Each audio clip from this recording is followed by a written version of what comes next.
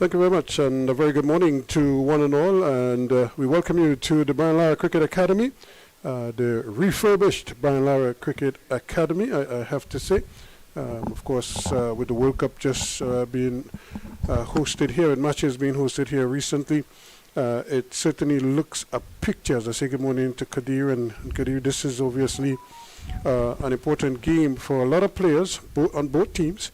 Probably more so for these young West Indians on this West Indies Championship 11, because good performances here could really go a long way. Yeah, very good morning, Ruskin, and good morning, viewers.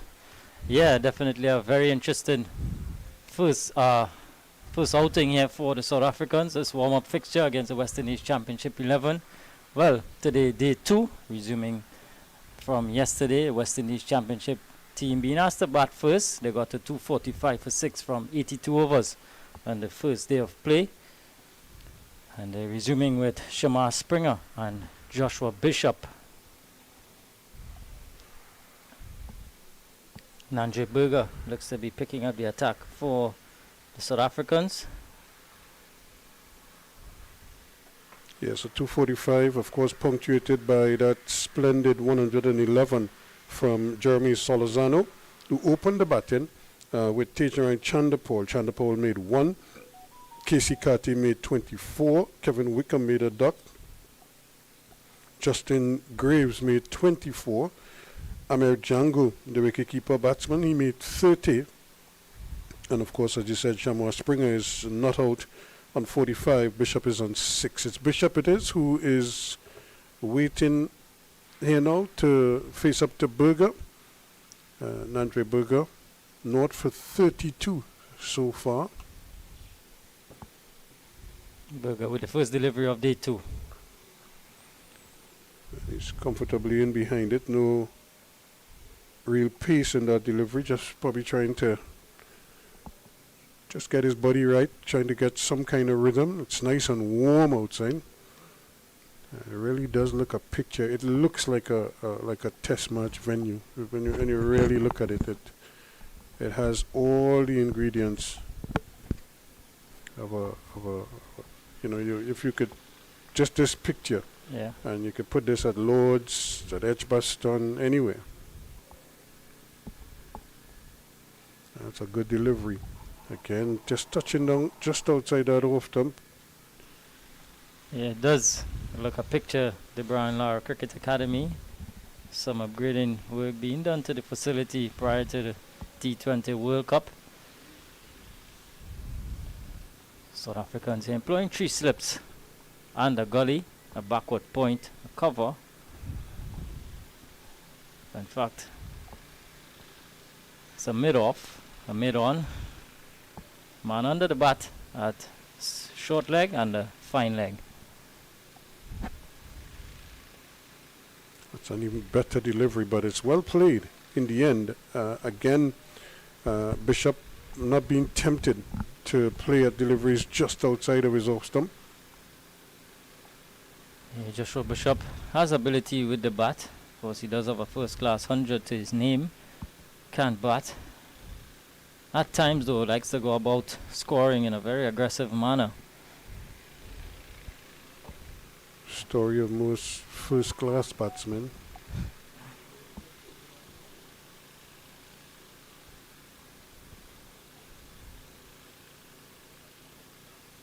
And just as you said so, he's tacking on another one. Not a bad shot, but again, just going slightly across the line of the ball, playing length more than anything else there. And I suppose because of that forward short leg fielder there, he doesn't want to turn it with the straight bat, so he's probably playing a more aggressive shot. And but he played it well in the end. Yeah, so he gets off the mark, Bishop. Of course, first runs of the morning for him. He's up to 7.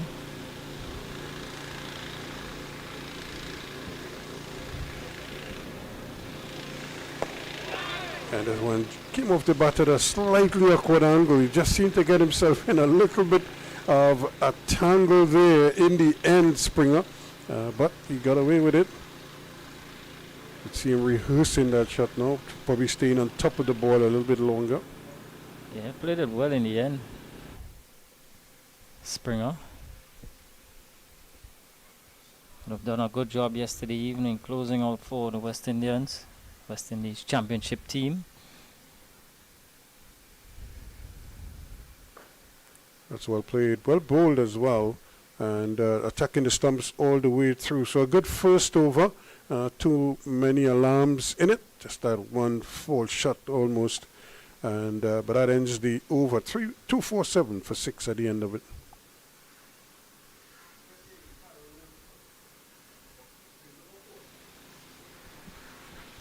So Jeremy Solozano standing out on day one for the championship 11 with 111, 16 fours and 1 6 for the Trinidadian, who of course now plays for the Windward Islands in the West Indies championships. It certainly is a change in times, if you want to call it that, in world cricket.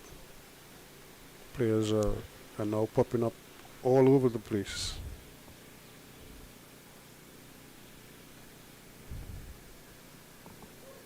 And of course, in Giddy looking for some success here. Lungi and Gidi from the southern end. 3 slips and a gully. Backward point. Mid off. A shortish mid on. A mid wicket and a fine leg.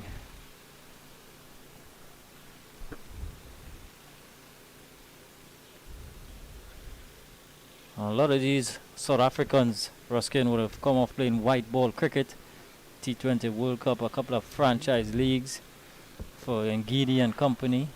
Well, that's why a game like this is such an important game, and it helps them to transition. That's a good delivery again. Just probably a little bit of movement on pitching. And that's what this games like these. Because remember, back in the day, as they say, for example, West Indies would go to England, and you'd play almost every county team, or at least play a handful of them. Play some before the test match, and in between test matches, you have another 3-day game or 4-day game as part of your preparation, just so you could acclimatize. And it's the same thing here. You want to not just the conditions, but the actual type of cricket you're playing. Another good delivery, bang on target.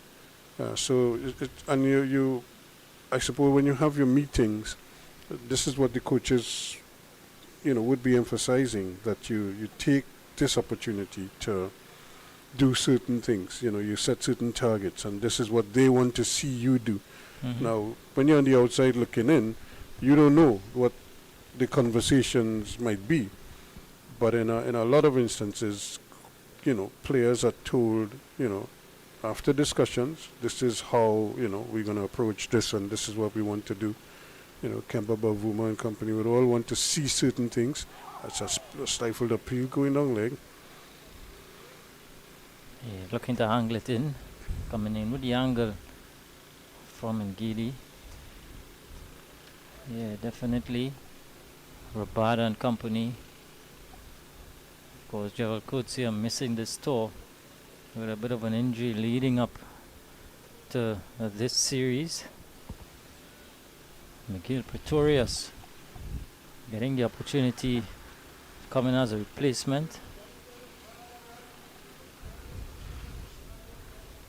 He was about 3 wickets yesterday. He was the pick of the bowlers.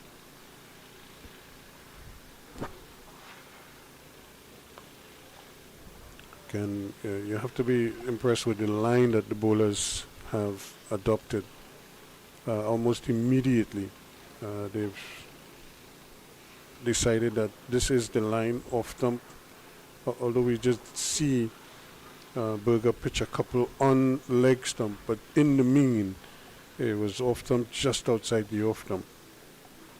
Yeah, looking to bring those slip fielders into play. Looking to get Springer playing away from his body. There isn't any real breeze to talk about at the moment. Place seems to be pretty still.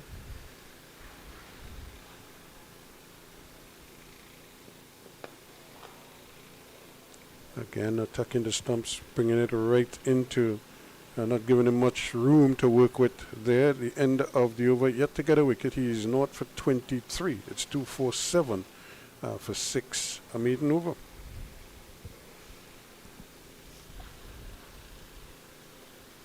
Yeah, so the South Africans first taste of the first taste of action, red ball action in the Caribbean. Was they were here prior to the World Cup for T20 series against the West Indians. That series took place in Jamaica.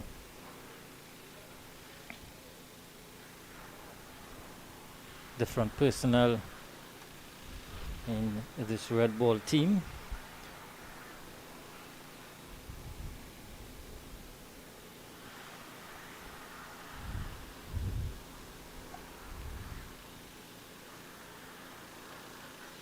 Again, you could see the movement. Look at the shape and look at how the wicketkeeper took that ball. And that ball pitched just on about off stump or just outside, and it basically curled and had Viren dive into his left to complete the take. Yeah, the angle, left arm over the wicket, looking to push the ball across. The right-hander. Again, Berger has the ability to bring it back as well, as you saw upon pitching. Started to curl back in.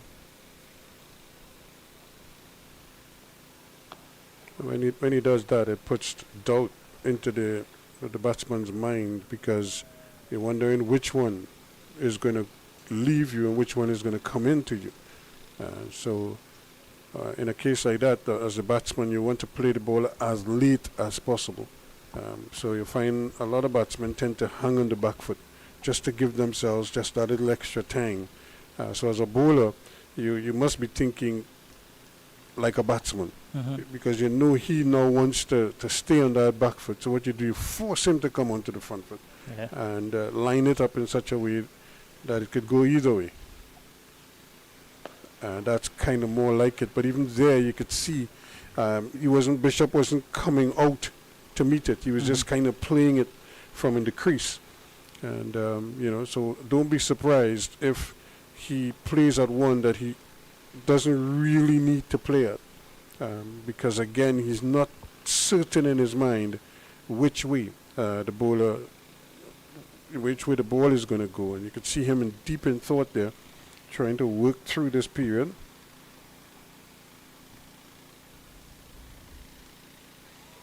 And again, he's going to get byes. As that one squirted away, and it went for 4 byes. But again, look at it again once more, playing at the delivery outside of that off stump. And now this is good bowling. I mean, it went for 4 byes. Not much he could do about that. But again, he's teasing the batsman, because he's putting doubt in the batsman's mind. So here he's saying, "Boy, I gotta have volley now. Let me go at it." But that's when you have to show the greatest restraint as a batsman playing at this level, because just as I was telling you how Berger has to think like a batsman, Bishop now has to think like a bowler and understand what the bowler is trying to do against him. Yeah, looking to set him up, Nanji Berger, and that's what fast bowlers do. A lot of planning going to batsmen and how they would look to get a particular batsman out. And just to offset the footwork, as you mentioned, a couple of back length deliveries, so he's on the back foot in the main, and then just that pitched up delivery. Bishop has got to be watchful. Yeah, that's the one. That's the wicket he was looking for there. That was the wicket taking delivery he was hoping for. And as you said, he has the 3 slips and a gully in there. Now he does have a forward short leg, so don't rule out a short ball as well.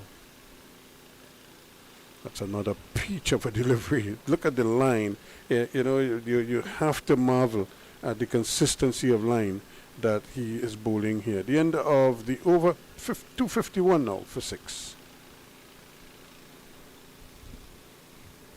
250 coming up for the West Indies in this over.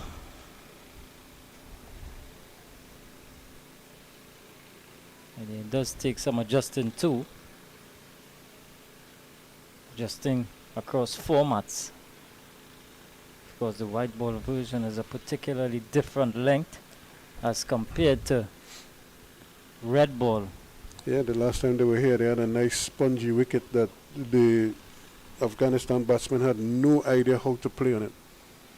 It was seaming and was pacey, bouncy. There is a little bit of bounce there as well, but this is well played in the end by Springer. Stayed on top of it. Yeah, well played by Shamar Springer. Of course, does has a lot of ability with the bat, Shamar Springer. He too, a part of the Windward Island Volcanoes team. Coming into that team as the all-rounder. He's done well with bat and ball. I suppose in a general sense, he could be the next, or should I say, if he continues to develop, you know, he shouldn't be too far off, but he has to keep going.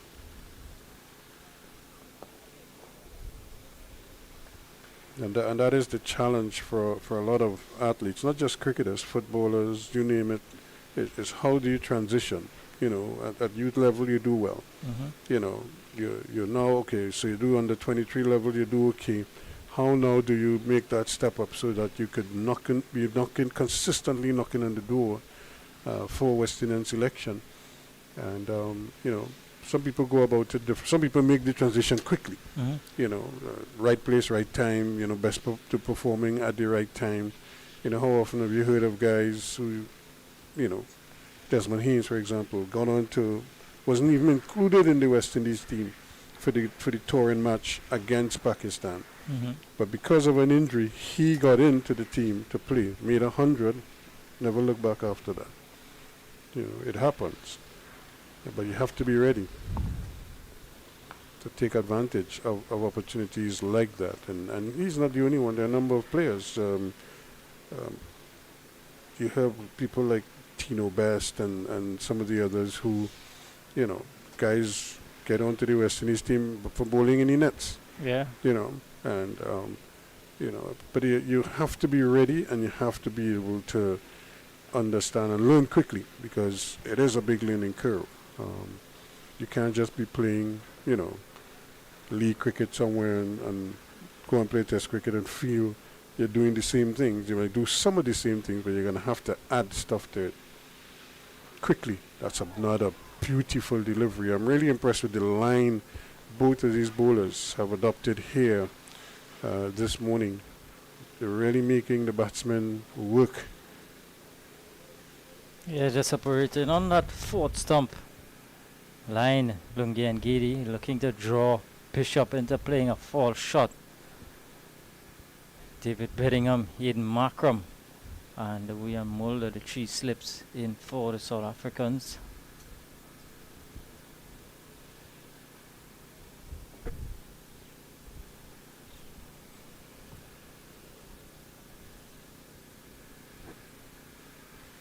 Edging over the head of the slip cordon. Again, he saw some width, and you know, he felt he had to go after it. Luckily for him, he got a big enough edge. It went over the head of the third slip. Didn't give him much of a chance there. 4 runs. Yeah, flew off the outside edge from Bishop. And they say when you're going, go hard. No chance for Markram at slip. Now the thing is that in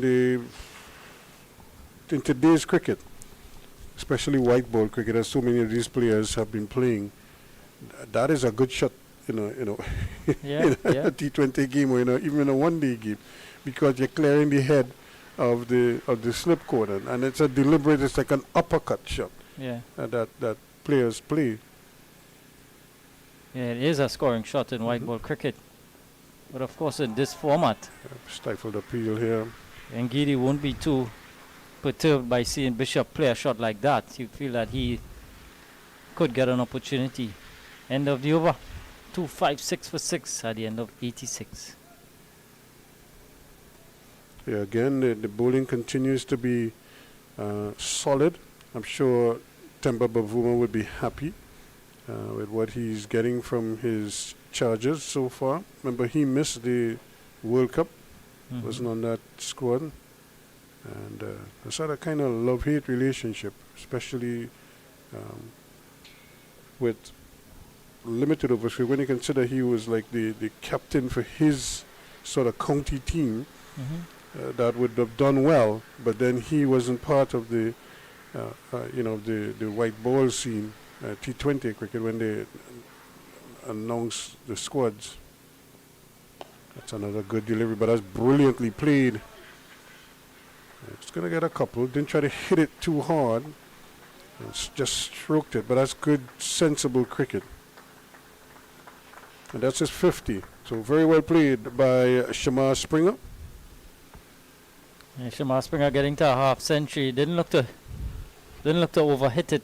Shamar Springer just leant forward and got a well-deserved half century.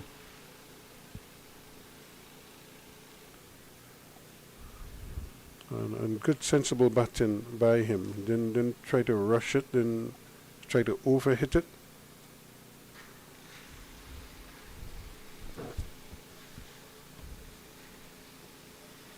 And that's the teaser there. You just got him to drive one and say, well, let me put this up again and see if he will chase it. But he pulled it, 6 inches wider. But you could see the restraint there on the part of Shamar Springer. He said, I've seen this before. And as an all-round cricketer, you do stuff like that to batsmen. So you have to think like a batsman and like a bowler. So you're working all the time. Your brain is ticking over. Yeah, good from Nandre Berger as well. He is again now. You realize the last couple of deliveries going across him, right? Don't be surprised if he tries to really nip one back now, pitching it almost in the general area, and they bring it back. Now the umpire's having a little look there as to whether or not he's encroaching. I don't think he's giving him a warning, but he's certainly giving him notice that he's close. The umpires side Bassarat and Dayton Butler.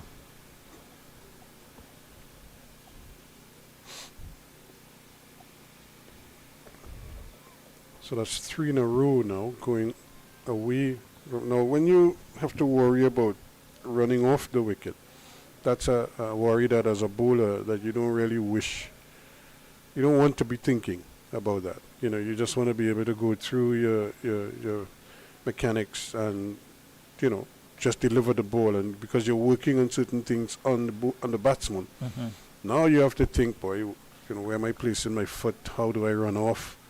So sometimes you could turn a little too early and push the ball as opposed to pulling it back in.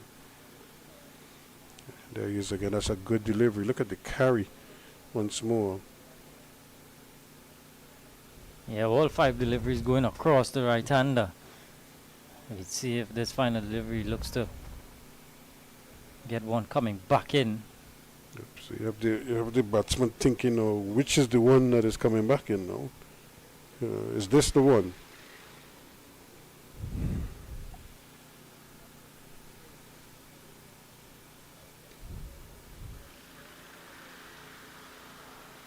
The Zuzi goes down.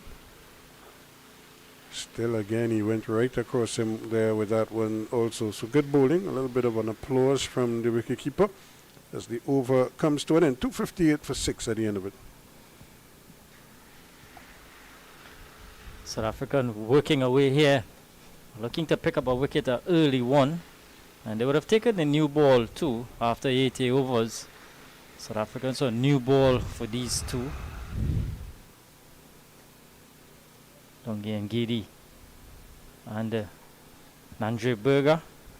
If you notice that Kagiso Rabada is off the field, so he's probably allowing somebody else to operate, get a run on. Maybe that's part of the arrangement that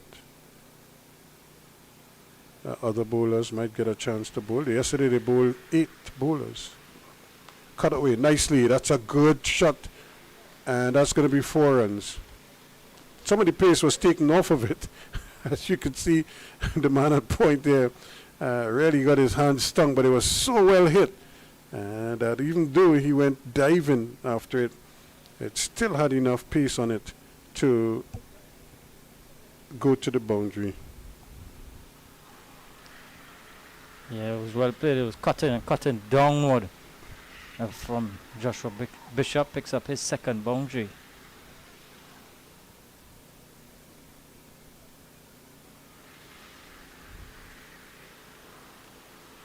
Dean Patterson at backward point.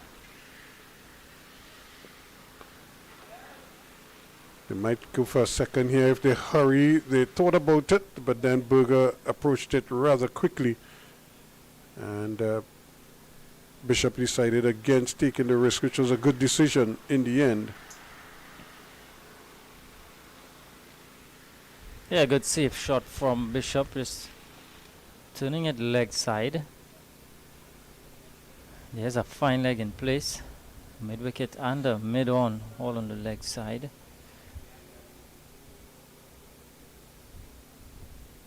Bavuma now just having a slight word here with Ngidi.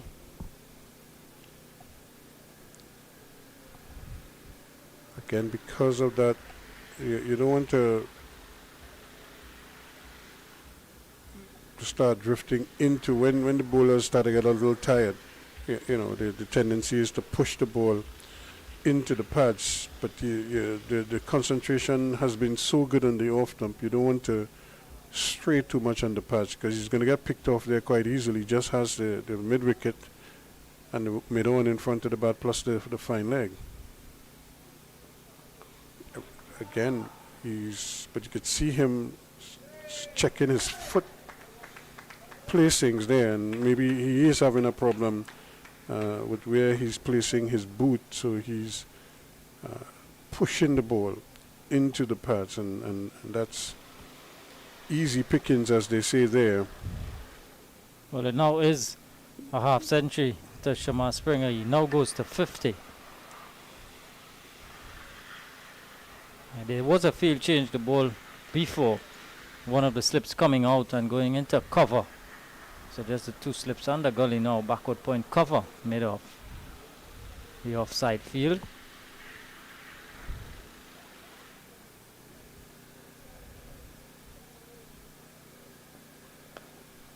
They're going to go for the single. They're going to have to hurry, and they do. And they're going to get it to a lot of work to be made up. Yeah, the cover fielder, Wian Mulder, had to go to his weaker side. Good quick running from these two.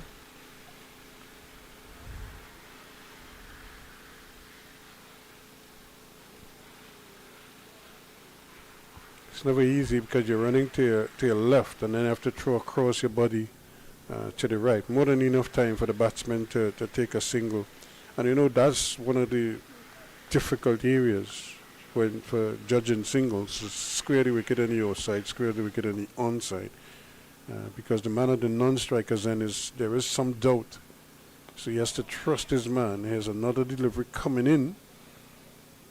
And, you know, in this over we've had, 3 deliveries that played leg side. You know, so I don't know if it's his foot, where his foot is landing is just putting him off a little bit in giddy, but up to the previous over, he hardly bowled, you know, on the pads, or even started anywhere near middle and leg stumps. Now we've seen a proliferation of deliveries going that way. Yeah, and that's after they reinforced the offside The field. offside field, yep.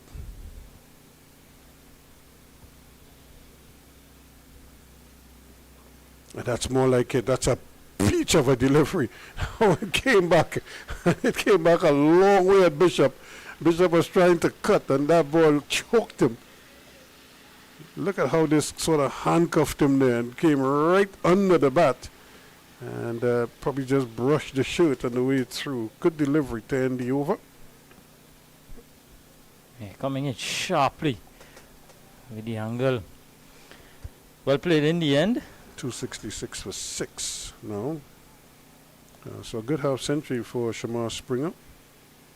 50 from 120 balls. Yeah, came in yesterday at the fall of the fifth wicket when Django got out, yeah. So Django made 30, got a start. Graves 24, he got a start. Carty 24 also got a start. And of course the one standout so far, Jeremy Solozano with 111. But Springer is shaping well here, and if he could, as you say, just put his head down and continue going, who knows, 266 could probably become 320, 330, before it's all said and done. Yeah, good so far from these two. Starting the day off, and we've come to just about half an hour on day 2. So they haven't lost the early wicket. Championship 11. What they've also done here is remove the forward short leg. He has been withdrawn. Zuzip has been withdrawn to mid-wicket. So there's a fine leg, a mid-wicket and a mid-one, similar to what we had when Ngidi was bowling from the other end. And then we have this nice ring, 2 slips, a gully, a backward point, an extra cover and a mid-off. So there's a nice gap there in the covers. If you feel like you want to go through there, by all means. And there is the delivery for just that type of shot, teasing him just outside the off, because you'll be seeing that big gap there, and saying, well, if you're good enough, go ahead, play. Yeah. And this is good from Springer to resist too, playing away from his body. So good on the part of Shamar Springer. Knows what Berger's looking to do. Yeah. He's aware of it. Showing good restraint so far. And if you're these two, you would know that things are happening. That's another good delivery. He's going to get runs here. He might even get a boundary, but I don't think he really intended it to go there. But he's going to get a couple. They won't go back for a third. And again, another good delivery from Berger. Just teasing him there a little bit and hitting the outer portion of the bat. Yeah, played away nicely in the end. Didn't go to hand. Pretorius was doing some good fielding, chasing it all the way. Just wondering now if we're going to see a change from the South Africans, change in bowler. Probably, or you probably sometimes you let the bowlers get the work, I remember the whole idea behind a game like this is so that they get that type of work. They get they put in the miles. Yeah. It's one thing to be playing, as you say, playing T20 cricket, and then all of a sudden you come now, so your body has to adjust as well. And one of the best ways to adjust is to put in some work, and then you rest, and then you come back. And this is probably why Rabada is off the field right now. So he's probably getting the opportunity to rest a little bit. After his exertions yesterday, there's another teaser just outside the off them there, saying, Mr. Springer, please have a go. And he decides against it and allows it to go through. So he remains on 53. It's 268 now for 6. Yeah, so the first half an hour done and dusted here on day 2. And these two have survived that period. Things becoming slightly easier, you would think, Ruskin. Yeah, but again, the bowlers are so, not giving much away, other than the couple deliveries that I said that Ngidi bowled going towards leg, where he was just being picked off there. In the main, they've kept good lines. They've really just asked the batsman to, you make the decision. We are just going to put the balls there. You decide if you're going to play or not play. And so far, so good. We've seen good restraint from the batsman, which is a good sign. But now this is the hard part. Now they're in. They you know, a little sweat on the back. They're feeling good. How do they now continue to do this all the time, and you know, not fall into the trap of getting a start and then getting out? Yeah, just like that there, you could see Bishop looking to cut outside the off stump. That one went straight to Mulder at gully. So Ngidi he wouldn't feel too aggrieved with Bishop playing attacking shots outside the off stump.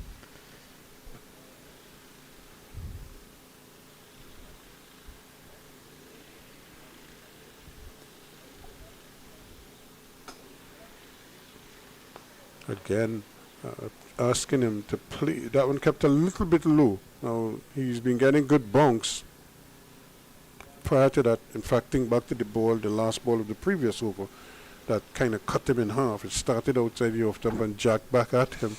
And I think you could see Jacobs there, almost in his mind, Bishop rather, waiting to see when that ball is going to come back at him, or which one is going to really dart back at him a little bit. You know, and again, that's the beauty of when you bowl consistently, you put doubts in the batsman's mind, or you add stuff in there that they shouldn't be thinking about. And that's well played. And you could see him, Giddy, just over on his hunches there. I'm not sure if he's 100% or what is the issue. You could see him looking at the crease there and probably trying to figure out where his foot is landing, what is causing him some kind of discomfort there. He's probably feeling it in the knee, in the ankles or something, but he's not placing his foot there properly. And fast bowling, remember, those are things you don't want to be thinking about, how your foot is landing and you know, whether you're crossing the line, because you know when bowlers have a no ball problem, it could throw off everything, because that's all you're thinking about. Yeah. When you want to put that in the back of your mind, just run up and bowl. And so now he's having a problem there now with his placement, where his foot is being placed. So now he's probably going to get the rammer to come out and maybe do a little he's not happy. Evening of the ground. Yeah, he's not happy with something in Giddy. Check the difference there. Bavuma. Bavuma is probably what, a good 80 pounds lighter than Giddy. He wouldn't know what exactly is going on there.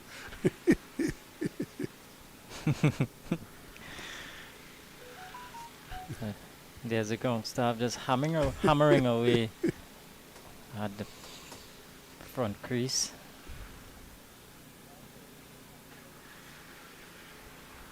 Yeah, fast bowling is hard work, isn't it, Ruskin? You would know about that. It is. Something's always hurting. You're never 100%.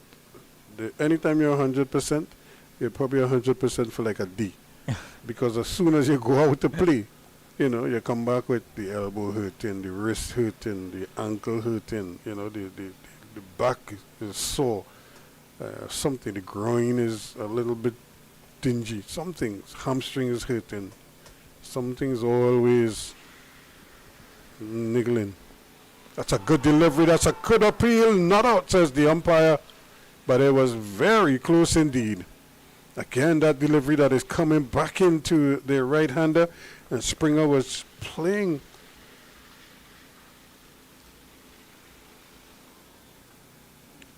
Was it doing too much? It's a very close decision indeed there. And very, very close from Ngidi. And that's where he wants to be. Getting that ball to tail back in sharply. Beating the inside edge from Springer. A very good appeal though. Look at it again. This might be doing a bit too much. Probably. Probably could have clipped that leg stump on the way through as well. You never know. But again, a good comeback here now from Ngidi after struggling a bit with that foot placing, but he did get the rammer to come out and try to even things up a little bit there, so he may be a little more confident now. And the first ball after the rammer, he almost got the breakthrough. Yeah, let's see what his follow-up delivery is. So Spring has to be careful here. These are the periods when your concentration has to be spot on. Edging wide of slip. Now they had 3 slips. They took the man out of slip, put him in the cover, and you could see Bavuma kicking the ground as if to say, why did I take that 3rd slip out? Because that is what they were planning, hoping for all along. And when it came, there was nobody there to catch it. 273 for 6. Induced the fall shot that occasion in Giddy, but didn't go to hand. Markram was diving away to his right. Flew past him. And not for the first time this morning we see a boundary scooting away down to 3rd man. Yeah, it's been very productive in the general scheme of things. And, but that, again, as a bowler, and maybe as the coaching staff who would be taking notes, because they write down everything now. Yeah. That is what they want to see the bowlers do against the batsman. If you could induce a fall shot, or you could beat the bat. Yeah, so in that over, he had what? He had the LBW appeal that was close, and now he come and he produced a fall shot at the end. It went for 4, and his figures don't look too rosy. Yeah. And neither does Nandre Burgers, not for 38. But it's not that they're bowling that badly, and he's going around the wicket now, Burger. And he's playing and missing, really. And this is the concentration period here. Look at that shot. The right foot. Then look at where the left leg was, outside the leg stump. Yeah. And he was playing way outside the off stump. Hey, told you, Bishop does like to get about it in the aggressive manner. But the job Front isn't foot got done. nowhere close to that delivery. He just put the right foot to cover the off stump and threw the bat at it. And, Well, 3 slips back in now. yeah, And the gully. Was the horse bolted? But then if Bishop continues to play like that, who knows? They might still trap him down there. That's well played, and he's going to get a run, might even get a second if he hurries. Bavuma is after it, does well. He's quick across the ground, but a good running. And so that ought to settle him down a little bit. And these are the periods where the young cricketers, this is what you want to fight through. Because you grow up real fast, when you face situations like these, because they stick with you. Yeah. If you could fight through this period, it goes a long way. Well played again. He wants a single. It might have been on initially. Yeah, what he's doing good there, he's getting right behind the line of the delivery, playing with a straight bat. And Joshua Bishop here on to 20 now from 40 deliveries. A good partnership building here between these two. Now they've removed the gully. So they're maintaining the 3 slips, but they've pulled the gully out. Put him in cover.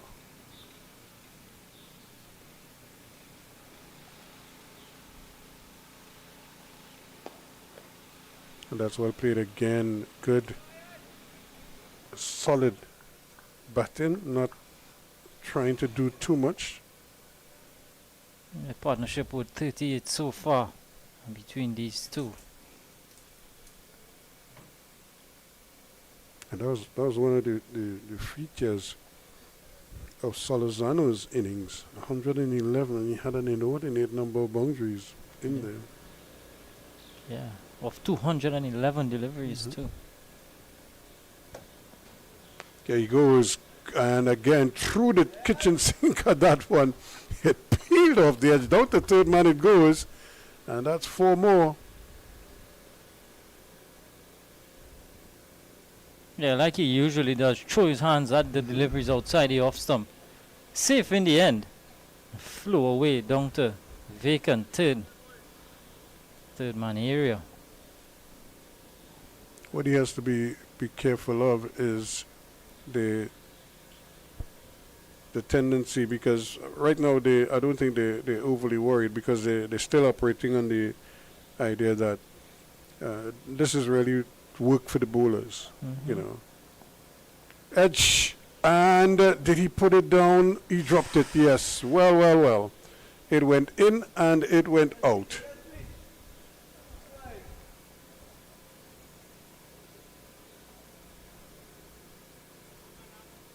Created the opportunity, David Bingham at first slip and just didn't hold on. Usually a safe pair of hands. They created the opportunity there, Berger, and the catch was just not taken. And so a live for Joshua Bishop. 91 overs done, 279 for 6. Yeah, that is, as a bowler, it's real, depressing when that happens. It was dying on him, to his credit, but he should have taken it, because it was right there in the slot. That's what you live for at slip, to just sort of gobble up balls like that. Yeah, this level you expect those to be taken.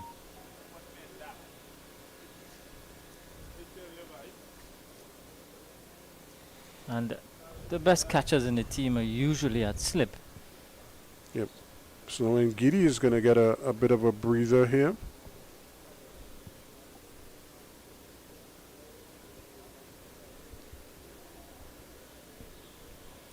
And the man is at Mulder with number 24 splashed across his back. Yep. He's going to pick up the attack. We are Mulder into the attack now.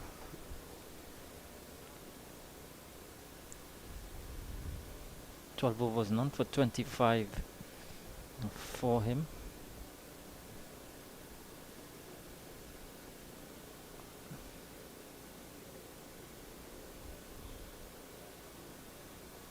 But again, the South Africans would be, I don't think they'll be overly worried. I'm sure they might be disappointed they haven't picked up a wicket just yet. But they know they've created opportunities to do so. The last of which was that edge that wasn't taken at slip. Yeah. We are Mulder, another one of those who could move the ball both ways. Here's a new ball.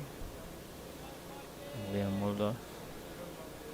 Played 12 test matches for the South Africans so far. 19 wickets to his name.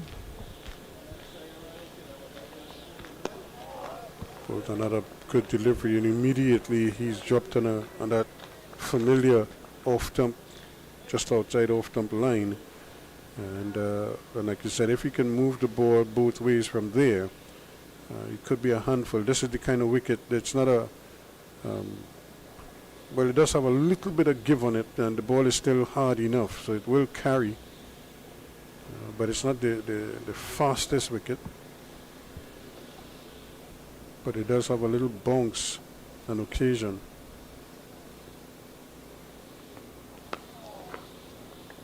That's well played, because you could see the bowler really spearing it in from hand to wicket, right in front of the batsman. He's putting it down in front of him and hoping that the ball does something off the wicket, something a little bit different than what they would have seen already this morning. Yeah, Springer playing that delivery right under his eyes, which is where you want to be playing as a batsman.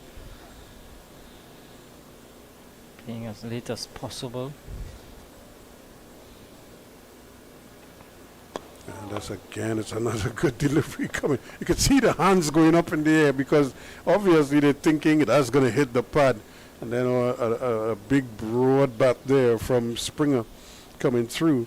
And played it well in the end, but certainly the pad was there, and you could see him attacking that pad. Eh? Yeah. And Springer just got the bat down in time. Attacking the front pad. Bowling at the stumps too.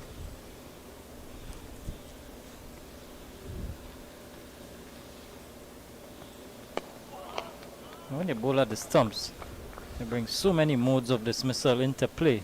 You have the LBW, bold, and of course,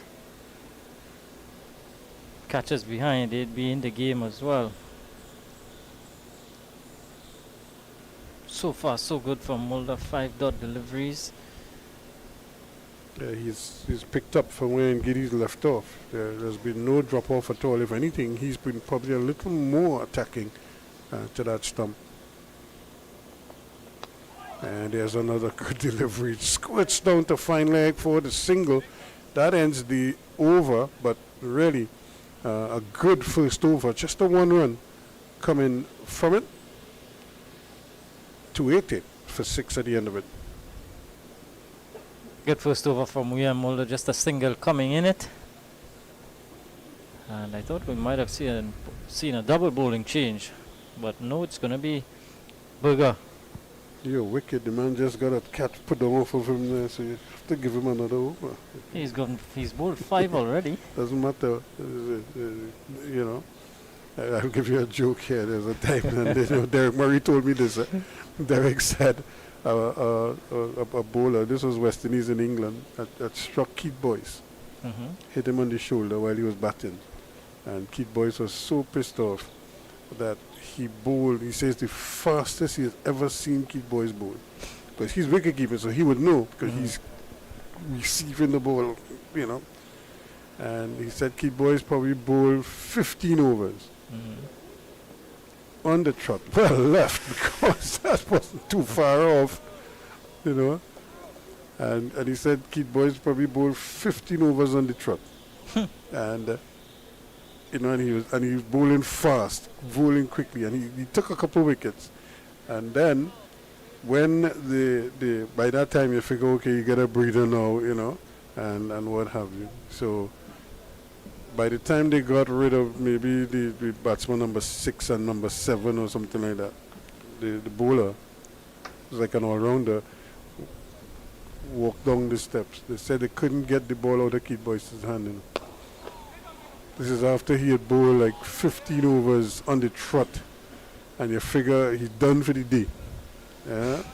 It's unimaginable to think someone could bowl 15 overs on the trot.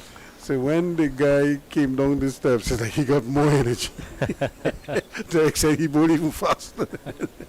Because he so wanted to get back on this side, you know. And so that's what I'm saying. You bowled 5 overs, you know. He's like, tired? You can't be tired, you know. In the grand scheme of things, I think 5 overs is... Well played. That's glorious. He gets it through the gap, and he's going to get 4 runs. Bavuma gives up the chase. And that's 4 good-looking runs there from Springer. Stroked it well. He was pitching up, and he got the treatment. Yeah, bisected that gap to perfection between cover and mid-off. And got that front foot out in front. And picked up a nice-looking boundary. That's the difference between him and Bishop. The same shot, but Bishop would play that with his left foot somewhere outside the leg stump, and he'd just throw the bat at it. Springer leaned into that one. And that's a good comeback delivery there, just changing up things a little bit.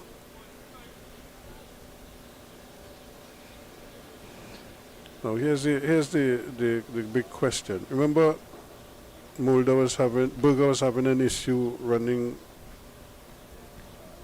So he's being forced to run off the pitch now. But he was bowling over the wicket. Left arm over the wicket. Now he's bowling left arm around the wicket. You know. So he's actually putting more stress on his body because he has to straighten up after delivering and not run onto the stumps. Into the danger zone in there. So it's you know, it's pressure all around with him because he has to try to figure out now what is the best, the most comfortable position for him here. Now he wants to try to induce that edge again like he did earlier. The question is, bowling around the wicket. And that's always the danger, because he tends to angle it into the pads quite often. But well played again by Springer. And he ticks on to 62 now, or rather 64. It's 286 for 6 now.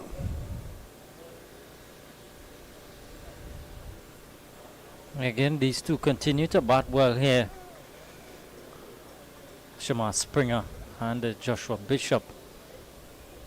Both Bajans as well, so I'd imagine that these two would have batted together before.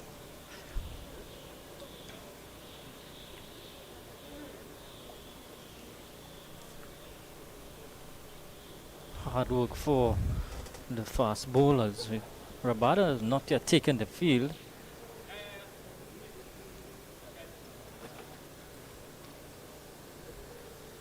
And again, I think the general thinking might be they've seen, they've seen enough of him, or what they wanted to see from him yesterday. And so they're just probably going to let him put his feet up for today, and I'm sure he got a workout this morning. Yeah. And probably just put his feet up for today, and if needed, it's going to get a knock later, and maybe tomorrow come back and or whenever, and see if we get another bowl, another short spell. Yeah. I would imagine Miguel Pretorius would get an opportunity not too far from now.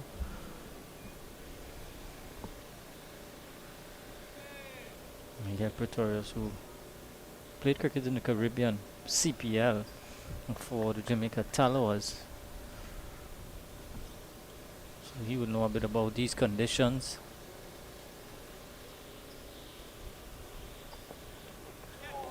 Good movement again. Look how that one seamed away on pitching. And that one was going the other way, Ruskin. So previously he had those deliveries coming back in. Slight change up.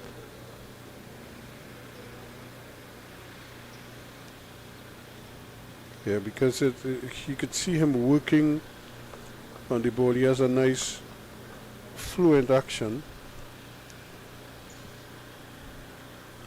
Simple mechanics, kind of like a Ian Botham.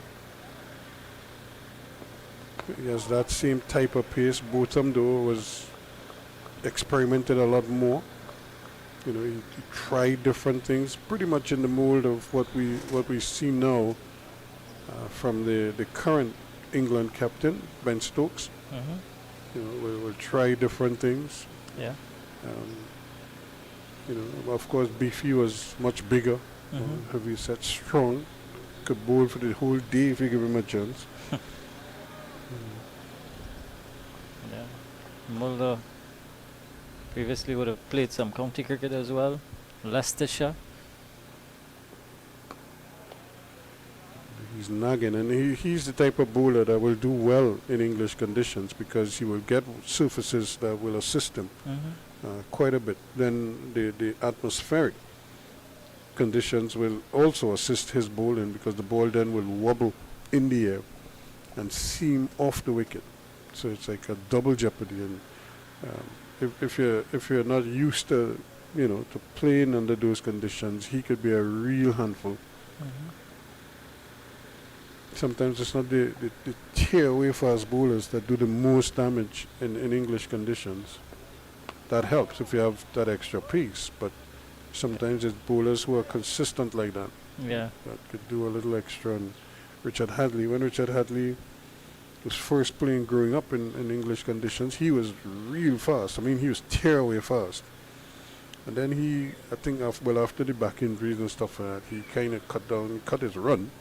And, he lost a yard or so, but he was still quick enough to create problems. But what he learned, just like Malcolm Marshall, was how to use the ball a lot more,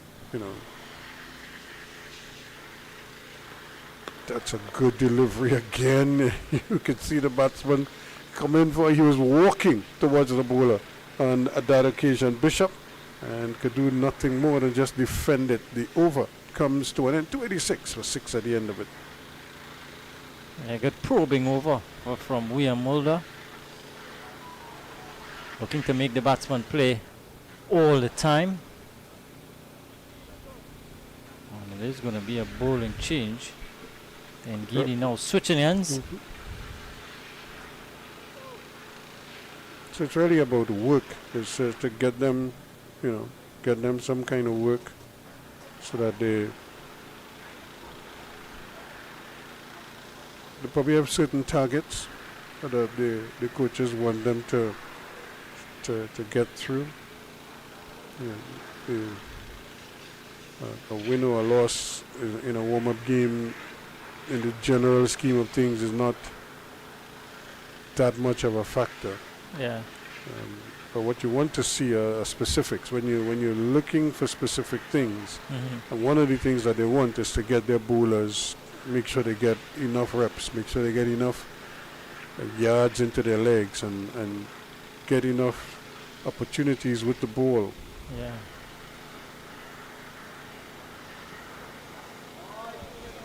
Yeah, that's spot on, Ruskin. I think they want to see some progress heading into the first test. This is just next week, so this is the last real, this is the only warm-up, Yeah. So, and that's how the game has changed so much now because of so much traveling and so much cricket that is taking place. Tours are a little bit shorter. You no longer have 5 test series, well, unless it's the Ashes or England and India and Australia, and but most times it's 3 tests or 2 test series, and they're off, again.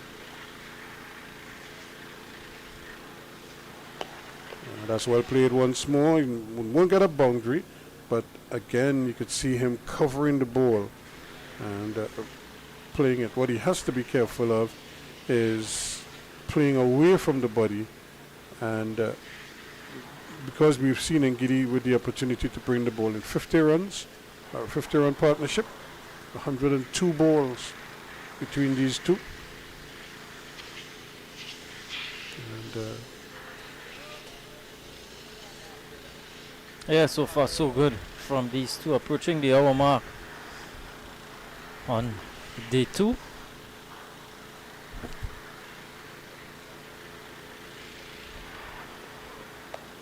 And he loves to play that shot, to just kind of stand and deliver from that position there.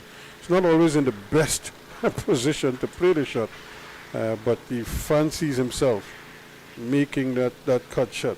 And sometimes the pace of the bowler can do you in when you're that square, because he's squaring up. He's actually facing the bowler. If you look at, if they show that shot again, his whole body is facing the bowler. So his hand is coming kind of into his body like that. So he's throwing the bat at the ball as opposed to leaning into to playing it. So he stays on top of the ball and he sees the ball onto the bat. But he gets square. It stays like side. That's well played again this time. Yeah, that time playing with a full face. Joshua Bishop. Yeah, he does stay like side of the ball, shows his hands outside the off stump. And he's done it with some success. Sometimes you stand up in the slipper when batsmen big shots there, and they say, but how did he get in that position to play that shot? Because in your mind, where the ball ends up, you're thinking, there's no way he can play that. And he wants a single that is not there. So this is a good comeback over. It's first from the northern end in Giddy for today anyway. Yeah. Such events are proving to be so far so good for Ngidi. Probably feels a bit more comfortable from this end. He was having an issue with where his foot was landing, his left leg, his plant foot. And that cannot be an easy scenario, because all your body weight now is being transferred onto that foot. There he goes again, and he plays this one beautifully. He played it later than the others. Gets it down to that deep third man backward point position, picked up a boundary. They cut this one way behind point. No chance for Pretorius at backward point, and gone away for another boundary. It's Bishop. And so with that, we're going to have drinks here on day 2 at the Barnlow Cricket Academy. So it's 291 for 6.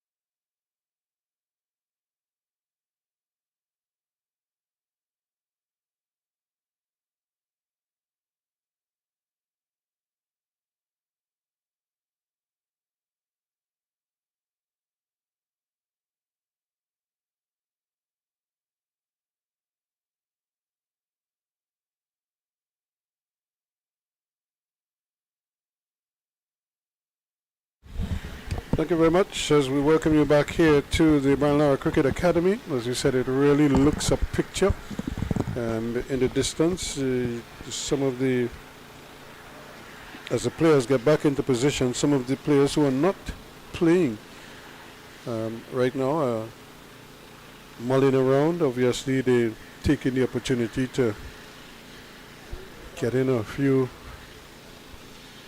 miles. Might even be some of the officials just taking the opportunity. There we go.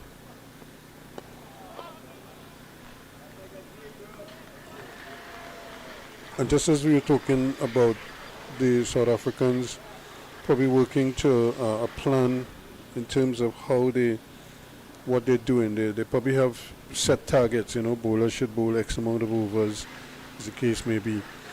It's a similar thing now for the West Indian batsmen, because they must be thinking here, what is it? These two must be thinking, let's get to 300, see if we can get to 320, 330. And there we go. That's a great shot from almost out of nowhere. That was one going screaming over mid-wicket for 6. But that was such a good pickup. Springer really got into that one, got under it, and really just used a full swing and got it high over mid-wicket for 6 runs. Yeah, I think that's the best way to describe it. Came out of nowhere. Bowler was just plugging away at that line, and there was Springer just hoiking that one leg side and picked up a 6. He goes to 71 now, and look at how many deliveries he's faced. 146 balls, so he's been there for a while. And this is what I'm saying. Now he must be thinking 100 here. Yeah. He cannot be doing all this hard work and not reap the benefits. And this is the platform to do it. Yeah, they've seen off the first hour, these two. But what is good from Springer, though, he's continuing to play on merit. Yeah, play the ball in the arc. Yeah. When you're defending, defend. When you're attacking, well, then attack. Yeah, you've got to be fully committed to whatever you're looking to do. If you're defending, well, then defend. So, as they say, no sort of half-cock measures. Just if you're going to defend it, defend it. And the fielder has gone out at deep backward square on the boundary. There's again that quick back lift of his, picking up the bat. You can see the bat going high in the air and then coming through nicely. Yeah, that's 64th 6 of this innings. To go along with 38 fours. Well, this championship 11 here doing well for themselves. And who knows what a good performance could lead to. Yeah, because this is where you want to perform. Because I'm sure the West Indian selectors are keeping a keen eye. And a short ball, it kind of got big on him. And but he was still able to kind of brush it off with his nose there. And there was a change up from Mulder. There's that fielder posted on the deep backward square boundary. And he's staying there for Bishop too. So, change of plans from Bavuma. Bishop has to be careful. He has to read the game here now. He's done well so far, but there's still work to do. It's 298. And that's well played. He's going to get a single, and so that will push the score to 299 now for 6. These two continue to churn it out. Yeah, good again from Joshua Bishop, realizing that the fielder was out on the boundary and just rolled his wrist on that one. Picked up a easy single. So runs coming by freely here for the championship 11. And it must be good to get runs in a game of this magnitude for some of these guys who would have gotten the opportunity. Springer, Bishop and company. Solozano as well. Yeah, that's what I'm saying.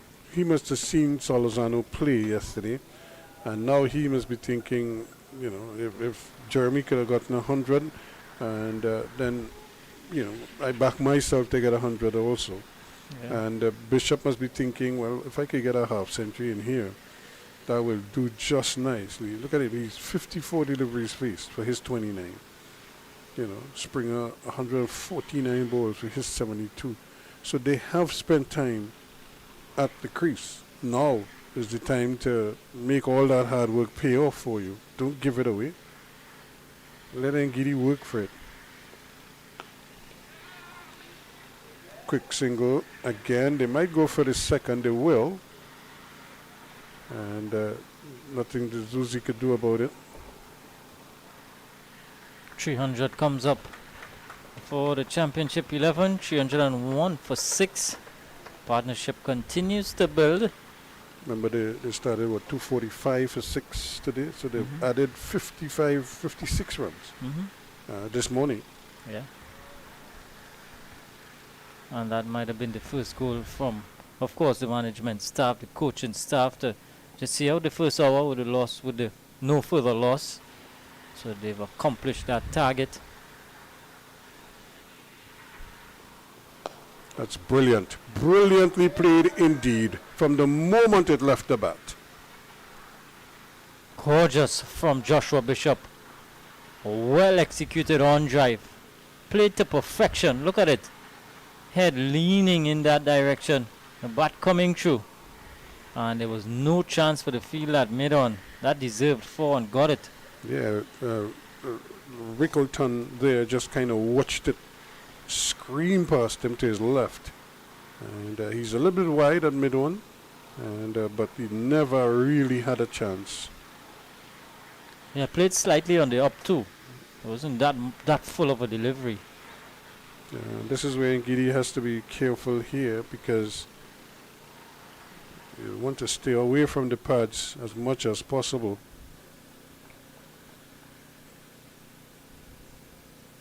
Okay, you're flirting with danger there, because there's limited protection on the onside.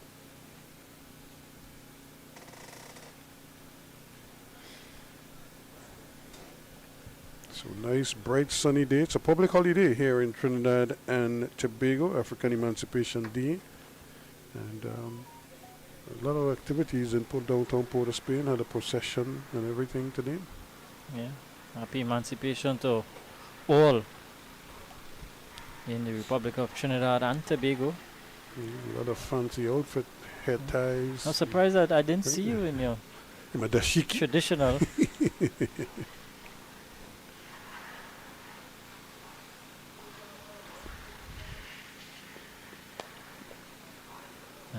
I'll play it again, Springer this time. Just taking what the bowler gives you. And there are periods when you have to play that way. I'll be interested to see how he navigates, the next hour. And if he's still there by lunch, he should be past 100, you would think, or close to it. But it's now to see how he, if he milks it for a while, or if he tries to, push on quickly here and get to that figure, or if he just plays on merit and takes whatever is presented to him. And that's well played again. I could see him growing in confidence. Yeah, and Ngidi sort of bowling both sides of the wicket here. And as a captain, they're really able to set a field for that. Yeah, they're going to need him to be, at his best in the Test series, because if he is in to make it into the final 11, he's going to have to show signs here. He's shown already that when he bowls that line, that off-stump line, he's dangerous.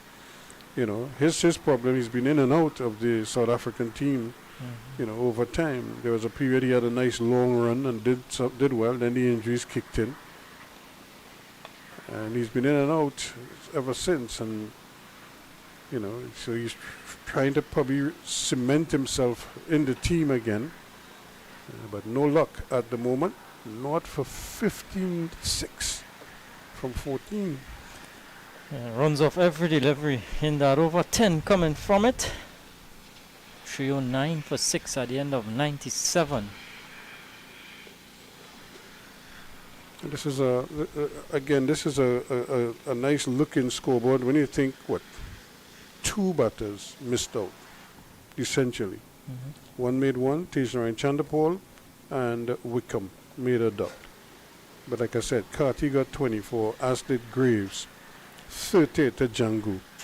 And of course that big 100 from Jeremy Solozano, and now you have these two on 74 and 37 respectively. So it's a nice scoreboard. Good reading. Yeah, makes for good reading. Mulder continuing here. Continues to probe away on that off stump line. We have Mulder. Hint of movement back into the right-handers.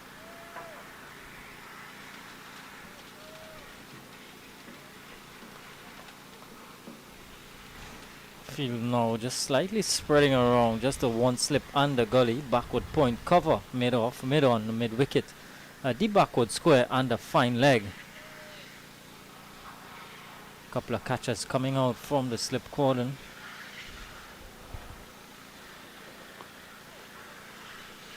A bit of awkward bounce there for him. And he probably was trying to play for the single there, just trying to drop and run. And came off the bat at an awkward angle. Yeah, for these two, I don't think they've got to do anything out of the ordinary, apart from what they've been doing all morning, which is just play on merit. At the moment, runs coming by freely. Bishop is going to take his chances whenever the opportunity presents itself, but Springer on the other end, he's continuing to look solid, continuing to wear down the South African pacers.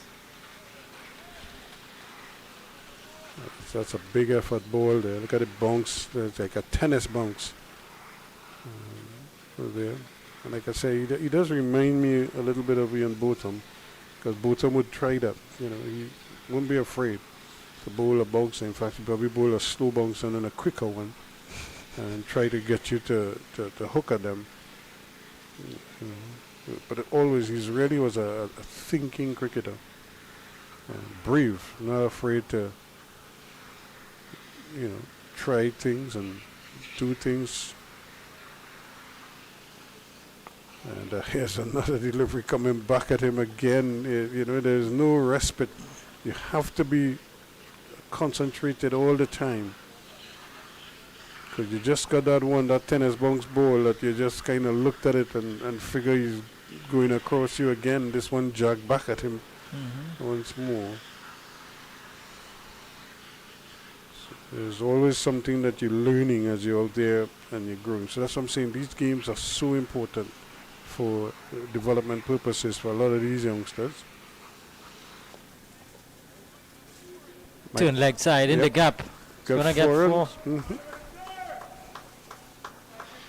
I think, and he was probably thinking single there, because he just, look at it, he just kind of tried to place it off his legs, and probably thinking he's going to sprint a quick single, maybe force a second. In the end, it was played almost equidistant between the fine leg and the backward square for a nice boundary. Yeah, timed it well. Springer goes to 78 now.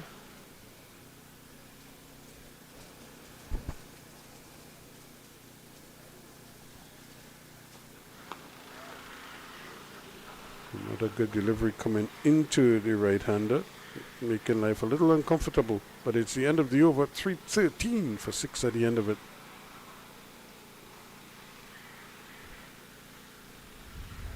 As you know, these warm-up matches, players swap in and out at any given time, and Gady has left the field. Dean Patterson has just come on, and it looks as though he is going to pick up the attack now from northern end.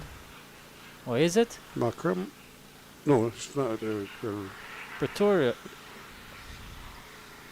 Pretorius, it looks Pretorius looks like he's gonna. Yeah. He's the one who's going to try his luck to try to break this partnership.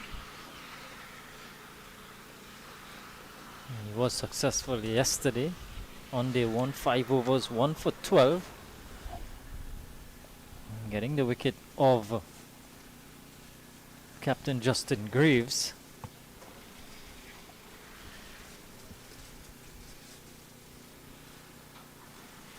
Yeah, he's a tall man.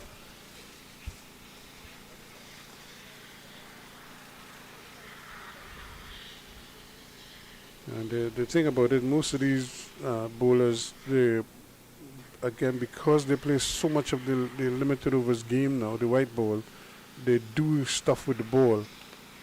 It's never, just sort of run of the mill.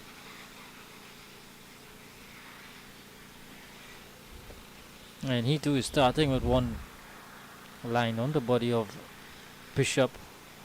Picks up another single.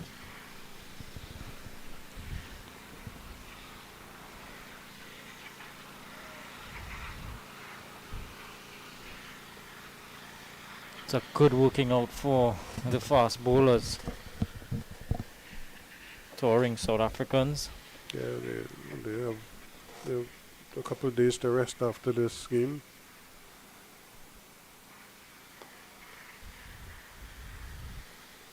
Springer again, solid as a rock behind that one. But you could think now he might be thinking of probably going after the bowler here, Pretorius, but he has to be careful, has to pick the right ball. We saw him take a dip, as they say.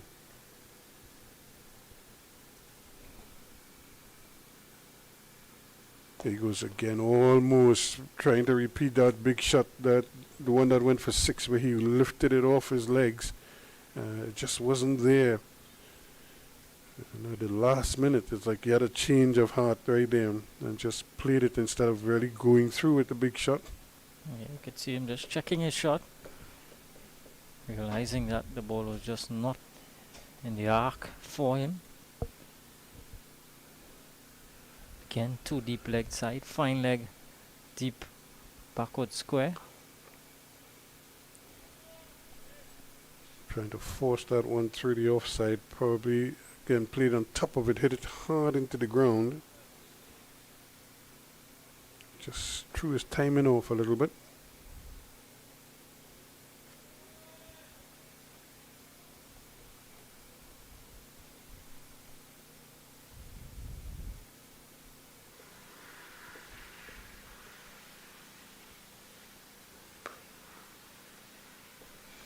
Yeah, Captain Craig Brathwaite in his post-match press conference was saying that he's looking forward to these 2 test matches at home against the South Africans.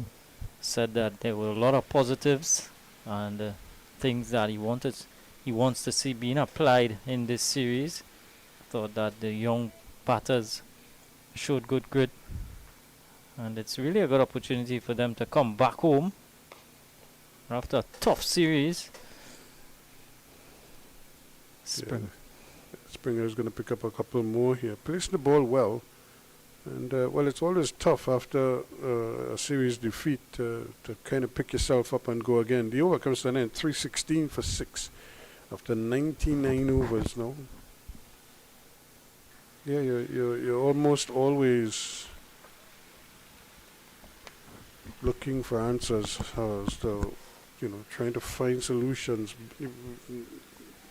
And with a young team, you expect that you're going to have fluctuations. You get a good day or a good period, and then you get a bad one.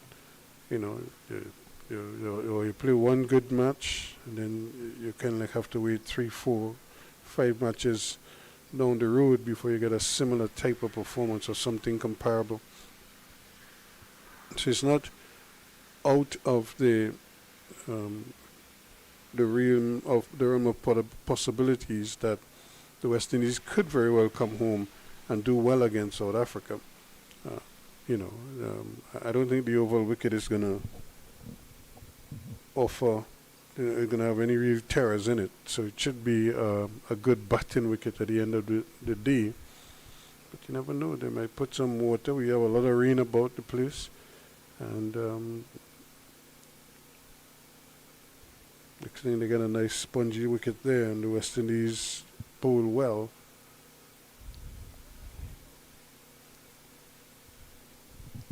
And put the pressure right back on the South African. Now the South African batting is a powerful batting lineup. So West Indies will have to dig deep.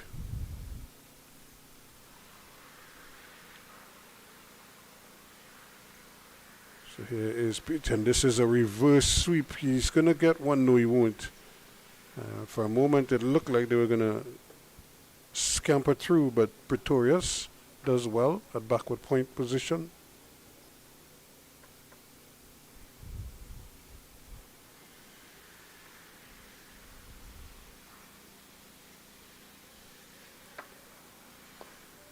And again, wanting to get after him there, Bishop.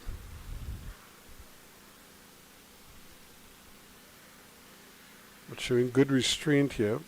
Didn't really go for the big swing or make that big dip like he likes to do.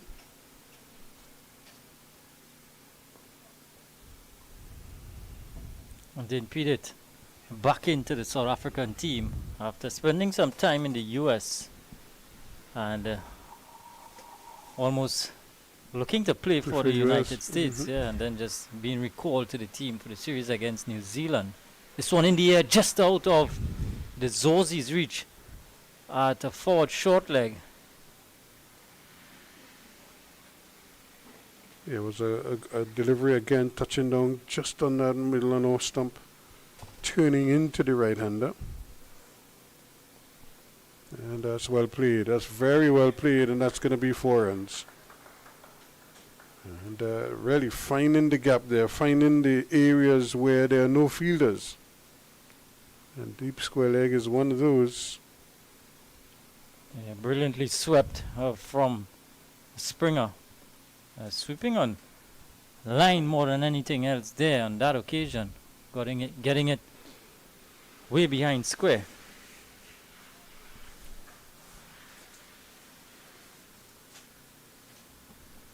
He has to be so careful because this Zozi is a brilliant fielder. Close in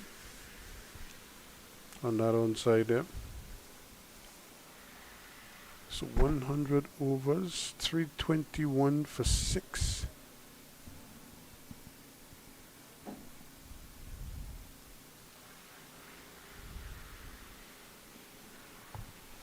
Spring up to 84 now, eyeing 100 here.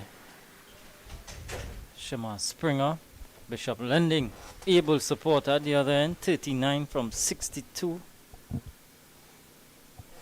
Bishop has played very well. He's kind of curbed his natural aggressive instincts. Every so often he kind of loses his cool, and then he gets back into his shell, so to speak. But it's like a calculated risk he's taking. Oh, that's brilliant. That's a good ball. And you could see that ball doing, it came back, it curled back at him, and then straightened on pitching. Brilliant delivery from Pretorius. Exactly what he wants. Getting Bishop playing away.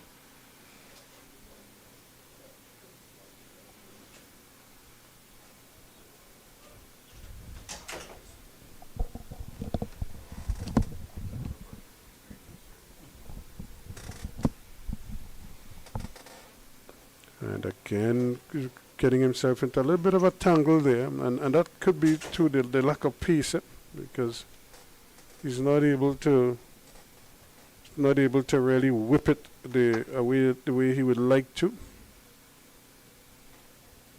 321 for 6, but this has been a really good partnership here.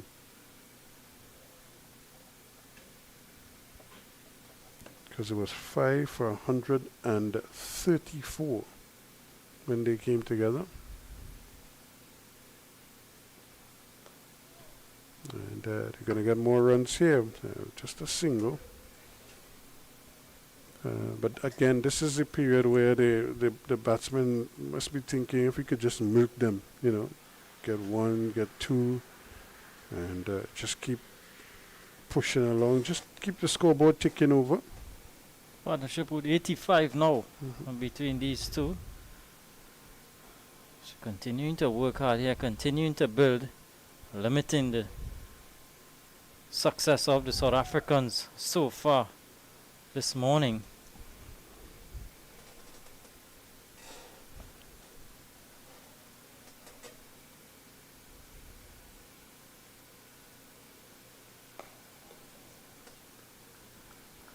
well played. Still looking as solid as ever, Shamar Springer.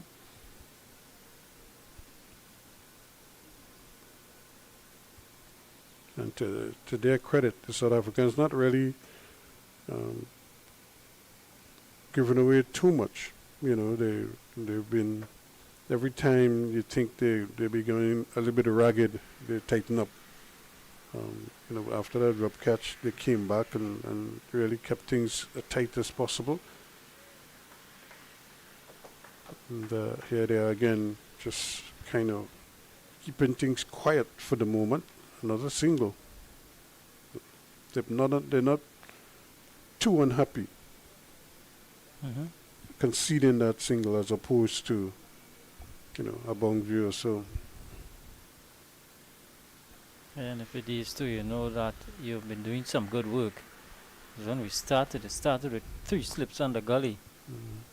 At the moment, just a 1 slip on the gully. trying to fetch that one from outside the off stump and bringing it through. So that completes the over, and it's up to 323 now for 6.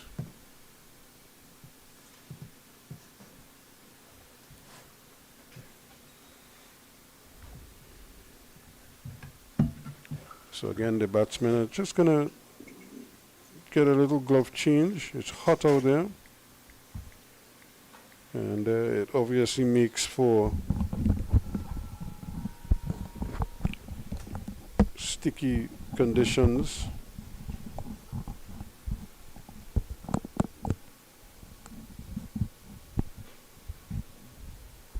But this has been a good,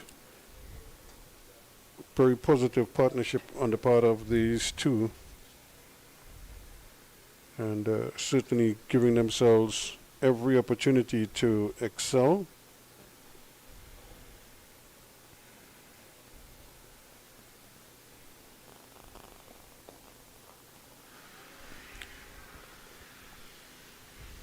So continuing to bowl there is Peter, trying his best here.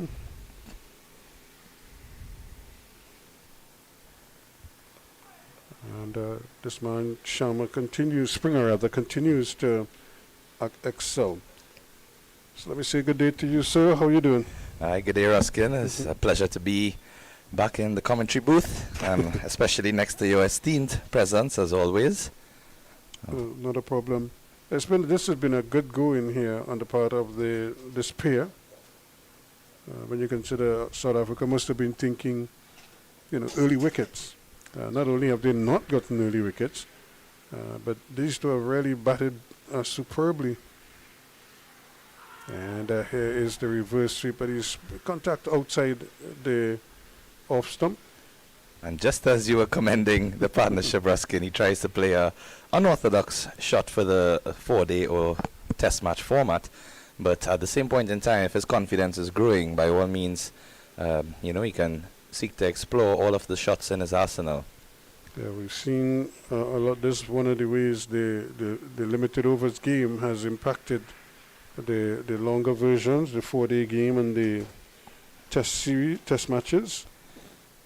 Yeah, well, I think even most recently in that England series, as we know, since Brendan McCullum has joined England's staff as their batting coach, the style of Bazball has been adopted not only by England but many other teams, as this is a lovely looking sweep shot stuck down to the fine leg area for a single. But many teams these days, Ruskin, they seem to want to score frequently in the test match format. Try to put pressure on the bowlers by, you know, scoring quickly. We had 300 runs in a day, you know, and not just 300 but 350. And for a moment there, you could just see Springer thinking of probably going across it in the end, and then making a late decision to play with a straight bat. 325 for 6 at the end of the over. Rabada just the 9 overs bowled, 3 wickets in the column, so I'm sure they'll be looking to him to come back with a spell and a breakthrough at some point. Yep, I was making a point. These two came together with the score 237 for 6. And they've been pushing along. It's up to 325 now. So 88 runs or thereabouts added. And so they've done well. I think they deserve a century partnership together. They've batted beautifully together. Yeah, definitely agree.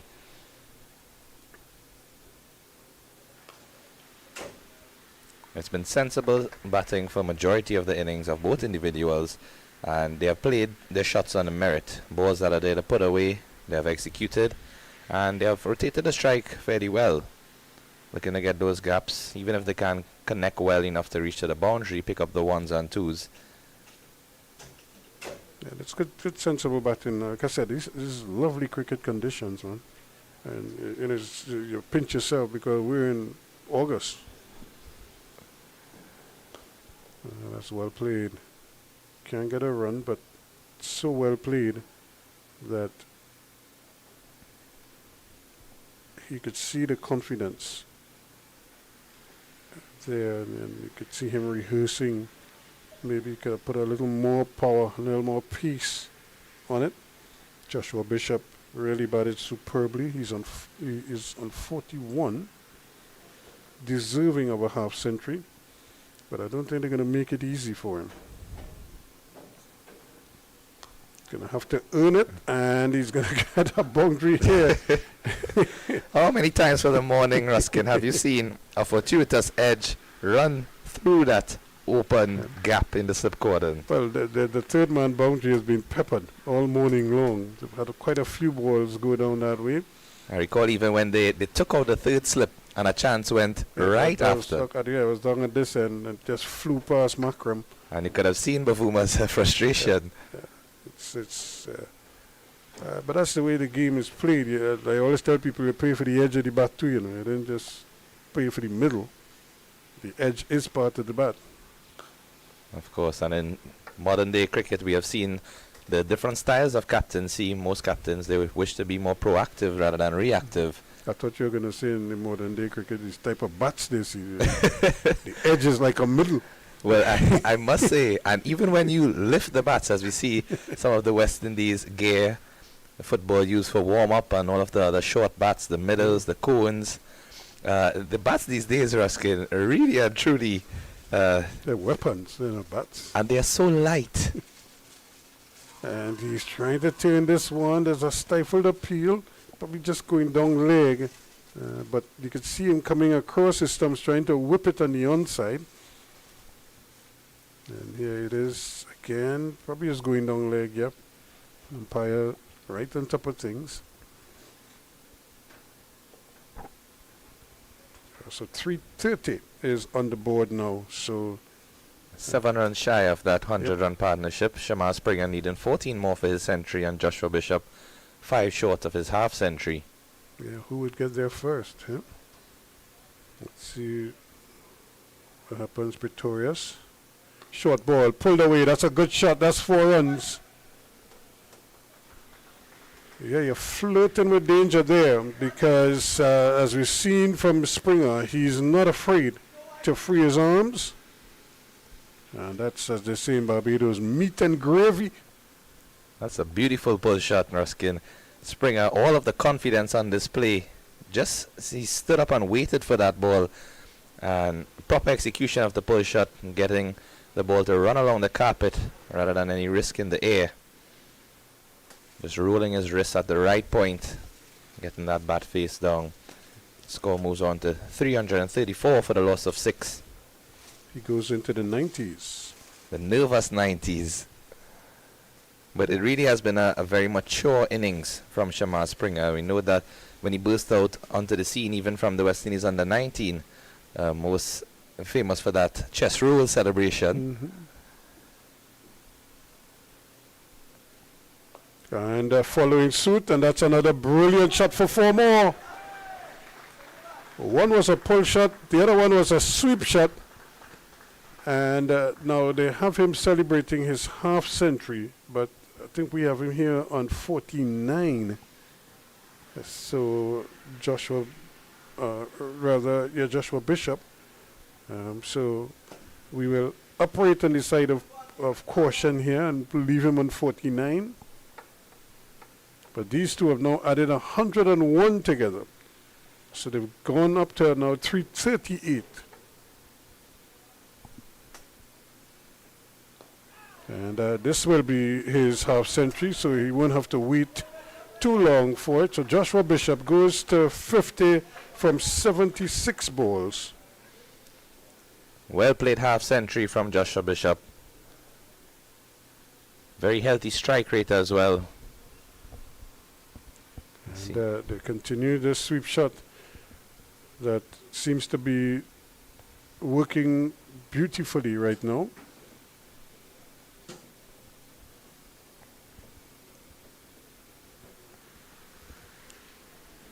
Just ease of batting at this point in time, Ruskin. The sweep shot is not one of the simplest shots to play in the textbook, and the fact that they are doing it almost every other ball. And he's trying to do reverse sweep now. So he's pulling out the full repertoire now, Bishop. Gone past his 50, he's probably thinking, well, it's time to have some fun here now. But I think he must be thinking, see his partner through to his 100 first. Before doing anything reckless, and maybe see the to lunch. And that's easier said than done. He just seems determined to get on with things here. And this one is going to run to the boundaries buys, but again he was sweeping at it outside of his legs. In fairness to him, that delivery started outside of the leg stump from an off spinner, turning out further to the leg side, so I think he wanted to hit that out of the back, probably onto the grass mounds if he could have. No real risk in that shot. There's a fielder deep mid wicket, and a deep fine leg with an open gap between that backward square area. And that's what he was aiming for. But let's see if he makes contact. He goes again. There's a stifle appeal. He's out. LBW. And he was hoping that they probably struck him outside the off stump, but the umpire had a good look and decided that he is in front. So he goes for 50. Let's look at it again. And I think that seems to have hit him plumb on. As you can see, just from his batting stance, he was standing on an off stump. In fact, Pete coming from around the wicket. So he's probably just trying to open his angle a bit. And unfortunately, not getting any connection with that attempted sweep shot. But a well-played innings from Joshua Bishop comes to an end. He has to go LBW for a well-played half-century. And Kemar Roach, the veteran, the regional legend, and internationally as well. Now he would come to the crease, and with his ability, Ruskin, we know he would certainly want to shepherd Springer to that 100, being a fellow Bayesian as well. Yeah. And Roach is a no miserly person with the bat. He can play his shots, he can defend, and with all of his wealth of experience, it's certainly a great asset to have in this young championship side. And this is what we were talking about in terms of Bishop. You know, now is the time for him to really understand what is required here. Okay, you got their half century. What are we going to do next now? The next big thing is to get their teammate over the line, get him to 100. And, you know, so all you have to do is just rotate the strike, you know, at this point in time, and then try and get to lunch. And maybe after lunch you'll do an assessment and say, okay, maybe we need to up the ante, whatever is the plan. But the first order of business here is to try to get Springer to 100 and then try to get to lunch without any damage at all. Now with this Phillips here, who knows? The South Africans might be thinking maybe we could pluck out another one or two before the interval. Well, you know, the funny thing with cricket, Ruskin, is that momentum, once it shifts, it can go back and forth between either team. But the bowling team, having gotten that wicket and that breakthrough, 100-run partnership, and both batsmen who were very set approaching the lunchtime, as you see, this would be a great opportunity for them to try and strike twice if they can. It's a ball in the air. It just flew past the hand of Pretorius, and that's going to come down to the boundary, very close and doing. Bavuma does well, and it's going to deny them the boundary, but he's going to get a couple. And as you can see from that shot itself, officially, if it were a couple inches closer to Pretorius, he's a tall guy and his reach, you never know what could happen. Just stick the right hand out. But the nervous 90s continue for Springer. I really hope he just keeps his cool and is able to reach at that 100. Thoroughly deserved based on how he's played thus far. That's glorious. Glorious extra cover drive for 4 runs. Very well played indeed. So he races on to 97 now. And true elegance in that shot, as you can just see the replay, the ball just running along the carpet at the Brian Lara Cricket Academy. And from the moment he played the shot, you can hear the cheers from his fellow teammates downstairs as well. Pretorius was pitching up and obviously asking him to drive. He got him to play that 4 shot earlier that almost resulted in a caught and bowled opportunity. But this one is a little bit wider and given the treatment. At this point, just one boundary away.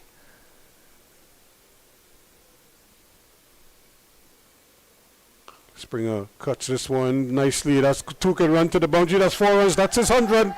And that will bring up the century for Shamar Springer. Excellently played by the youngster. Takes off his helmet and raises his bat to much deserved applause. And a warm embrace from his fellow countryman, Kamar Roach.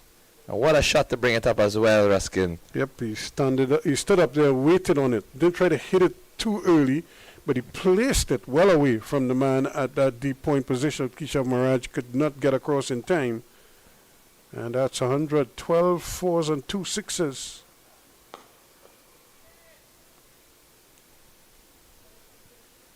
Yes, 101 coming up in 176 deliveries. Yeah, with 12 4s and 2 6s, so a splendid effort on the part of Springer. And this is what I'm saying. This is what, Bishop must have been, should have been thinking, let me just rotate the strike, get him on strike, let him do some heavy lifting now. I have already gotten to my landmark. Let me get him to his. And, just try and, see the team through to the luncheon interval, because that would be the next target now. And so that way you could sit and assess and do all kind of computations, whatever. So 354 for 7 now at the end of the over. 105 overs bowled.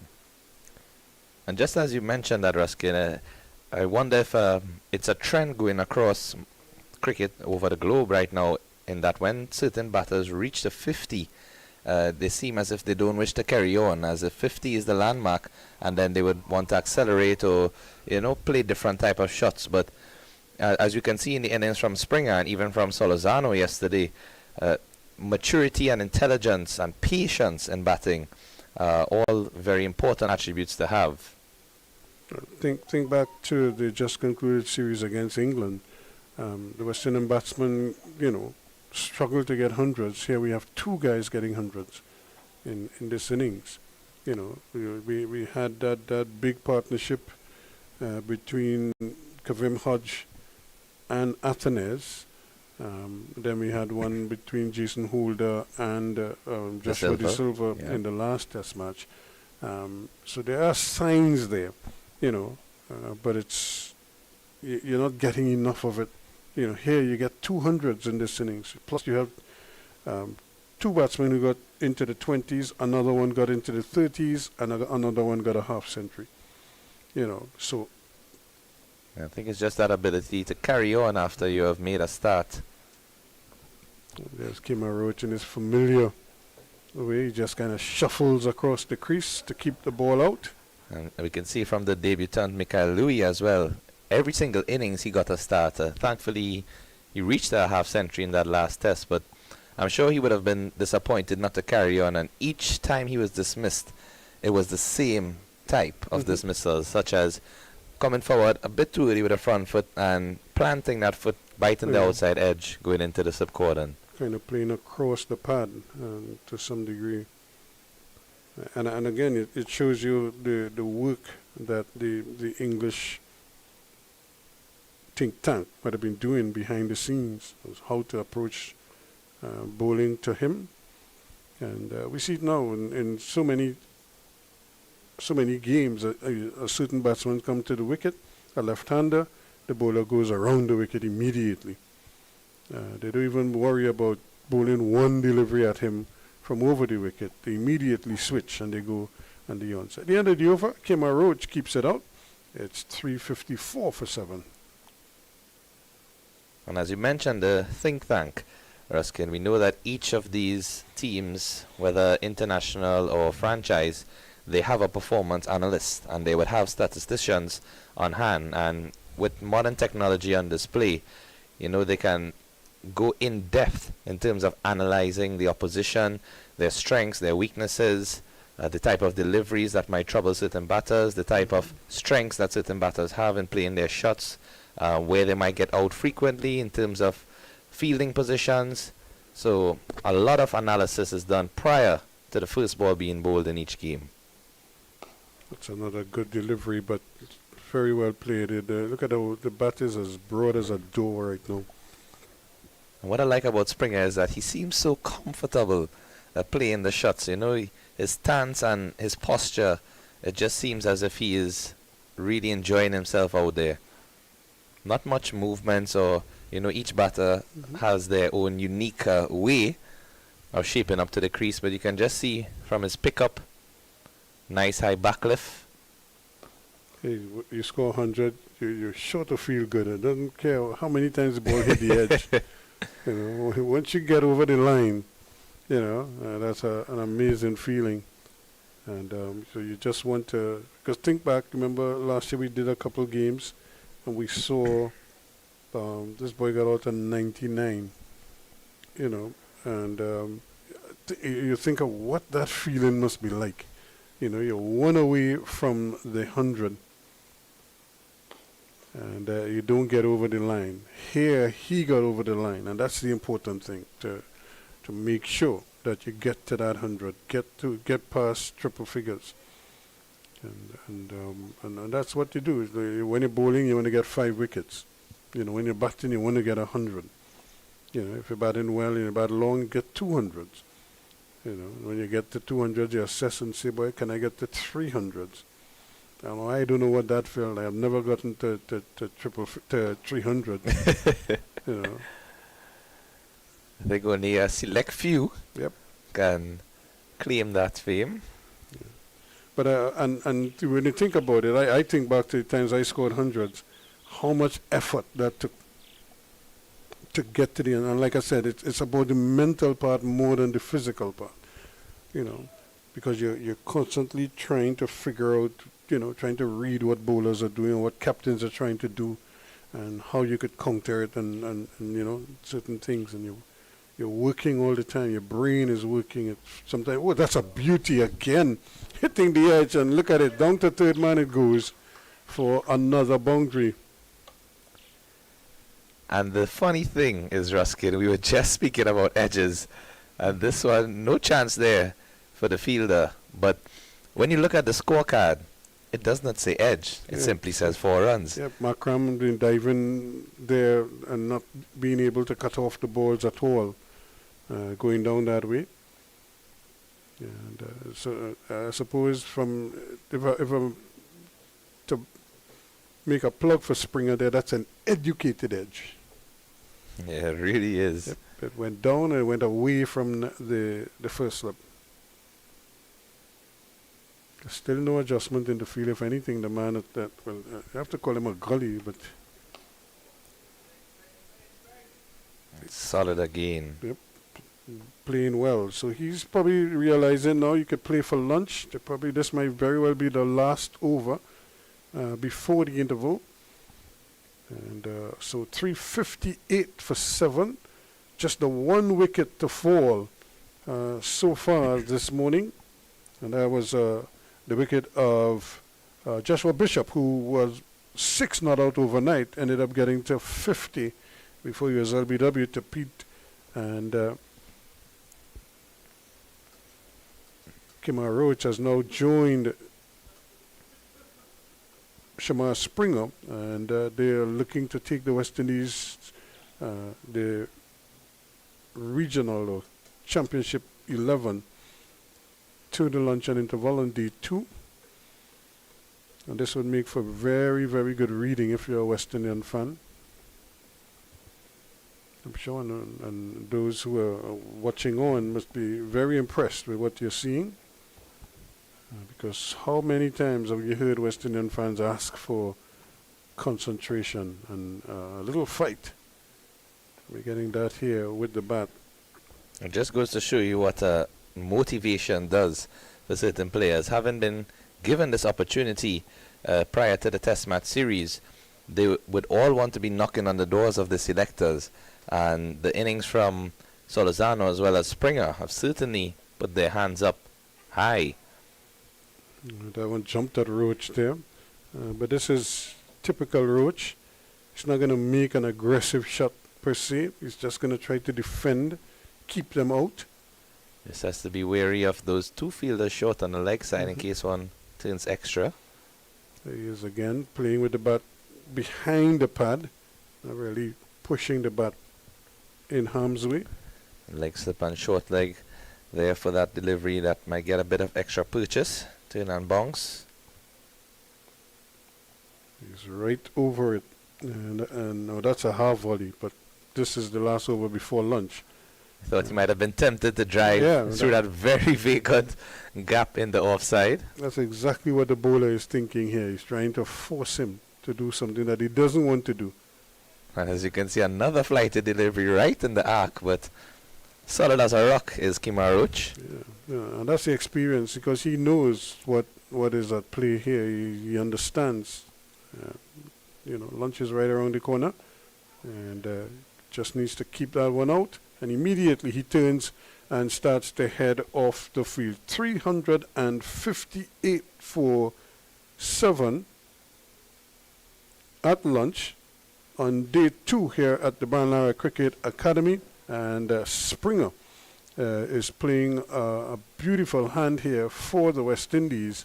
And he will leave the field not out on 105. Must be pleased as punch. Roach is yet to score. Yes, well, an excellent morning session for the West Indies Championship 11 against the South Africa Test team that is touring in Trinidad and Tobago.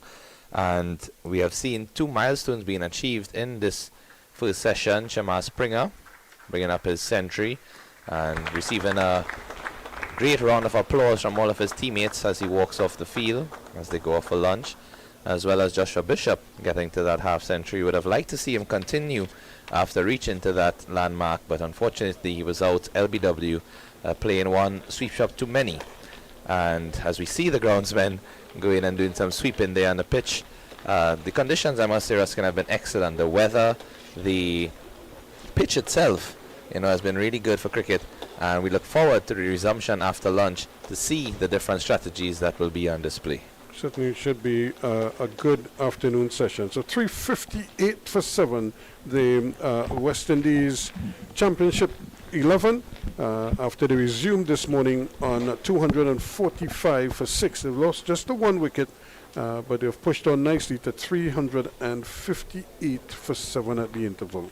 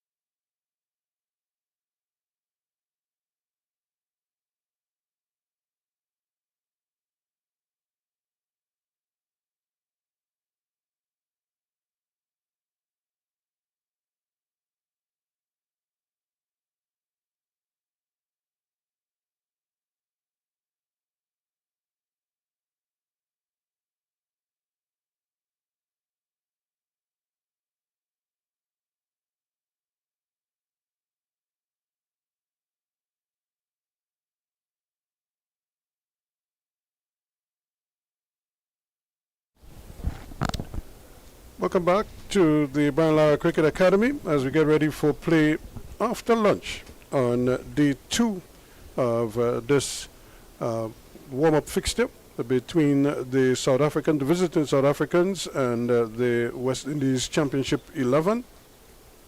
And it looks like Kishav Maharaj is going to pick up the attack immediately after lunch. Didn't bowl at all this morning, which was a little bit surprising, but I suppose the plan was to give the seam bowlers a bit of a workout, and I thought they accredited themselves very well. So we certainly look at that. So we have Kishav Maharaj going to pick up the attack. Kishav Bahadur Singh is alongside me, and Kishav, this has been very impressive from the West Indies Championship 11, 358 for 7 at lunch on day 2. Yeah, definitely has been an excellent performance thus far from this West Indies Championship 11 team. They've shown a lot of fortitude and mental strength in their batting innings thus far. The bowling has been good from South Africa. When you look at the score, you might think that they've bowled a lot of loose deliveries or, given easy shots on offer, but they have really toiled out there in the field, and I think it was down to the smart batting of Solozano, as we saw yesterday, bringing up his century, Shamar Springer getting to his century in the first session, and Joshua Bishop with that half century. So Keshav Maharaj to take up the attack right after lunch. And immediately he's spot on. Delivery just touching down on about middle stump. So this is it's gonna be interesting to see what the approach is gonna be like now. They're gonna try and get as many as they can quickly, and that should set the tone. That's 4 runs. I think you're right on cue there, Ruskin. Seemed to have predicted that ball as it was flighted in the air. He didn't waste any time, just jumped into position and smacked it straight past the bowler. You're probably looking to get some quick runs between now and the tea session. Should that have counted as 5? That hit the helmet, but off the field. At least we could get one more, It flew past the bowler. I think South Africa's argument would be that it was beyond the ropes. There he goes again, a little more flight, but he kind of stood his ground. He didn't come down the wicket, he kind of waited on it. And You could see some turn from that delivery as well. Slower through the air. just to see if he goes through the offside, like he was trying to do there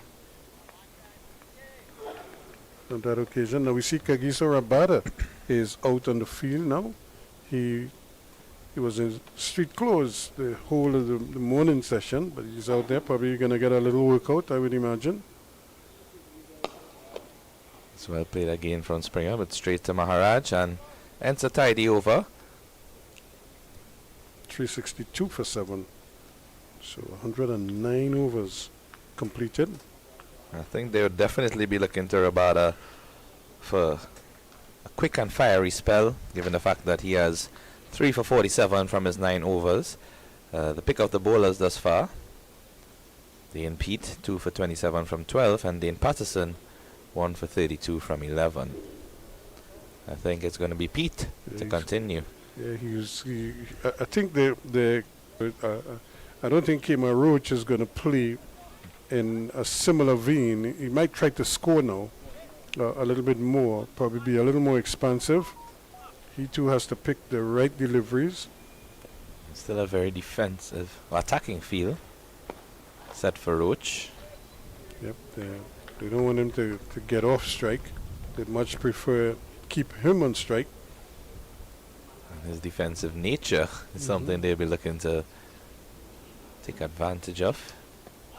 That's a stifled appeal, not out, says the umpire. Roach again well forward. I think if Pete can start the delivery on around that off-stump line and use some of that purchase, can get that leg slip and short leg into play. If he keeps it outside off-stump, there's really no real threat to Kemar Roach. Yes, there's one slip, but try to use some of that turn into the pads. Yeah, I think what he wants Roach to do is to become aggressive. Like there, and they're cutting this one, and picks up a boundary. But it was in the air for a while, but it just sort of sped past the man at the backward point, and he was able to get a boundary. His first scoring shot. A bit too short on that occasion from the bowler, and allowing Roach to just get quickly back and across. Aerial, as you said, when the shot was initially played, but thankfully wide of the fielder. And Roach again quickly shuffles into line. I think that's the angle he would be looking to bowl, because Roach has that usual ability when he's defending. He might just fend the ball in the air. Again, just kind of stands there and allows the ball to come on to him, and plays it well in the end. So he survives. He's on 4. Springer is 109. It's 366 for 7.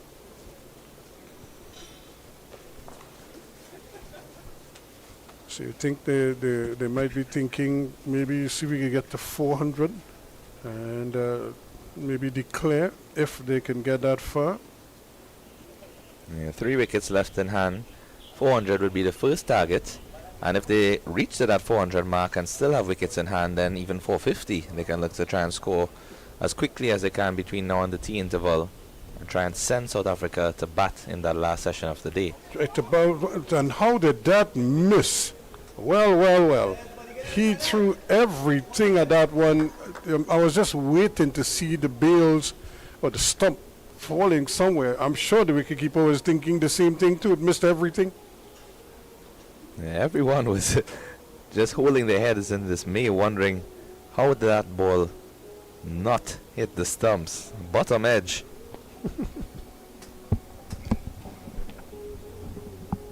And it went flying through. Here is another one. He's on the back foot this time.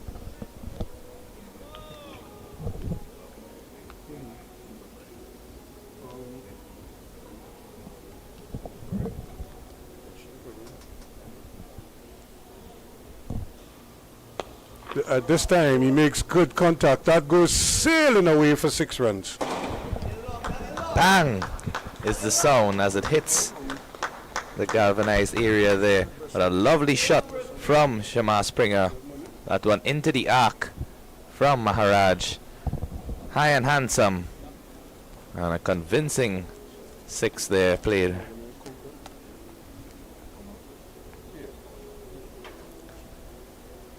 So we can certainly see the mode of attack from the West Indies Championship team. Gonna score quickly, sending mid-off and mid-on back to the boundary. And that's good cricket, because you don't want to just swing at everything, because you know it's a top-class bowler that you're facing. And Kishore Maharaj just holding back a couple and forcing him to have to reach for them. And he did that well enough. That was a good hit for 6. And that's one doing too much. In fact, coming in with the arm and going down leg. There's probably been an arm ball as well. That one not turning away from the right-handed Kemar Roach, and still just drifting into the pads. And Roach again getting everything behind and keeps it out. He remains 4. Springer is up to 120 and 377 now for 7. All the 7s. So 111 and 120. Those are the big scores in there, but there's some other useful scores in there. 50, 30 and 2 24s. So it really does make for splendid reading if you're a West Indian cricket fan. Well, it really must be refreshing for everyone who is following this game, whether it be on the live stream or through the Windies cricket website with the live score. But to see this show of strength and fortitude from our West Indian team batting in the longer version of the game, it really has been impressive thus far. So now this could be the challenge here Pete, can he keep Springer quiet?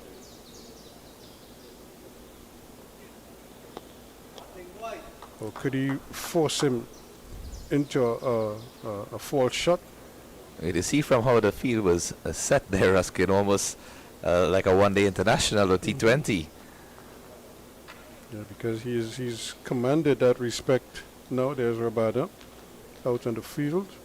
I think the strategy would be to try and out Springer while he's attacking and tempt Roach to play attacking or out him while he's defending. Yes, Roach again just stepping forward. Oh, that's a good ball. Ball went the other way. That one bounced and seamed past him. So the wicket is still doing a forward. A lot of times he plays from the crease.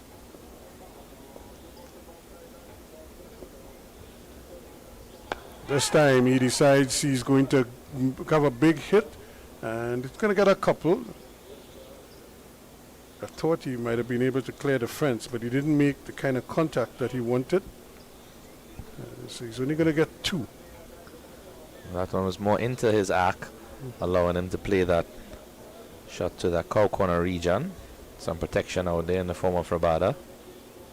And this one kept a little bit low. You've seen everything in this over. Yep. He was on the back foot then and trying to wait on him and maybe trying to punch it through the offside, but that one kept very low. And then he had to go down and get on there quickly. He did that well enough to stay alive. 112 overs gone. It's 380 for 7. You see the brilliant sunshine has returned. There was a nice bit of shade just upon the resumption of play, but those gears getting the much needed sun to dry out. Note that during the lunch interval, players from both teams were still using the opportunity to train. Some of the South African batsmen were having a knock. Some of the West Indians were doing some bowling and some fielding. Maximizing the conditions on offer at the Brian Lara Cricket Academy in South Trinidad. Yeah, it's all about it's work, you know what I mean? It's most of these players are quote-unquote professional players now, or they're contracted in some way, form, or fashion. So either to the respective boards or to the West Indies Cricket Board, and so this is normal for them to be able to come and do work, supervise work. They have a lot of coaches. That's their responsibility to make sure everybody gets in a certain amount of work every day. And Roach is bowled. That's a beauty. He was coming forward again a little bit late. Doesn't really go far forward. And once the ball turned, it spun away from the bat and clipped the off stump. Yeah, beautiful delivery there from Keshav Maharaj. And as you can see, just looping that one in the air and didn't really get much turn away, but in fact just straightened an arm ball or drifter, one of those variations that he has. And you can see Roach was trying to defend, but defending on that middle stump line, and the ball instead just holding when it pitched and getting the top of off stump. So Roach has to go after a well played innings, brief, but at the same point it was vital. He was there when Springer was reaching to his century, so that experience I'm sure would have allowed the young man to have some more confidence.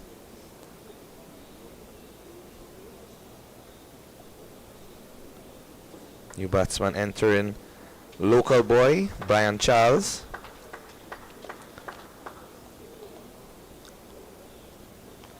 Right hand off spinner and is very capable with the bat. He's been playing for Trinidad and Tobago Red Force for quite some years and still is young in terms of the game. So he has a lot of experience despite his age. The challenge for him though is to keep Springer quiet, because with 8 wickets down, Springer is more than likely going to want to see how many he can get. I was just trying to see how many Kemar Roach got. Did he get to 9? Is it? Yes, Roach 6 from 26. 6 from 26. So he used up quite a number of deliveries. Defended a couple maidens and had that one boundary that he cut away for 4. So well played from Charles first up. He'll be relishing this opportunity. Has always been very good with the ball in hand taking wickets and has a solid shape and structure when he comes to bat. Just needs to convert that into scoring runs. He's an excellent fielder as well. So promising all-round talent from Central Trinidad.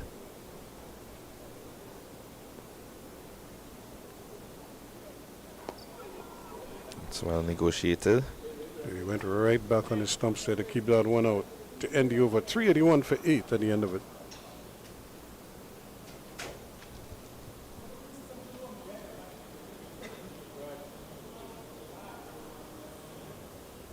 So you see some of the South African backroom staff enjoying the conditions themselves. And they must be thinking, this is more like it now. Let's see if we could wrap up the innings, you know. But this man might have other ideas. And I think you'll see Springer really going to try to open his shoulders here now. And let's try and see if he get how many he can get.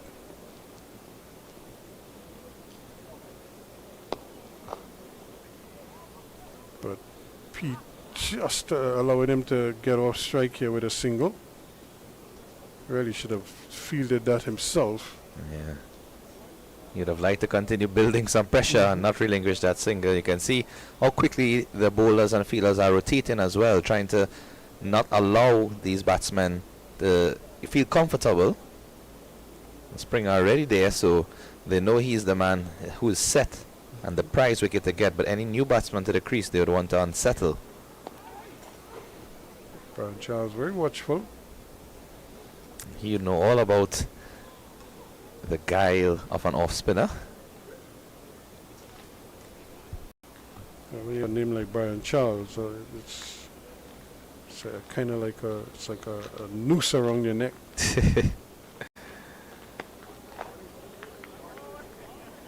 Yes, I recall playing youth cricket with Brian at Presal Sports Club, and even from then, his name, created a certain reputation for him to live up to. He's always had great support from his family.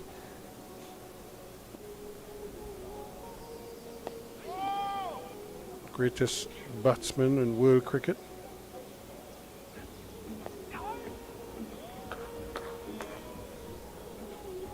Just defended again. So only 1 run coming from that over.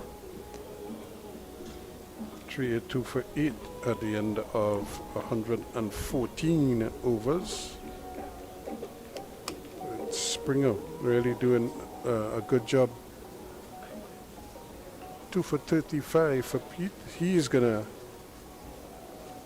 give way now to Kishav Maharaj. Now this is the challenge here. Maharaj is such a wicket taker. And I'm sure he'll want to try to wrap this up as quickly as possible. Springer has to be careful though because of the guile of Maharaj. And so far he's showing good restraint, not really trying to overhit him.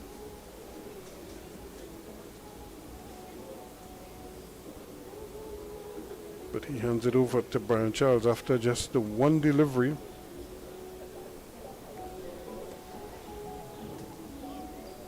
I think he knows that Brian Charles is capable. Probably just use the first set of deliveries to get his eye in, see what the pitch is doing. Much quicker delivery. So he's mixing up his deliveries very well. Like I said, South Africa must be relishing this opportunity. This has to be a good workout for them. And this time he could be out, and it's very well taken there. It's a good catch running in from mid-off, and Stubs takes the catch. So Brian Charles goes without scoring, and it's 383 now. But you can see that he held back from playing that shot, Ruskin. The ball was flighted in the arc. He opened his stance as if he was going to hit it down to the long on boundary, and unfortunately seemed to have just held back from going through with the shot, and that bit of hesitancy allowing the ball to reach to Tristan Stubs with a diving catch. It was actually a pretty good one, diving forward. And fortunately Brian Charles has to depart without troubling the scorers. That brings another local boy to the crease, Anderson Phillips. and also from Central Trinidad.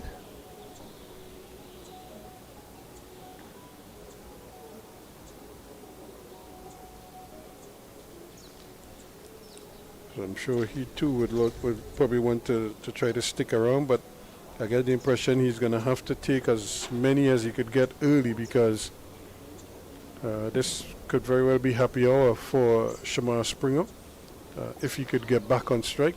So that's the other thing. He'd be hoping that Anderson Phillips can maybe pinch a quick single or at least survive to the end of this over by Kishore Maharaj. 3 balls so far, so he has 3 balls to negotiate to possibly get Springer back on strike. You can see the decision to start with Maharaj right upon the resumption of play after the lunch break has certainly paid off for South Africa. You know that the batsman would probably try to attack him, and that could also lead to wickets falling, which has been the case. Surprised they just have the 1 slip though, but they have 2 short covers, 1 straight and 1 a little bit, just a short extra cover and a straight extra cover. I think or he's probably straight going to mid-off. encourage him to just drive uppishly into the hands, and now we see one of those short cover fielders going into a second slip. So just toying with the mind of the batsman as well, wondering what sort of length and line he's going to be bowling.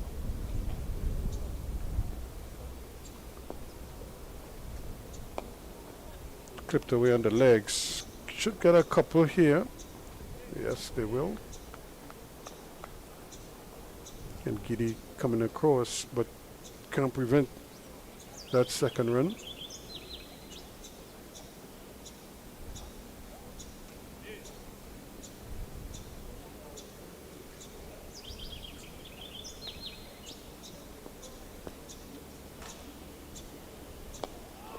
Watchful. And so he's done his part to see out the over. It's 385 for 9 at the end of it. Phillips is certainly capable with the bat as well. We know that in modern day cricket, all fast bowlers, all bowlers that are predominantly who you would expect not to be most versed with the bat, they have to hold their own in this modern timing. You can even see from the recent Test match series, Shamar Joseph played a couple of cameos. I think Alzari Joseph, we would have wanted to see a better performance from him. Some of the shots he played might have been not applicable in the circumstances. But again, we will take the positives from the series as we continue and we grow as a regional team. Yeah, you have to really put a heavy price on your batting, whenever you're batting, whatever number you're batting. And this is why this could be a Rabada. It's trying to come across and running back, can't get there. That's his Bavuma was trying his best to make up that ground, and Denver Bavuma trying his best there to get to it, but couldn't hold on to it.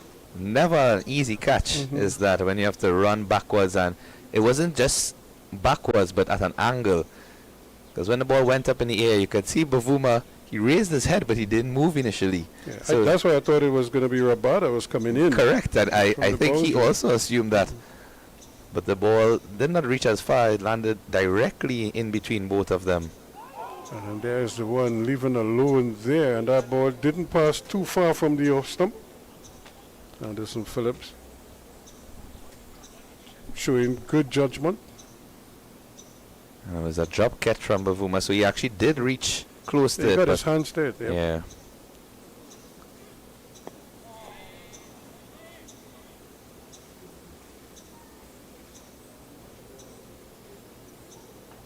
So that's why once the ball went up in the air, that's why I was thinking Rabada coming in from the boundary. Whether he would have gotten there is another scenario. This is an edge, and that one goes to fine leg. It went quickly to slip, and just getting a hand onto it there. Is that Kishore Maharaj at that slip position there? It looks like. Yep. And he got a hand to it. Couldn't hold on. So now Springer is back on strike.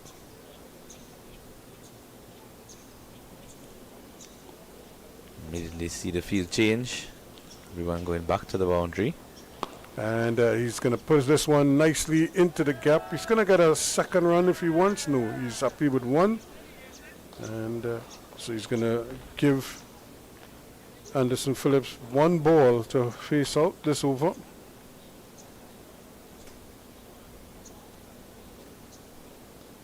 And Anderson Phillips must be thinking just to keep it out.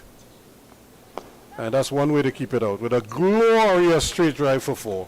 Beautiful shot there. Reminiscent of an opening batsman. There I say. You can see the poise, the balance. And that's a lovely on drive for 4 runs. Stood waiting for the cameras after the shot as well, so confident with the stroke. Keep the pose there. So that ends the over. And it's 387 for 9. So what a glorious shot to end that over. So Phillips would go up to 7 now. And or is he up to 6 now? Because that was such a lovely, sumptuous straight drive. And Shamar Springer trying to hit the ball. I'm not quite sure where exactly he wanted to hit that. But he knows that the Maharaj isn't going to give him anything to work with. So he's going to have to generate the power himself.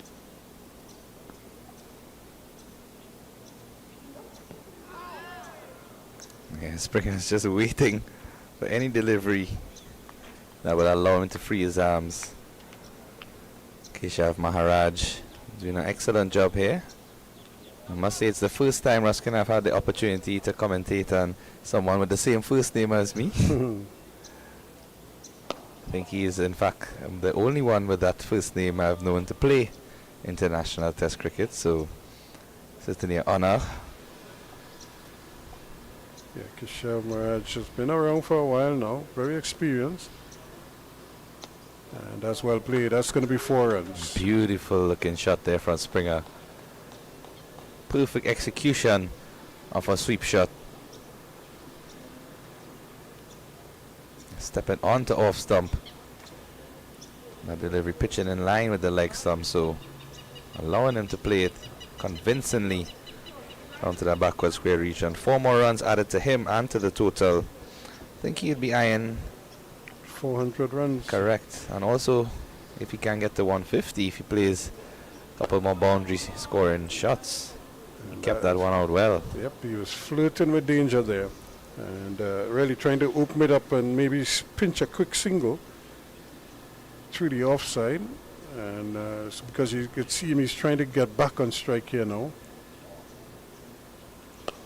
And they're going to have to hurry here. This is danger, but good running from Anderson Phillips. Good response. And good cricket all around. Not much Bavuma could do. He picked it up quickly, but again, Springer set off immediately. Got the response. And the return probably just a little bit high, but I don't think it would have been in time. Even if he had a direct hit, I think the batsman, he would have been, Anderson Phillips would have been home. Will continues here at a pace. 397 for 9. So they're 1 boundary away from the 400 mark. Yeah, Springer playing that one intelligently and looking for the single so he can retain strike. Now that he has retained strike, there is a long on. a long off. The long one is almost on the boundary. Both men are just a meter or two inside the boundary. There's a deep cover, and he's refused a single down to long on. So there's a deep square leg, deep backward square leg, short fine leg. There's a point on the boundary, a whitish third man, plus a slip. And he's going for that big almighty swing. There's an appeal for stumping, but Springer seemed to have had his right foot firmly planted. He wanted to hit that one out of the ground.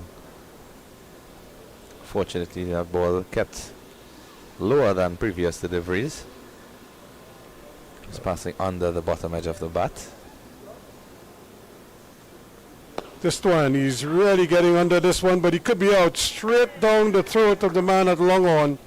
He was trying to get under it, but just didn't get the elevation that was required. So Springer goes for 131.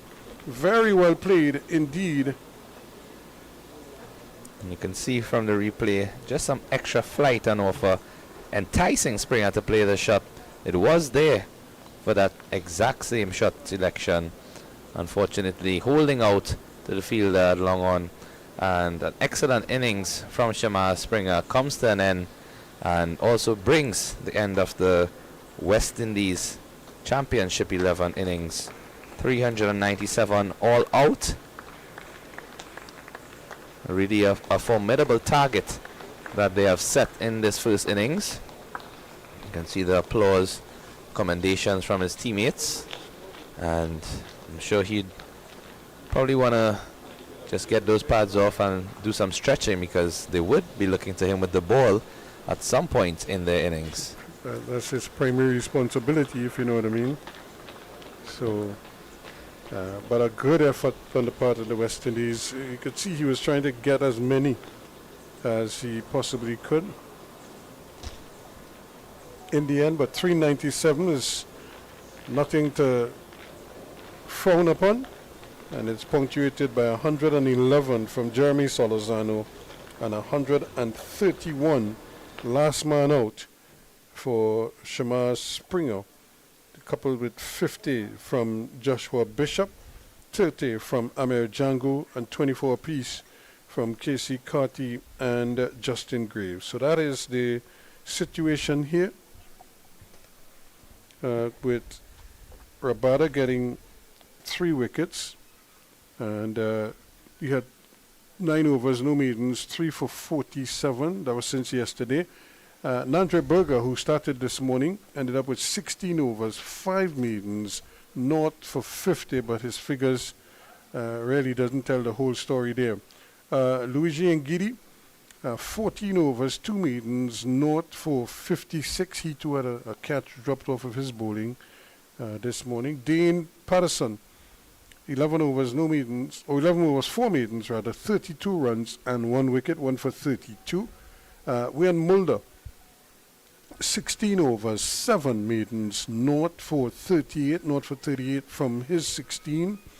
Keshav Maharaj, who really came on nicely and kind of tidied up things, 25 overs, 4 maidens, 2 for 82, 2 for 82 for him. And Miguel Pretorius, 10 overs, 1 maiden, 1 for 39, 1 for 39 to Pretorius. And Dane Pete, 16.3 overs, 3 maidens, 3 for 41, 3 for 41 for Pete. So I think he will be very happy with that. And Keshav Maharaj had 2 wickets, 2 for 82 when it was all said and done. So great going from them. 3 for 47 to Kakizo Rabada, not needed today. And I'm sure he'll be keen to maybe rest for the rest of today, probably all of tomorrow if possible, so that he'll be able to watch his batsmen perform on a good wicket, but some deliveries that we've seen keeping a bit low and some jumping.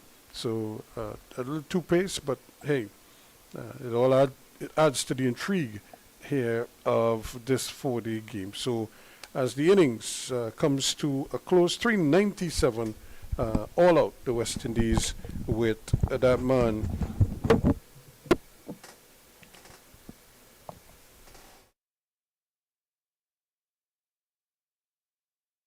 and 31 being last man out, and before that Jeremy Solozano 111. We'll take a break and we'll come back as soon as South Africa start their reply.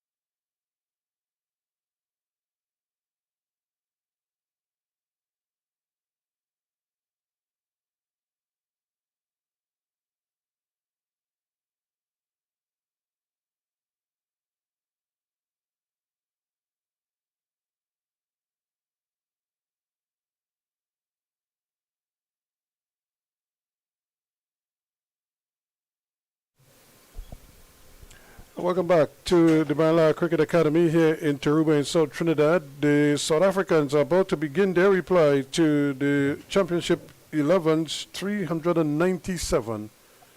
And the Roach it is who is bang on target as he bowls to the South African white ball captain Ian Markram. Tony Dizozi is the batsman at the other end.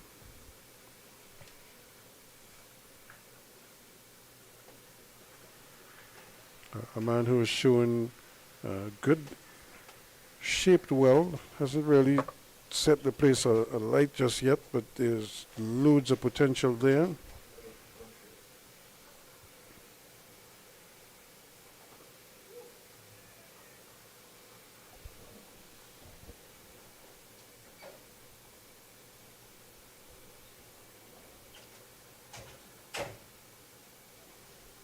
So Kemar Roach missed out on the tour of England because of an injury, but he seems to be moving fine now, which is good news for the West Indies. And I'm sure they'll want to welcome him back into the team as quickly as possible. And Markram is on his way.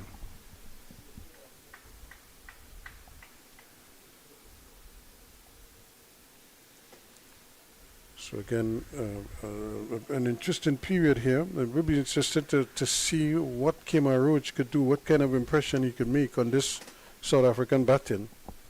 A couple of wickets will go a long way to restoring his confidence. Kemar Roach, one of the most experienced fast bowlers in the region, and still eligible playing for the West Indies. I mean, the most experienced at this stage.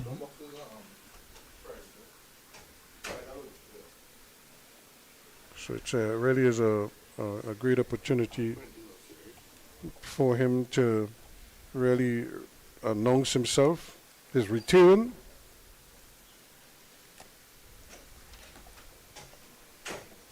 This is the prize wicket here now, Markram, because we know he can score quickly. He's a very stubborn type of batsman. And there he goes again, just picking up the line and pushing it into that extra cover region for the second time in the over. Gets a couple. Two similar style shots into the same region. Ball just setting up for him to punch off the back foot. You know that Roach may not have the same speed or pace that he had previously that would have troubled the batsman. He has to rely on all of his intelligence, use any swing on offer, use that seam movement, this natural angle.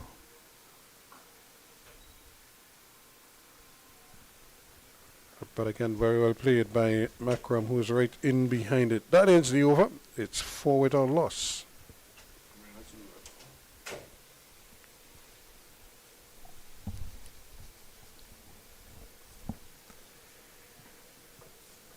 See Tristan Stubs there. Padded up, I'm sure, after toiling in the field between day one and the first half of today. He'd be appreciating that opportunity to just get his legs up before he has to come into bat. Yep. Just hope that these two spend some time out there together. It's going to be Anderson Phillips. Start from the next end.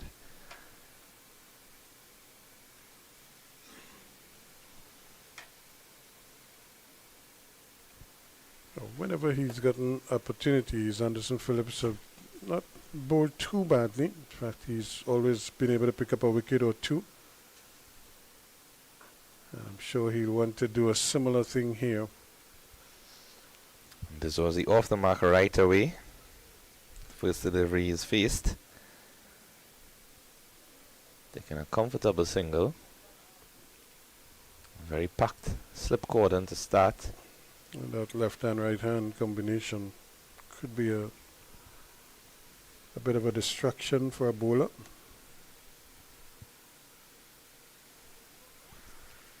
You have to really concentrate well.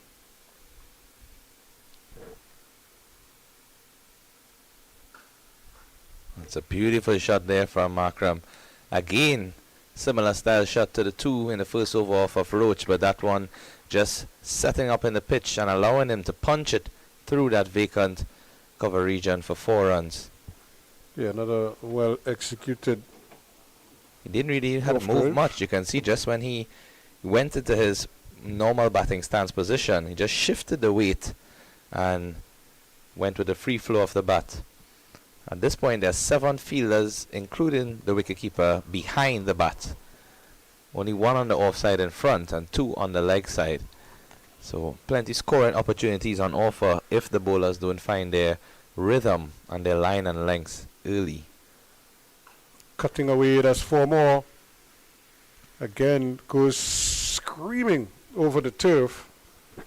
Too much width on offer there, and Markram relishes that, takes full advantage. Again too short from Philip. And that sort of field set. If you have 4 persons in a slip cordon, you'd want to be pitching that ball much fuller and trying to get the batsman to play at it. Nick off one. With 2 deliveries, just short outside the off stump and really not troubling Markram at all, a batsman of his caliber. So you can see a field change in effect. One of the slips coming out, Shamar Springer, and into that short cover position. This one is just keeping a bit low, but it, again, seaming away from the edge of the bat. And taken low down there by Django. And that's the exact length and line you're talking about, Ruskin. Maybe could have been a bit fuller again. But due to the ball keeping low, and you see it, some late movement away from the bat of Markram. So good comeback delivery from Anderson Phillips after being struck for a boundary. And we saw when South Africa was bowling in the last spell from Dane Pete, some of the deliveries were keeping low outside of the off stump on this end. So be mindful to watch. It's a stifled appeal, but again, Anderson Phillips charging in, but really flirting with danger there. Luckily, that one wasn't clipped away off the pads. I think once he gets into that right momentum and flow with his run up and his delivery stride, he can produce some excellent deliveries. He's a thinking bowler, is Anderson Phillips. So after conceding those 2 early boundaries in the over, you want to come back strongly.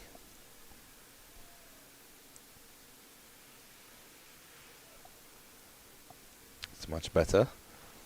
Yeah, again touching down just outside that off stump. 13 without loss at the end of over number 2.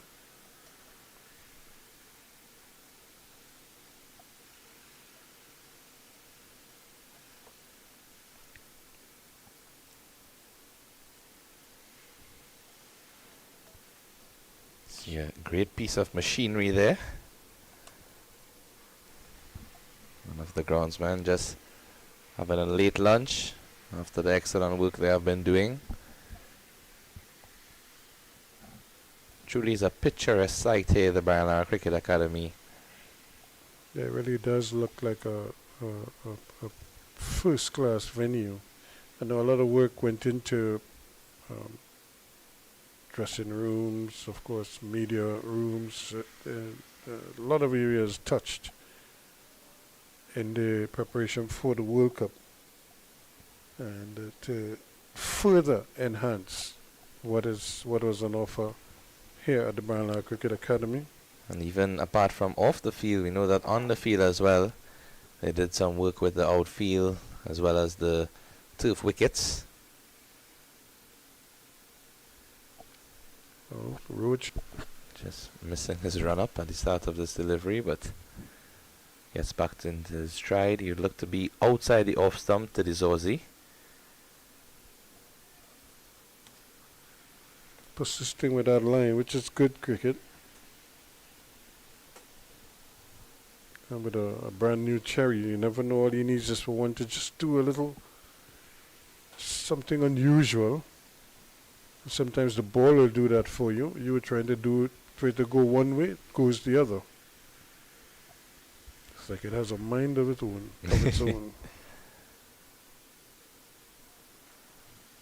Nice bit of shade just covering the ground. And a little bit of extra movement on that delivery as well. Yeah, Roach is just teasing him outside that off stump there. Say, come and get me if you can. And I think Kemar Roach, the left-handed batsman, has always been a sight to behold, because he would hit you those deliveries outside of the off stump and just shaping away, and then one or two deliveries in the over, he would bowl with the same line but get it to nip back in. Just clip either the top of off stump or hit you on your pads, plumb in front of the wicket. Again, touching down on or about off stump and forcing the Zuzi to cover up. Does have a big gap there on the offside that he's enticing the Zuzi to probably come out there and go after it. See Tejnarayan Chandapal in the screen. Son of West Indies legend, Shivnarayan Chandapal. Sure, he'd have been ruined the opportunity in the first innings, missed out on scoring some runs.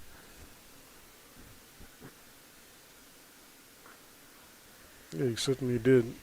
And just got one. Yeah, I mean, with the, as we mentioned, the name Brian Charles and a reputation to live up to. Tejnarayan having to live up to the reputation of his dad. You know, it really is a lot to expect. And then we see another young promising cricketer, Amir Jangu, from Trinidad and Tobago. It's great to see him getting this opportunity with the West Indies Championship team. Wicketkeeper batsman. Yeah, he's got to the delivery that he's just trying, Roach, trying something there. But that ends the over. His second is in the books. It's 13 without loss. It's a maiden over. Got an under edge to that one, and luckily for him it went down. Well, work is going on at a pace. You see pressure washing, you see painting. Remember, they're coming back here for the 3 1-days, or the 3 T20s. T20s, correct. So, and even apart from the series, we know that we have the CPL approaching, Caribbean Premier League, both the women's CPL as well as the male version, and the entirety of the women's CPL will be held at the Brian Lara Cricket Academy. yes, indeed. Looking forward to that later on in this month.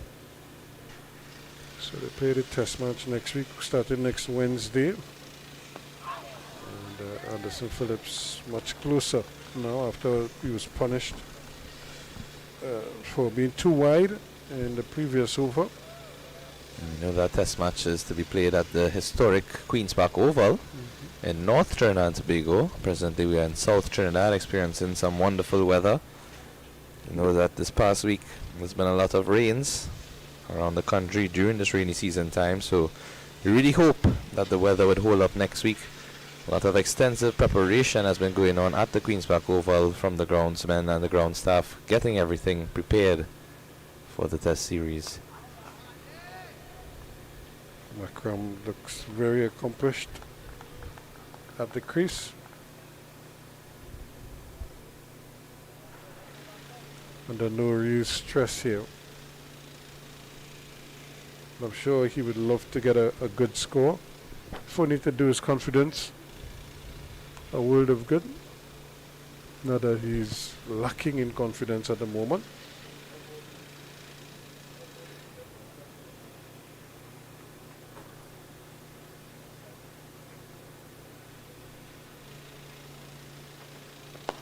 Brilliant drive, but little too straight on that occasion, but you could see the nice sweet flow of the bat.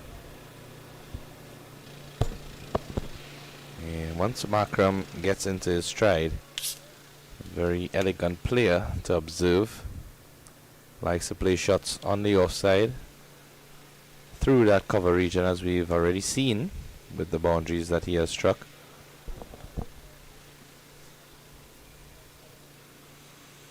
He's on 12, 12 from 14.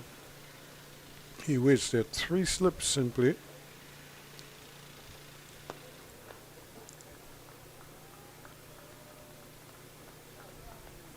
Again, very solidly behind it. Gets everything behind.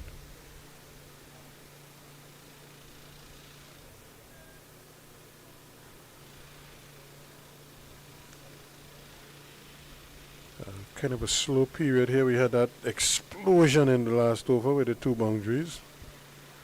Yeah, Phillips has come back well. I think he's learnt his lesson from pitching short and outside of the off stump. Doesn't want to give him any more opportunities to score.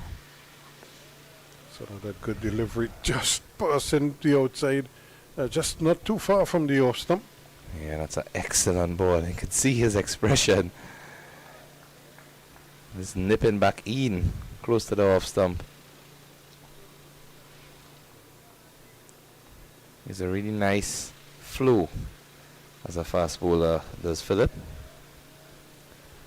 Know that both he and Jaden Seals bowl in tandem for Queen's Park Cricket Club. Opening pair whenever they get the opportunity to represent. And for the Red Force as well. Yeah, he's been a good servant. And he's dropped it. Well. It took off there. And so yes, he did get a touch onto it. So it's a run. And that one really climbed on him. It really charged him. He's trying to flick it. And Django couldn't hold on to it. He got both hands over there. And it didn't stick. So a life for Markram when he was on 12. It's 13 without loss. So that should make it 14 without loss now. And the Zuzi is watching everything at the other end. That was a very interesting chance there, Ruskin, because initially it seemed as if it was just going wide. Umpire did not signal any leg byes. So there's certainly a run. And Django, and I think 9.9 times out of 10, he takes that as a regulation catch. Yep. So he just seemed to, I don't know if he wanted to take it conventional fashion or if he wanted to take it on the backhand. And maybe in making up his mind. But the ball did sort of take off the wicket. And even when he dived, as we saw in the replay, he had it at a relatively comfortable height. Mm-hmm. In fact, I think the ball was in his hand and just seemed to have popped out. One of those that just struck him awkwardly on the gloves. Didn't close it fast enough.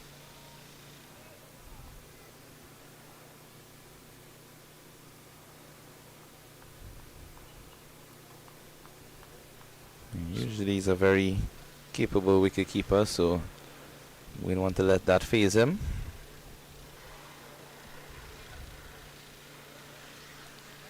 So again, he can't sort of get down on himself, but he must recognize that there's a lot at stake here for a lot of people.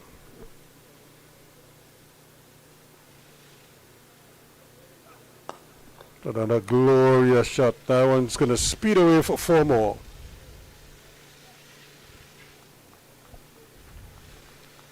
Again, Markram standing tall and just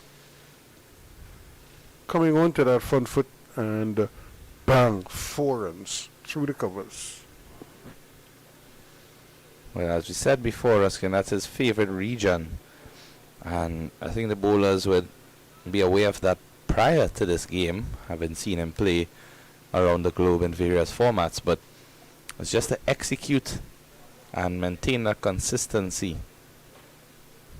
Won't be too full or too short, because he will take advantage of anything on offer.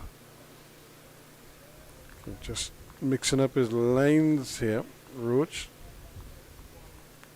He had that opportunity. Markram got that life, trying to play a little bit away from his body down the leg side. And I imagine if he was dismissed there, he would have been very upset with himself.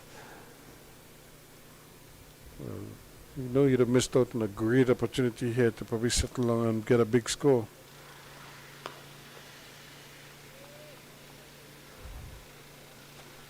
Yes, this practice match is a great opportunity for all those involved. Just get some confidence going into that test series. Also for the West Indies championship team, some of these players to remind the selectors of their abilities. Hope to get a chance to feature in the squad. Yeah, this is always a tense moment for them. Hopeful.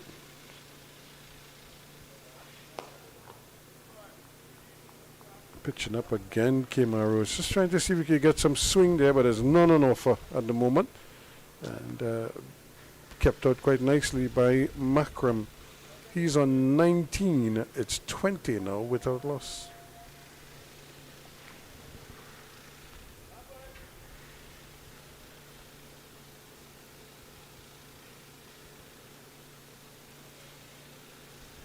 So again, they have to be very aware of these two, as I say, dropping anchor and blunting the West Indies attack. Might force a quick change from the skipper. You never know. Yeah, they wouldn't want these batsmen to settle in comfortably at all. If they did take advantage of that opportunity in the last over, could have been a different ball game at this point. Some early pressure on the South Africa batting lineup. Phillips to continue. And I believe this is the first time that he will be bowling to the Zorzi. Apart from the first delivery that he faced. Not a single.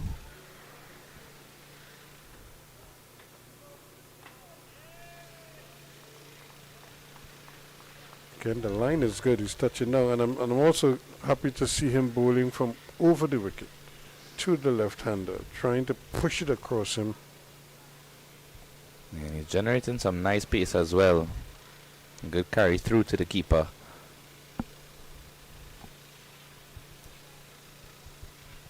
So he has those 3 slips in play there, plus the keeper. Those are the close-in catchers.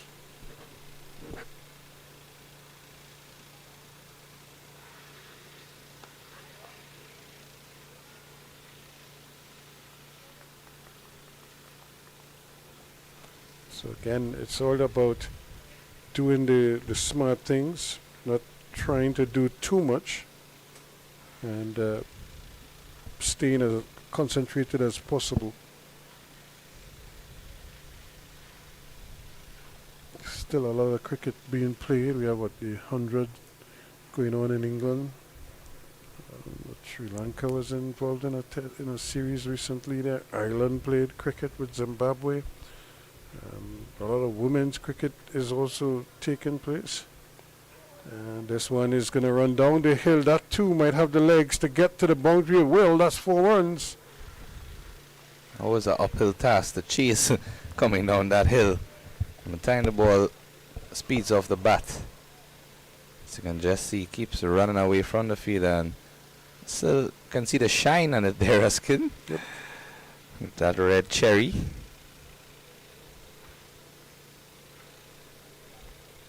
You know, sometimes some bowlers, they don't like the red cherry so much. But give them, 10 overs or so with it. Or give it to them after 10 overs. And they are totally different bowlers. They just like a little damage to the ball, a little rough. Yeah, and they'd want to take advantage of the new ball while there's anything on offer from it. Yeah, no, you don't want to spray it all over the place.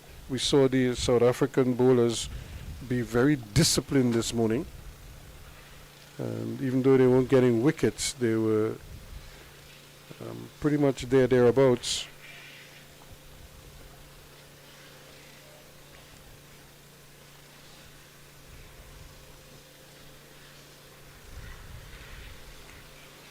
So Phillips will stay over the wicket. And almost breaking through there. Just was he driving, but the ball coming off the under edge. So he's not afraid to play his shots, is Dezozi. Not looking to completely defend. Similar to Markram as well. Know that there are many run scoring chances available with the gaps. And they have seen from the first innings as well that once you get yourself in, if you spend time, you'll spend plenty time. This one again is trying to open the face. Glance it down to that fielder at short point, and it brings the over to an end. So at the end of 6 overs, the score 24 without loss. As you see some of the Trinidad and Tobago Cricket Board members observing the game. On the far right of the screen, Mr. Omar Khan, former manager of the West Indies team, and certainly a very pivotal figure in Trinidad and Tobago cricket. Still has a very integral role that he plays as advisor, as manager, wears many hats, does Mr. Khan. So excellent to see him involved with the series as well. And to his right, Mr. Zaid Basrat, and then Mr. Amar Samaru. And that's another glorious shot for 4 more. Can't bowl there, Kima. I think this is the 4th or 5th boundary that Aidan Markram has played in that exact same area. And the bowlers by now, ideally they should realize it's one of his strengths if they didn't know before. The first 2, I think he just got a couple runs for them. But he's certainly punched about 3 since then. Through that offside, through that extra cover region.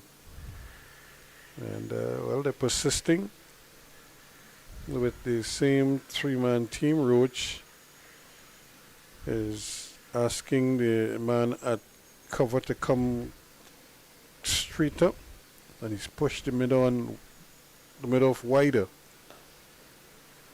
Markram striking 4 fours in his innings thus far. 23 from 25.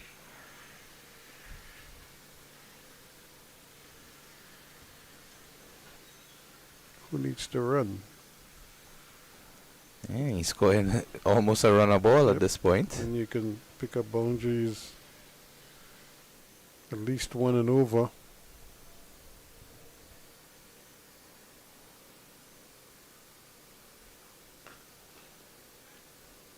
He had a nice looking shot in that same area, but Solazano was shifted a couple steps to his left, and you can see Markram just with a shake of his head, as in he knew the shot came sweetly off the middle of the bat, but straight to the fielder for a dot.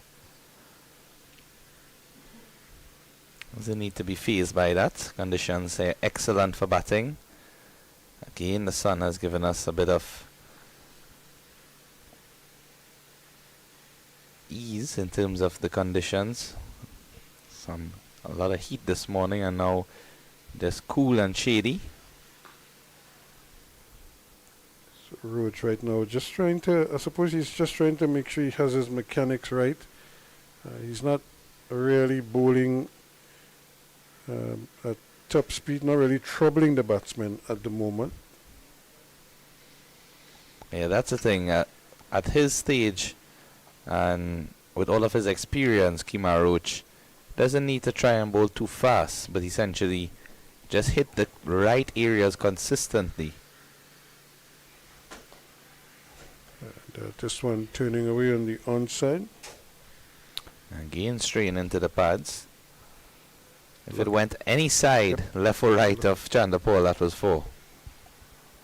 So, playing a bit dangerously with that leg stump line is Roach.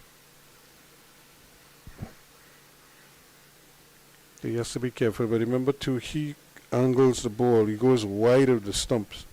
And his natural angle is to come into the right hander. So if he's just a little bit off, it could be missing leg, or he could pass between bat and pad. That's where he wants to be. Just coming in, but Markram played it well. He looked for a moment as if he was going to be coming down the wrong line, but you could see him just rehearsing the shot. It's the end of the over 28 without loss, 7 overs completed. And Kishav, after some more comments from you, it's going to be Kadir Mohammed to join you. Yes, thank you as always, Ruskin, for your expertise. And as we note today, August 1st, 2024, Emancipation Day being celebrated in Trinidad and Tobago. And we note that today is also the centennial birthday of Sir Frank Worrell, that the President of Cricket West Indies, Dr. Kishore Shallow, issued a commemorative message on the Windies Cricket website. As I welcome back alongside me the esteemed Kadir Mohammed. I'm not too sure about that, Kishav, but good afternoon to you. Good afternoon to viewers once more. We leave that for guys like Ruskin, Mark, and I think anyone who joins us in this commentary booth has certainly an individual of great respect and high caliber, such as yourself. Positive start here from the South Africans, 28 without loss after 7. Markram in particular has been fluent.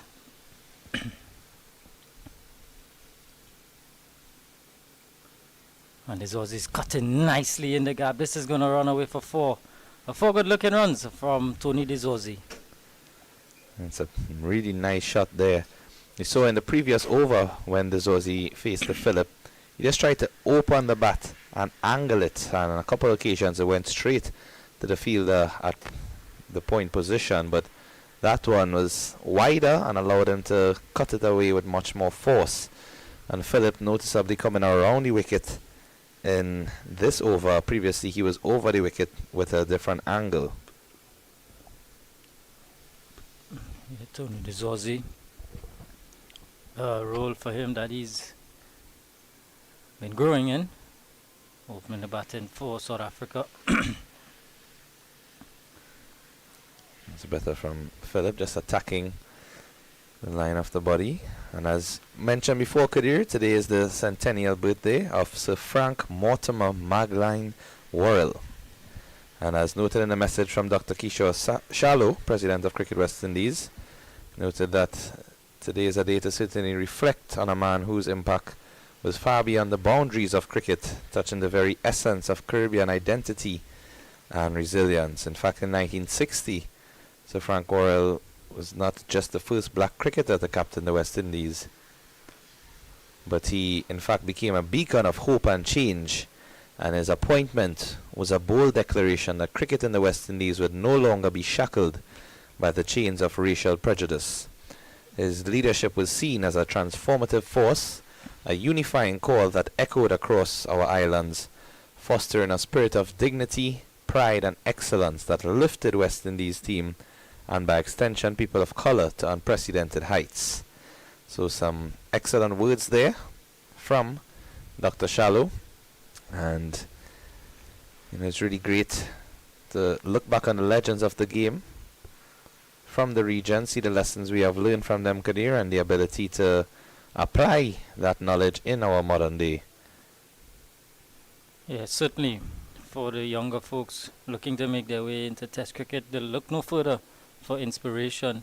The likes of, as you mentioned, Sir Frank Worrell, Sir Garfield Sobers, and the legends of the game, Michael Holden, of more modern time, Curtly Ambrose, Courtney Walsh. Just to, sometimes you need to look at those guys who've excelled in your particular discipline, and that sort of gives you some inspiration. And even the likes of Ian Bishop, who is featured in commentary on almost all, if not all, of the series that West Indies are involved in. And time again you hear the comments of Bish in terms of he's seen the potential, he's seen the room for improvement as that over comes to an end. And the score 32 without loss after 8. But as we were saying, Kadir, the legends of the game acknowledge the position of West Indies cricket, and even as Dr. Shallow said, in his message that he released today. Essentially, we acknowledge that West Indian fans are not at their proudest moment regarding the team's performance, but it is a time of introspection and recalibration, a time for purposeful collaboration as we trust the process of change. Definitely. Similar, Kirk Brathwaite echoed similar sentiments, looking forward to this series against the South Africans. He's saying that there are a lot of positives to work on, and it's not a time to run away, but to put your hand up and take responsibility. Nice looking drive again from Markram. This time well fielded by Carty. Yeah, what I like about the message from Craig Brathwaite after that series as well is the fact that he said openly, we need to be playing more cricket. We can't be playing two test matches in a series and 2 to 3 times for the year and expect to have significant and large improvements in a short space of time.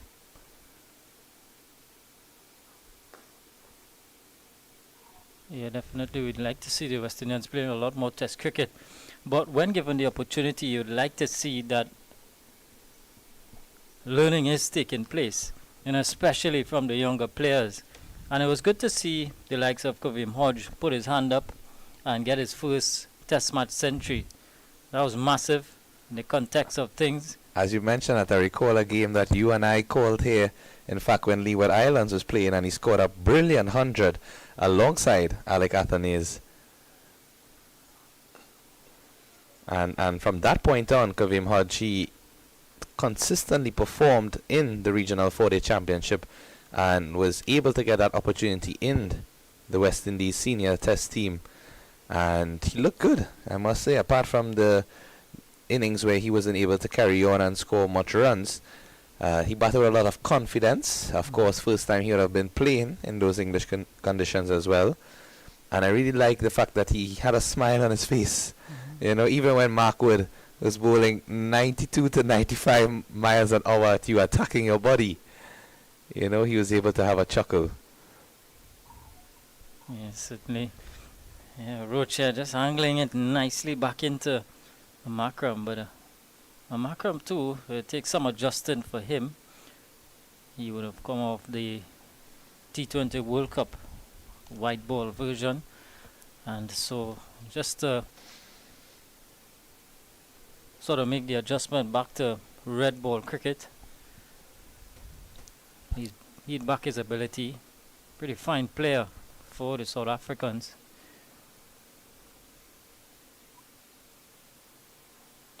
This one is edging away in the gap and away for 4. I think that one was a bit too wide and full. And see the intention from Kimar Roach. Angle 2 or 3 deliveries into the body of Markram and just throw one outside the off stump to bring that subcoordinate into play, but too much width given on that occasion and allowing him to free his hands. Yeah, so Markram picks up yet another boundary, as this has been a real fluent innings so far. Early days yet for Aiden Markram, 27 now from 34. And the West Indies, when they batted, they showed that if you apply yourself on this surface, there's runs to be had.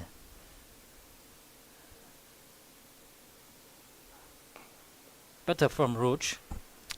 Solid in defense. Another over. 9 done, 36 without loss. See Roach just signaling for a drink of water. As you know, sun is coming and going, but the heat out there certainly remains. And we note that there are still some very capable batsmen that come in the lineup, the likes of Tristan Stubs, Captain Temba Bavuma. Sure, each of these batsmen for South Africa would want to get some time out there in the middle in anticipation of the series starting next week. Yeah, certainly a good time to put your hand up, get some runs leading into that first test, which starts on the 7th of August at the Queen's Park Oval. So Tony de Zorzi in particular, just the 4 test matches for him. young career so far. So he'd want to get some runs under his belt. And just to shore up that opening position for the South Africans in Markram, you'd think he would occupy the other opening berth.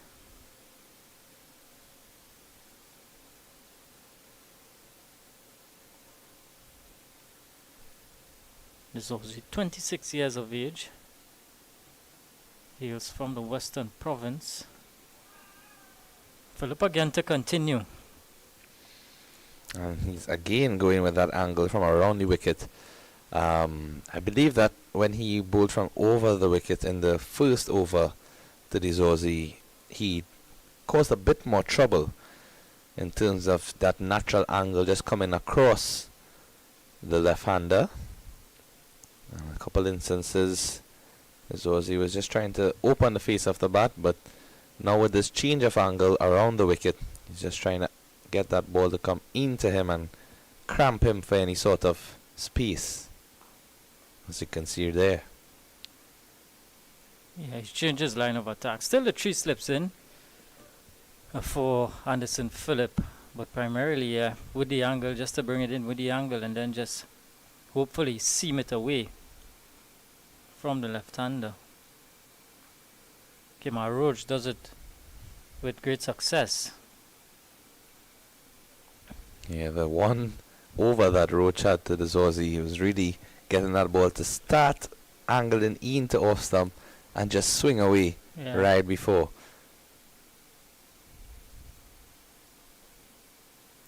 Yeah, better from Philip. That one just holding its line. And the Zozi beating all ends up. Peach of a delivery there, Kadir. When you see Brian Charles at first slip already has his hands in the bucket position, anticipating a catch there. Markram having a chat with the umpire, and young Isaiah Thorne in the background. Very promising fast bowler coming out of Guyana. Would love to see him get a spell here. And you know that they have a lot of bowlers in the lineup to give an opportunity. Niall Smith as well. Justin Greaves bowls some medium. Shamar Springer is just taking a bit of rest off the field at this moment. And he's bowled him. Anderson Phillips strikes, getting the first wicket for the West Indies Championship 11. And the Zozi has to go. 9 scored of 23 deliveries. But we can see from the start of this over, Kadir, that Philip was just trying to angle that ball into the Zozi and not give him any room for movement. And that one going between bat and pad. And really a top-class delivery there from Philip and a much-deserved breakthrough. Yeah, the previous delivery beaten on the outside edge. This one beaten on the inside edge. And went on to hit mid stump. So South Africa, they've lost their first wicket. The Zozi for 9, South Africa 36 for 1.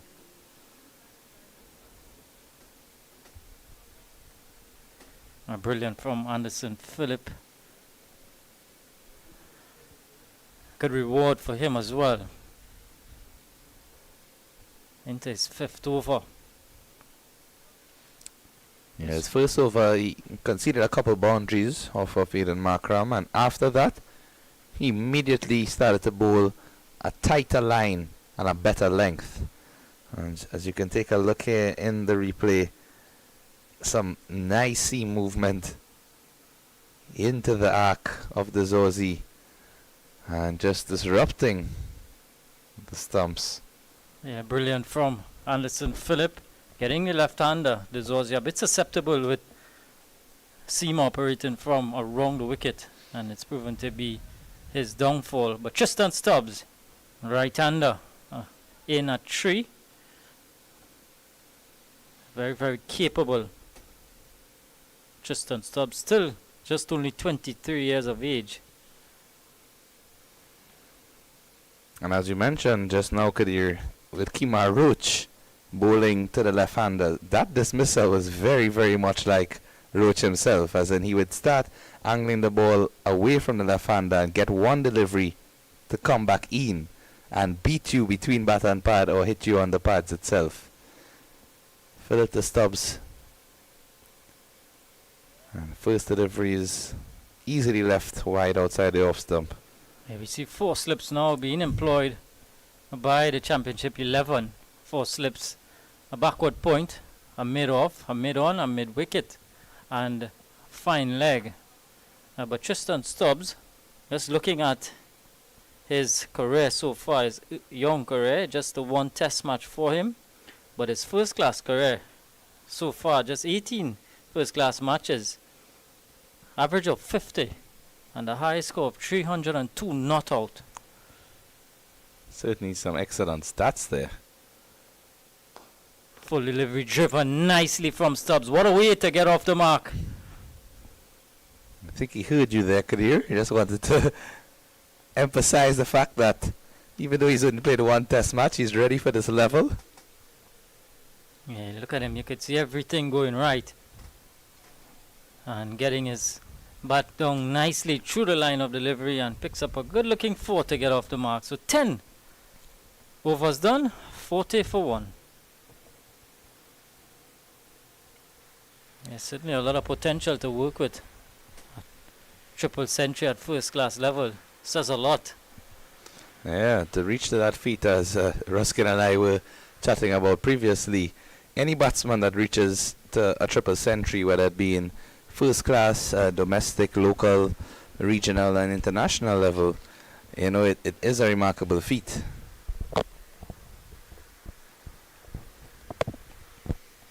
We saw Stubs featuring in the T20 World Cup, so we know that he has a lot of those attacking shots in his arsenal. Yeah, meanwhile, Niall Smith is going to replace Kimar Roach from the northern end. Right, fast bowler coming out of Guyana.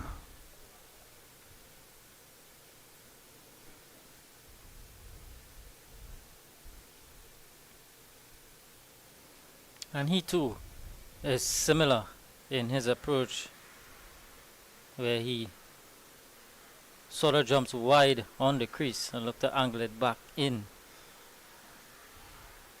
Niall Smith, he's had some success at first class level. Good opportunity for him. He has a long run up as well. Yeah. Starts just on or about the edge of the 30-yard circle. Yeah, and it's just a gentle approach to the crease. It's not hustling and bustling by any stretch of the imagination. It's like a long jog, Yeah. so to speak. So I think the run-up itself might be more for his own personal rhythm rather than to generate extra pace. Yeah, it's all about what you feel comfortable with. And you can see, because even Phillips bowling from the other end has a shorter run-up, but generates more pace with the delivery due to the style of bowling. Smith just ambles in and looks to bowl wide of that crease, as you said, and just keep the batsman guessing outside that off-stump region. Stark contrast when you look at both fast bowlers. Phillips' approach to the crease is more of a hustle and bustle, where he generates momentum into his bowling action. As there you could see Niall Smith just ambling up to the crease. But he's more of a, when he gets to the popping crease, it's more shoulder work. Yeah, it's more power through the action, as opposed to him building pace through the run-up. He uses his wrist as well. Just when he reaches to that point of delivery, just has his wrist in that cocked position where he can just flick from the top of his fingers and get that ball to seam in to the right-handed batsman. Still the 3 slips in operation. Backward point, cover, mid-off, mid-on, mid-wicket, and fine leg.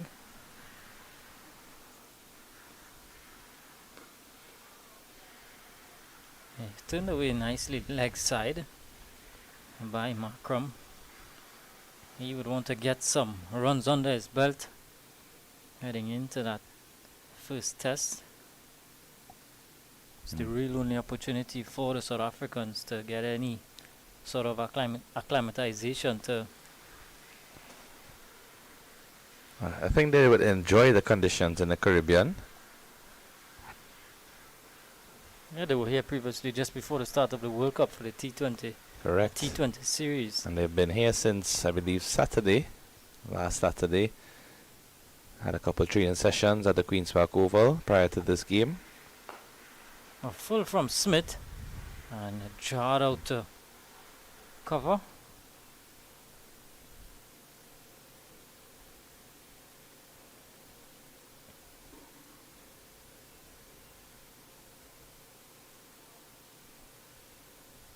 Nice workout for them.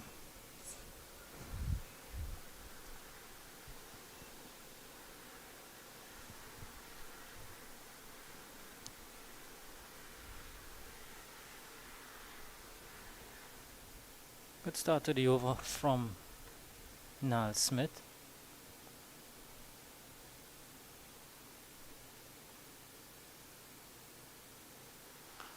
Short and crunched away. Yet another boundary to aid Markram. Well, I think that's a danger when you're bowling at the pace of Niall Smith. Not enough to trouble the batsman. So once you are errant in your line, we saw all of the previous deliveries, he was closer to that off stump and not giving any room for Markram to free his hands. But on that occasion, Kadir really just stood up for him and allowed him to cut that one easily to the boundary for 4.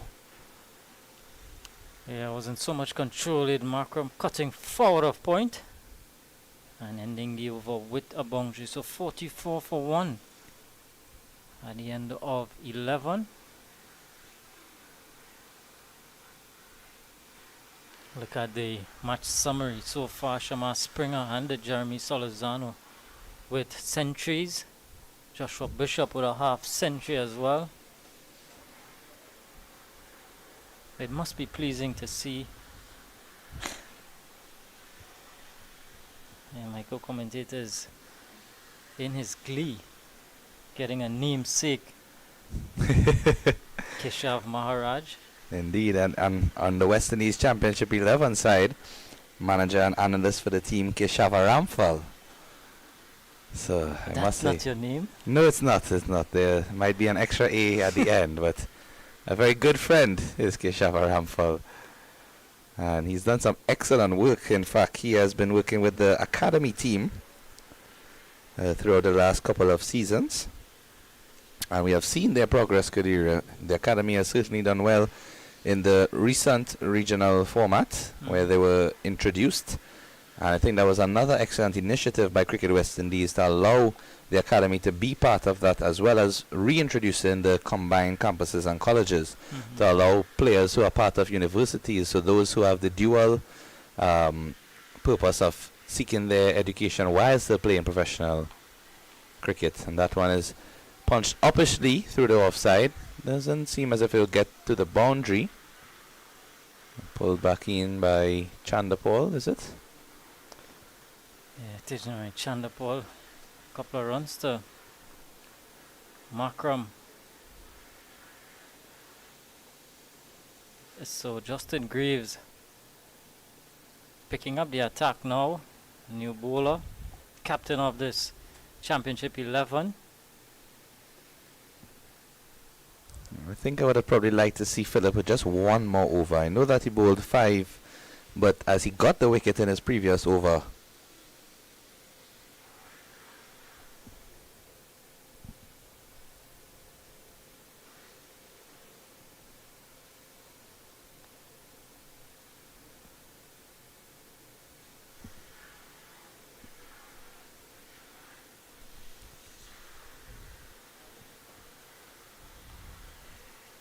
into shape away from Markram. Justin Greaves does move it about a bit.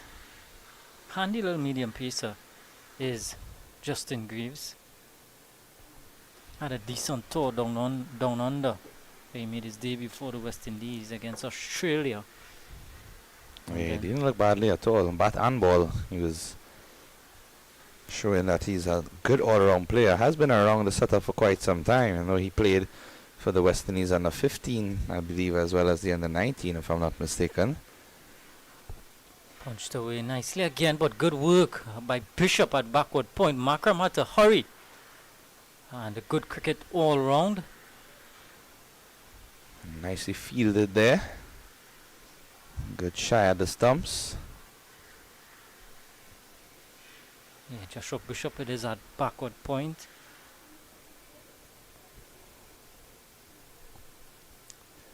Now that's just about 20 minutes to go until the tea interval. I'm wondering if we might see a couple overs of spin before then. The likes of Brian Charles, this right arm off break.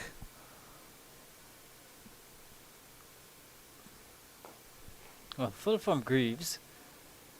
And Stubbs is watchful.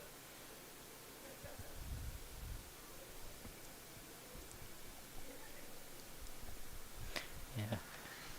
Bit overcast now at the Brian Lara Cricket Academy. Might be a good time to get the seamers operating, a bit of cloud cover. Yeah, exactly. Still a relatively brand new ball, just 11 overs old. Ball is still in a good condition as well. You can see anytime we get a close up, that red and shining cherry. Not as bright as when it now started, but still some evidence of it.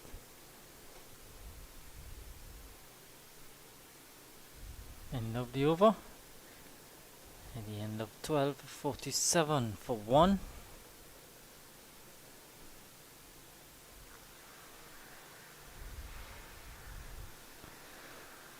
As we were mentioning previously, Kadir, talking about the legends of the game and past icons, we noted that on 28th of July, recently, Sir Clive Lloyd, former legendary West Indies captain, was conferred with the prestigious Order of the Caribbean Community. And it was said by Dr. Shallow that this honor is certainly a fitting tribute. As you see Niall Smith continuing here. Short again and cut in the air. And it's not going to run away. Couple more to Markram. Did it go to hand?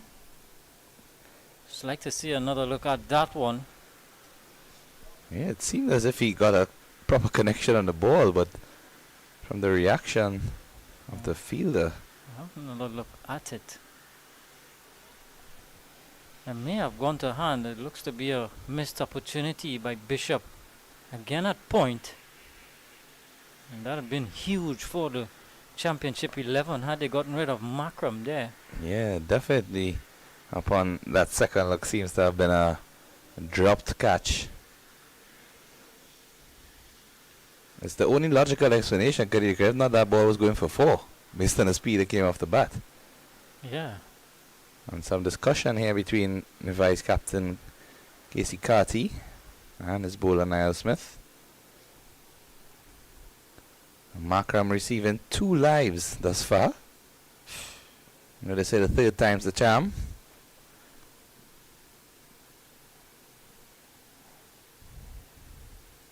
Slip comes out. Goes into short extra cover.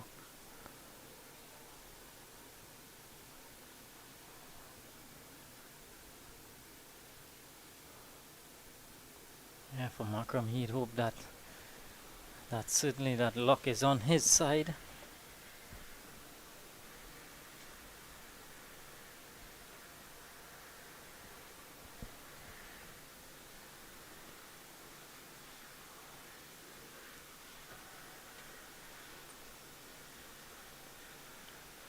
Markram just focusing, realigning his thoughts. 34 from 45. Again, he's driving away. Parked offside field, can't find the gap. So it's 2 slips, a backward point. Short extra cover. Cover, a mid off, mid on, mid wicket. And fine leg.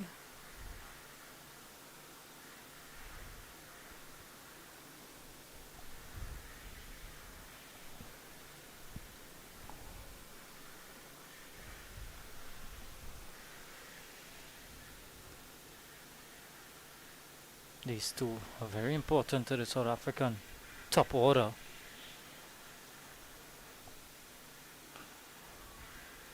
And better from Smith. That's where you want those balls to be finishing at the top of the stumps.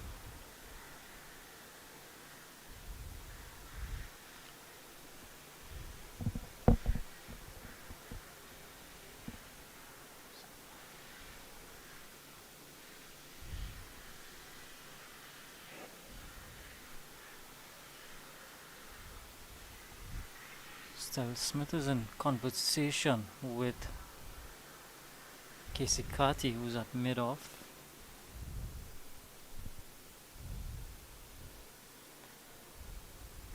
Again, Markram is playing late.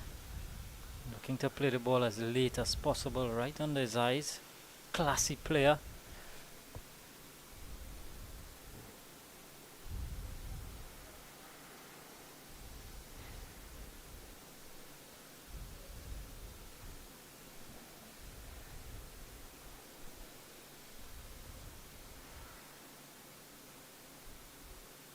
I've seen the place getting a bit darker. Those grey clouds getting closer, and hopefully they will just pass us by. Don't want to have any rain interruptions.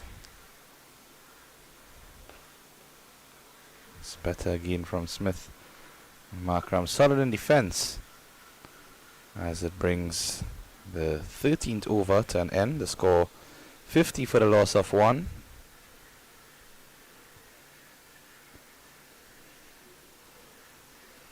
Markram on 34 from 49 deliveries. Tristan Stubs 7 from 6. It's going to be Greaves again to continue.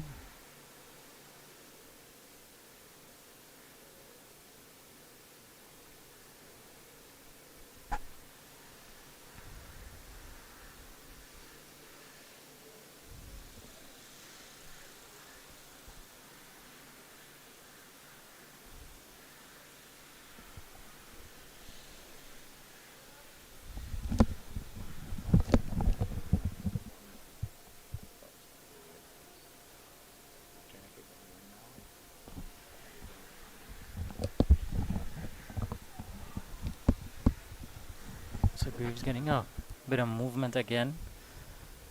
Taking the inside edge. Tristan Stubbs.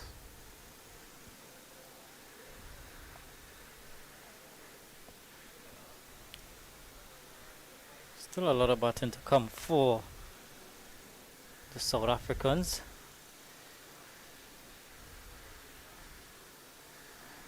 We look at their lineup. Still Temba Bavuma, the captain. Bavuma, David Pettingham, Kyle Verena, William Mulder, Ryan Rickleton as well. So Yeah, lots of batting to come. yeah, Tristan Stubbs he would have set the world alight in shorter versions of the game, T20 cricket. In the IPL, he would have made his name with down the leg side, and a good take from Django. See Stubbs there with his branded SG gear. Yeah, one of the best in the business. Is that so? I've never tried the SG brand myself, but certainly looks to be one of those top tier options. So you have the cricketers sporting different varieties. Those with grey nickels, Kookaburra, the SS, Ton, GM.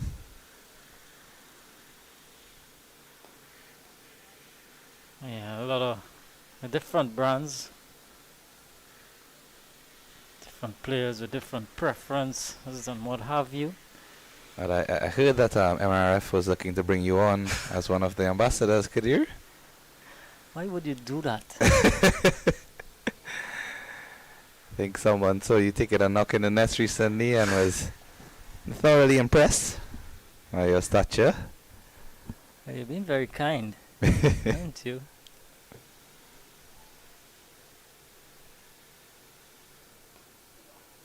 Meanwhile, Greaves getting the ball to wobble about a bit.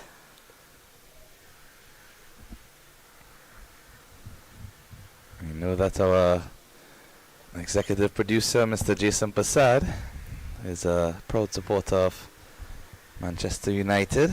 See some positive movements going on for that club as well. He's a proud supporter of that brand. New sponsor there, Snapdragon, one of the innovators in technology. Yeah. Clipped away nicely by Stubs. Just a single. Just one coming from the over at the end of it. 51 for 1.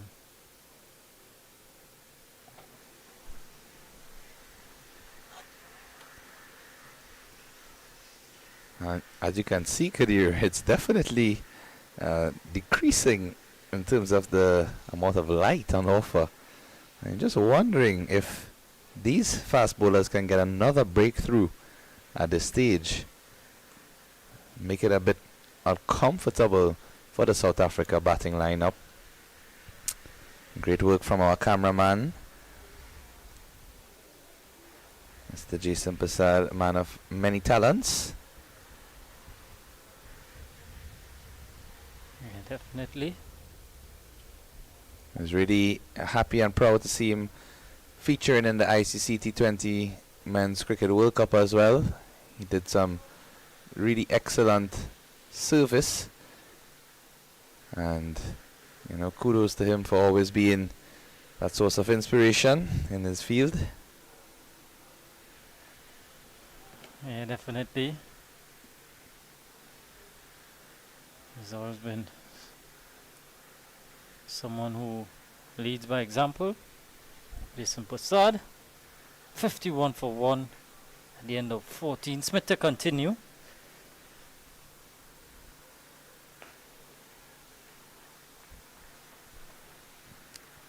It's good to see Jeremy Solozano back in the runs for the Championship 11. He did had a good first-class season. Last first-class season. Representing the Windward Islands Volcanoes, of course. And he did have some good scores in that championship. So earned him a place in this team. Well, we all recall the very unfortunate incident where he got the call up to the West Indies team and unfortunately suffered an injury that did not allow him to continue playing, and it was very, very early on in the game. So yeah, I recall that injury against Sri Lanka, in Sri Lanka, feeling at bad pad and took a knock, nasty blow to the head, and as a result could not feature in the test match, and then eventually lost his place in the West Indies team. And at that point he was in some excellent form. He scored a couple centuries and a couple more scores of 50 odd playing in a domestic season. So everyone was hopeful to see what he would have had to offer. I think with the recent performances of Kirk Mackenzie in that English Test series, I believe that was the lowest average by a number 3 West Indian batsman in a series ever. Yeah, And not the ideal series that Kirk Mackenzie would have liked. exactly, and it's not to be too harsh on any cricketer. Granted, he's still a youngster who's still up and coming. You can see he has a lot of talent. When he connects properly with any delivery, his class and his elegance is certainly on display. But sometimes, Kadir, as we both know, in this lovely game of cricket, there are many ups and downs, and there are times where you might have a downturn in form. But Mackenzie has made runs many times before, and he's someone who just needs to keep his head up, continue working hard, and try to regain that consistent string of performances. Edging and gone. Taken by Greaves, and Niall Smith getting the big wicket of Tristan Stubbs. A fine catch by Greaves at second slip. South Africa lose their second, 51 for 2. Captain leading from the front in the slip squadron with a magnificent catch diving sharply away to his right, but Niall Smith persisting with that line outside the off stump, and you can see there Greaves in fact going to his left. It was the first fielder going to his right, but getting reward for his consistency in that specific area. Kadir, he did not budge, did Niall Smith. He continued to pitch outside that off stump and was rewarded with the edge. And this is an excellent shot here again. Look at this top class camera work from the big boss himself, Mr. Passad. Yeah, good catch on either ends of the spectrum. Yeah, good catch off the field from the camera, good catch on the field. And it's good that West Indies has been able to receive that breakthrough, the championship team. And you know the saying, Kadir, 1 brings 2, 2 brings 3. And with the skipper coming to the crease, Temba Bavuma, after a very long stay in the field as captain, now getting his chance with the bat, he'll want to come out here and bat to the rest of close of play at minimum, I'm sure. Yes, certainly a job for the captain to do. It was good on the part of Niall Smith. He continued with his plans and it paid off as we have a look at some of the ground staff taking the opportunity to get a knock in. Keshav, I know if I miss you where you'd be. I'm just looking to see if I'm seeing Ruskin mark with ball in hand. No. Oh, he's probably just observing on the sidelines. It just goes to show you the love and the passion for the game down here in the Caribbean. The groundsmen hard at work from early hours of the morning to late hours of the night, but in between the day must get in some cricket, whether it's watching on the field or taking a little knock themselves. It's a success for Smith. Bavuma now win at 4. Captain and leaving alone this delivery just outside the off stump. Good again from Niall Smith, operating in that corridor of uncertainty. It's good for him to operate there to the new batter. Yeah, Bavuma, loads of experience, 34 years of age, skipper for South Africa. 57 test matches, 97 innings, 2,997 runs total, average of 35.25, high score of 172. South African captain. Brilliant numbers. I think for his own sake, he might probably just want that average to be a bit higher. Just under that 40 region. But still healthy nonetheless, as the 15th over comes to an end. The score 51 for the loss of 2. Very important wicket in that over. Niall Smith having Tristan Stubs caught in a subcordon by the skipper, Justin Greaves.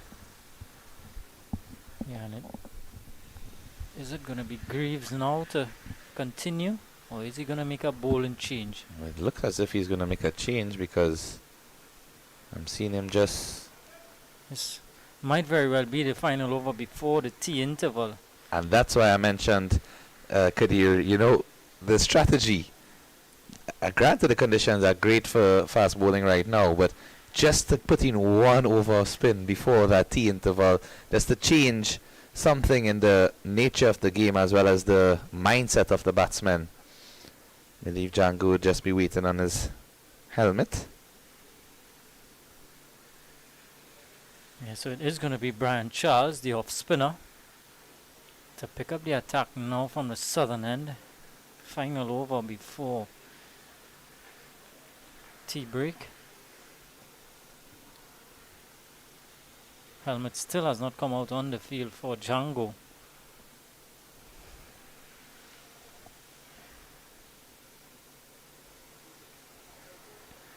Might be an opportunity, a slight crack in the door for Brian Charles to maybe get into the West Indies team. I'm not sure what's the latest update on Kevin Sinclair, but I know he was injured for the final test match of the England series. I'm not sure if he's going to be fit to take his place in the squad. So let's see what Charles has to offer. Well, Charles would have faced a few deliveries from Dane Pete before he was dismissed, and he would have seen that there is some turn on offer for the off spinner, especially bowling from the end he's at. And outside the off stump to the right-handed batsman, there's a little bit of rough, and some deliveries have in fact kept low as well, passing under the edge of the bat. So I think you try to focus around that area. See if you can get one to either turn sharply into Markram or just keep a bit low. Cutting away is Markram. And yeah, Brian Charles is a thinking bowler. Very guileful. Not a huge turner by any stretch of the imagination, but what he does well, he varies his pace nicely. Slightly shorter, but Markram quick to go onto the back foot and punch it away through the cover region. It's not going to get to the boundary. Good chase from Chandapal. 3 more to Markram. And you can see, as you were just mentioning, his variety. That one, he certainly bowled slower than the previous deliveries. Flighted it extra. And due to that lack of pace is why the ball didn't race away for 4. You can see the winds picking up. Just seeing the shirts of the players blowing with that heavy breeze that's coming across.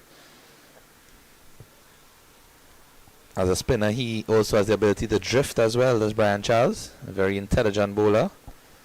Started his cricketing career with Presal from a very young age, and now he plays with Queen's Park. A bit of turn there for Charles. Yeah, so definitely Brian Charles. A lot of experience at first class level, 44 matches, 150 wickets for the off spinner who hails from Trinidad.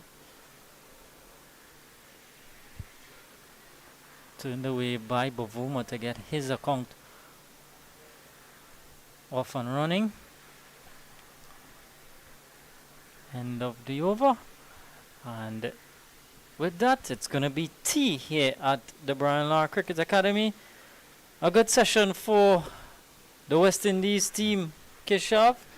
You know, having gotten those 2 wickets, 55 for 2 it is at the end of 16. Your thoughts on that session?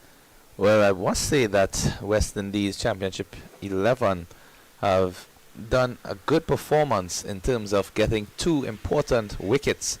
The one error or mistake I would say is the fact that Ada Markram is still there, because there were 2 opportunities, 2 catches that went down in which they could have capitalized on getting the wicket of one of South Africa's premier batsmen, who is now set on 37, who will be looking to score 50 and more. And as we saw from yesterday's innings into today, once you bat on this wicket for some time and you get yourself in, it's very easy to score runs. And I'm sure Markram would be taking that confidence with him going forward into the rest of today's play and the other 2 days remaining. But all in all, the West Indies team has certainly done well in prizing 2 wickets that of Tristan Stubs and Tony De Zorzi. De Zorzi going for 9, Stubs going for 8. And at this stage, I would say that they have the upper hand going into the tea interval. Still a very healthy lead, noting that they scored 397. They have a lead of 342. And I think in this essence of the practice match career, it's more about batsmen and bowlers and fielders getting exposure rather than looking to win first innings per se. But at the same time, you have to play to win, because that would do wonders for your confidence and ability going forward to the rest of the series and those who might be looking to get the call up. Yeah, so more to look forward to on the other side of the tea interval. And just to look at quickly at the wicket takers, Anderson Phillips 5 overs 1 for 22, and the other wicket taker Niall Smith 3 overs 1 for 6. So more action continues on the other side of the break.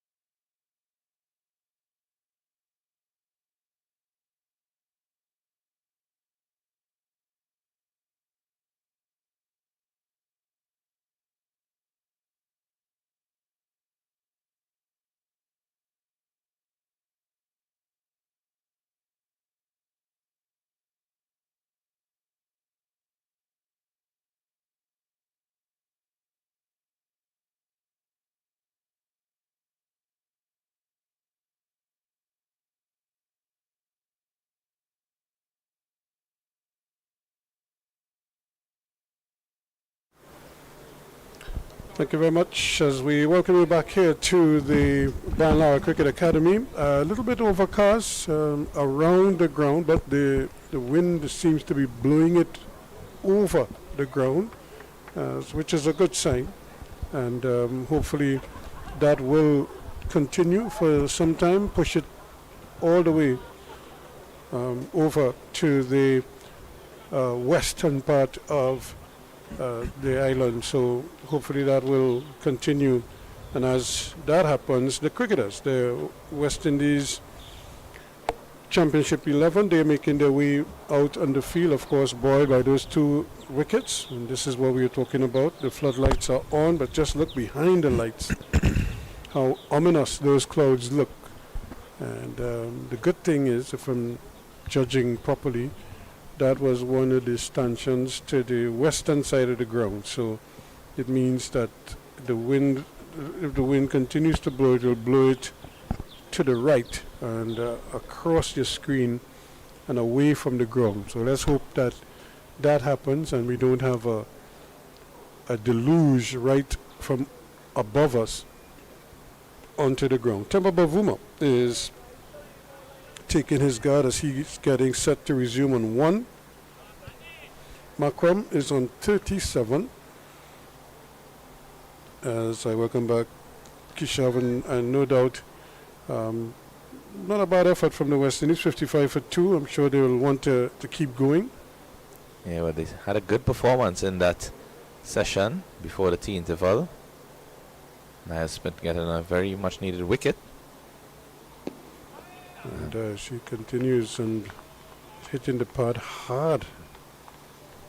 And as they say, sometimes he bowls what is called an iron ball. And that's his best delivery in terms of how he continues to get his wickets from what we've seen over the regional tournaments thus far. Anderson Phillips in a shot there. Also the other wicket taker. Excellent delivery he had to dismiss Tony DeZorzi. Bowl between bat and pad. With these conditions here, Ruskin, with the overcast weather, his pacers would be looking to see if they get any assistance. Yeah, but if you give him width like that, Bavuma is going to feast on that. And he's off and running after the interval with a nice boundary. I think if even you're looking for assistance with the conditions, you can't be bowling that short. Need to get a fuller length. You can still see some shine on the ball. You saw a close-up of it run to the boundary. So they can try and see if they can get some swing out of it. Yeah, because it's nice and cool right now. A little overcast, as I said. But no immediate threat of rain.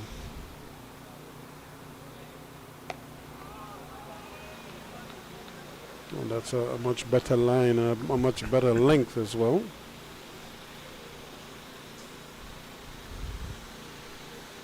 Forcing the batsman to have to play. Keeping that shine. No fast bowlers always like to choose which side they prefer. Jeremy Solozano doing his bit. Sure, he would love to pick up a catch now. He must be very buoyed by that 100.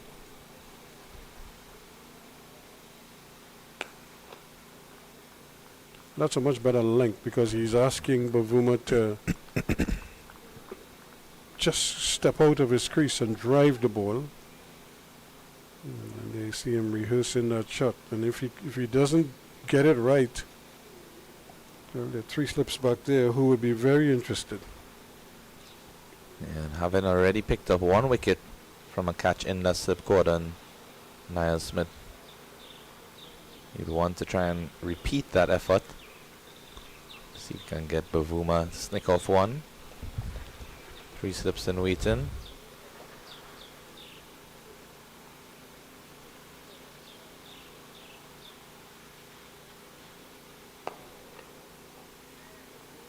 Again, keeping the ball up. After he bowled that short ball that was dispatched by Bavuma, square of the wicket, almost every delivery has been a fuller length so far in this over. And Bavuma hasn't been able to get him away.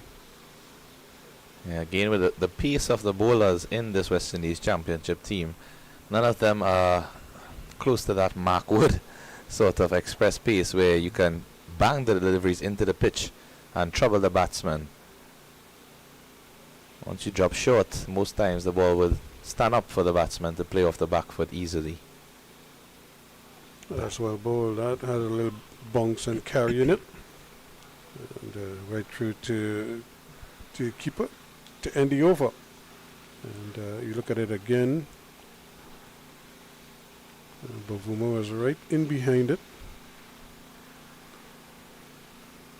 59 for 2. See some of the TTCB executive members looking on at the action.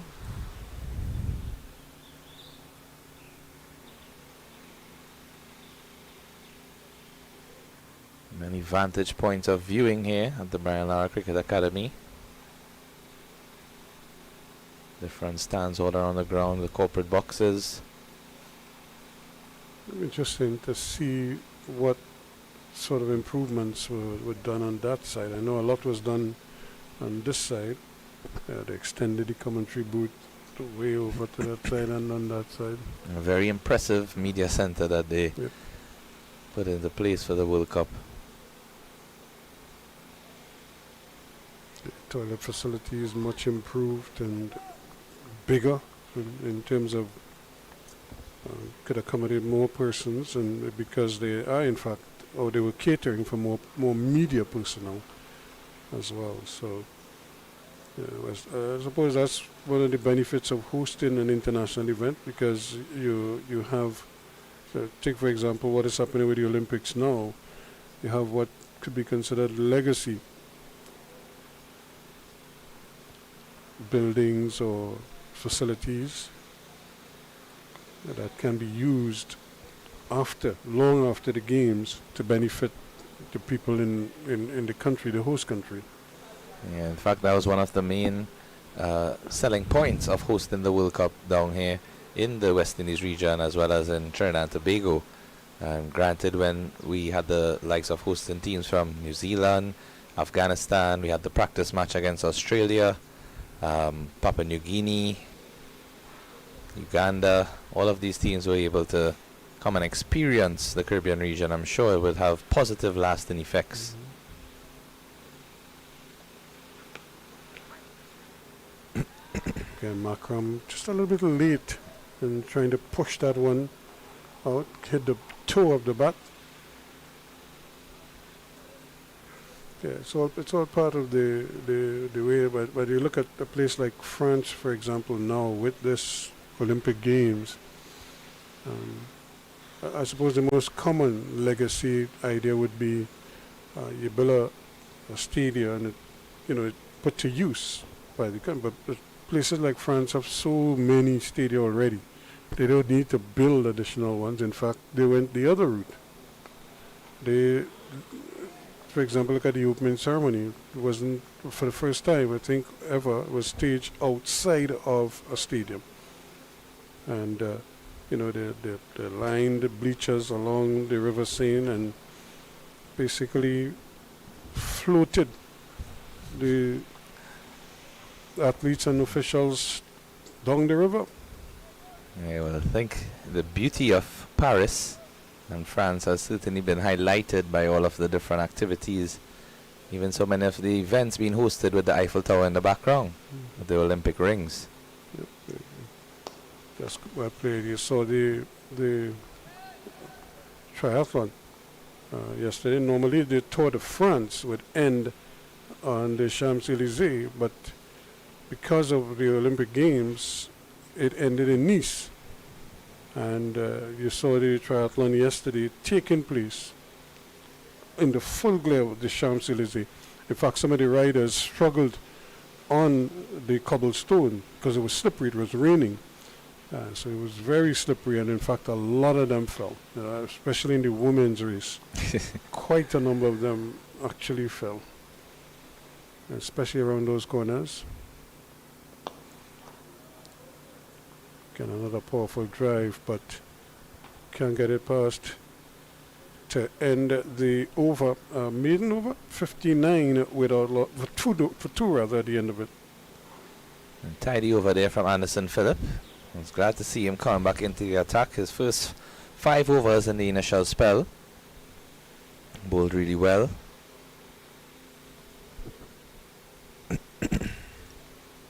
And again, this is, well, yeah, 5 overs at 22 runs, 1 for 22 at that point, yeah.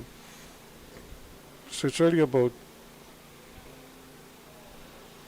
well, the rain is, the heavy clouds rather, still perched right above us.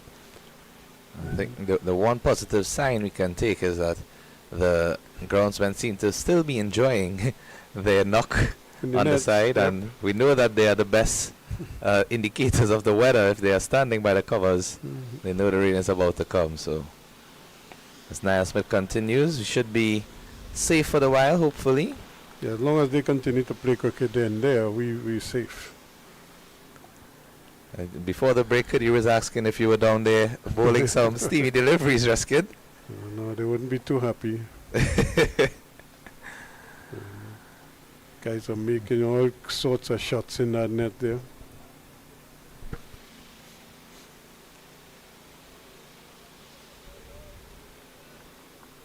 And that's the thing now with that portable net that they can move, and a batsman could make as many shots as he like in there, and the ball would be right there for him. That's another good delivery. Yeah, we saw the portable nets being used during the lunch interval as well, where some of the South African players were having a net out in the middle.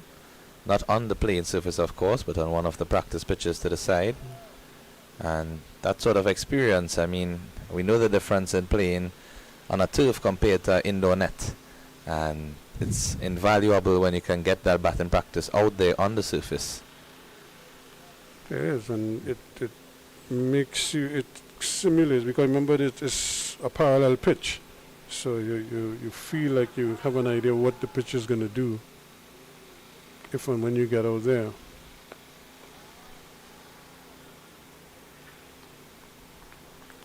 So Bavuma and company being kept relatively quiet, not being allowed to really get a move on after the tea interval. But to their credit, they haven't lost a wicket, an early wicket since the break, so they are trying to dig in here, get themselves set to maybe launch a little bit later on. Markram at this stage, 37 from 59. He would be eyeing a 50 once he can bat till the end of play. Bavuma would just be looking to get himself in and remain not out. He's going to have to hurry, but he will get the single here. Not totally convincing, but no real alarm there. Just coming off the inner portion of the bat.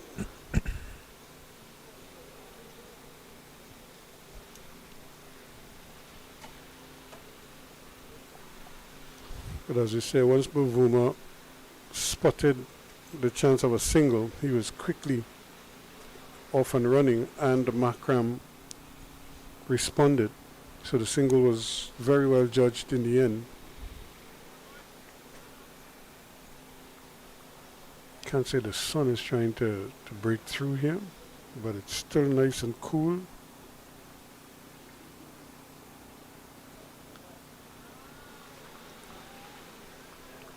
It's really good conditions to be out there.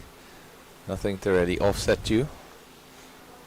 Floodlights on, helping with any problems with sight that a batsman may have due to the red ball and the dark background, but don't seem to be troubled at this point. No, it just seems as if they're going about their business very well.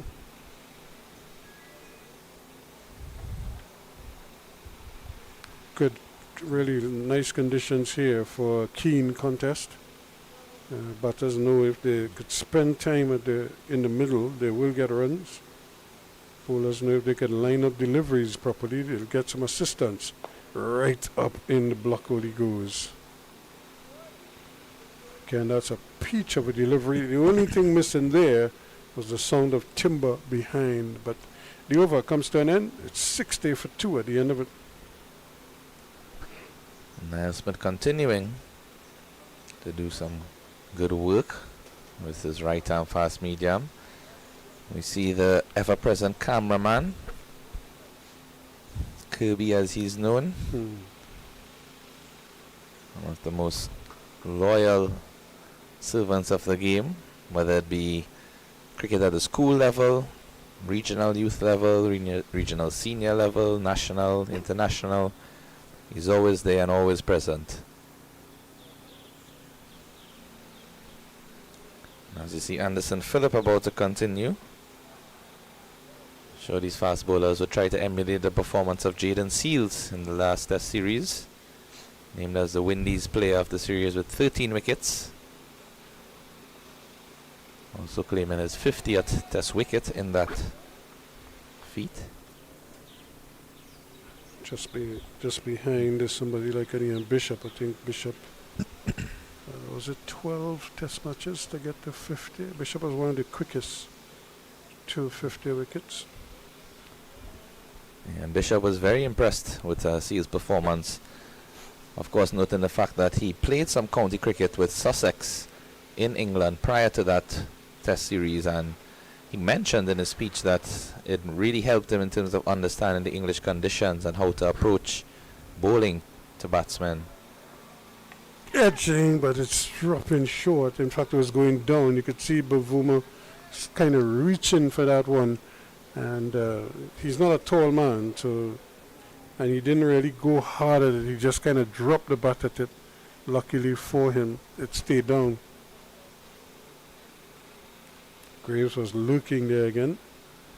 Well, that same area of the pitch, Ruskin, as we have seen on deliveries from both spinners and pacers, the ball just seems to keep extra low.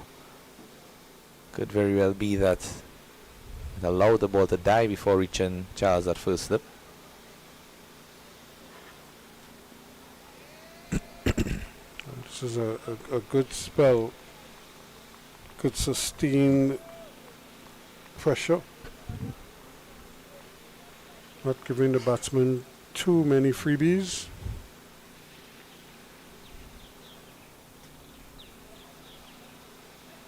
I'm sure members of the West Indies Test team will be looking on, see how the South African players have fared. As Captain Craig Bradford noted, he's really looking forward to these 2 Test matches. Being well defended there, as Bradford said, they have a lot to learn, and as a group they have to keep that positive attitude, and the key is to stay tough mentally and believe in themselves. They know that they have to improve, and they have to do their best to improve the performances for the region as a whole. A few positives to take from that series, Ruskin. Yeah, well, you always look for bright spots, in the midst of all the gloom, the doom and gloom. You could always point to Kavim Hodge, the batting of Athenaeus, the batting of Louis. And, so you're trying to build on those. If you have more players who you could point to, it means that more people are performing.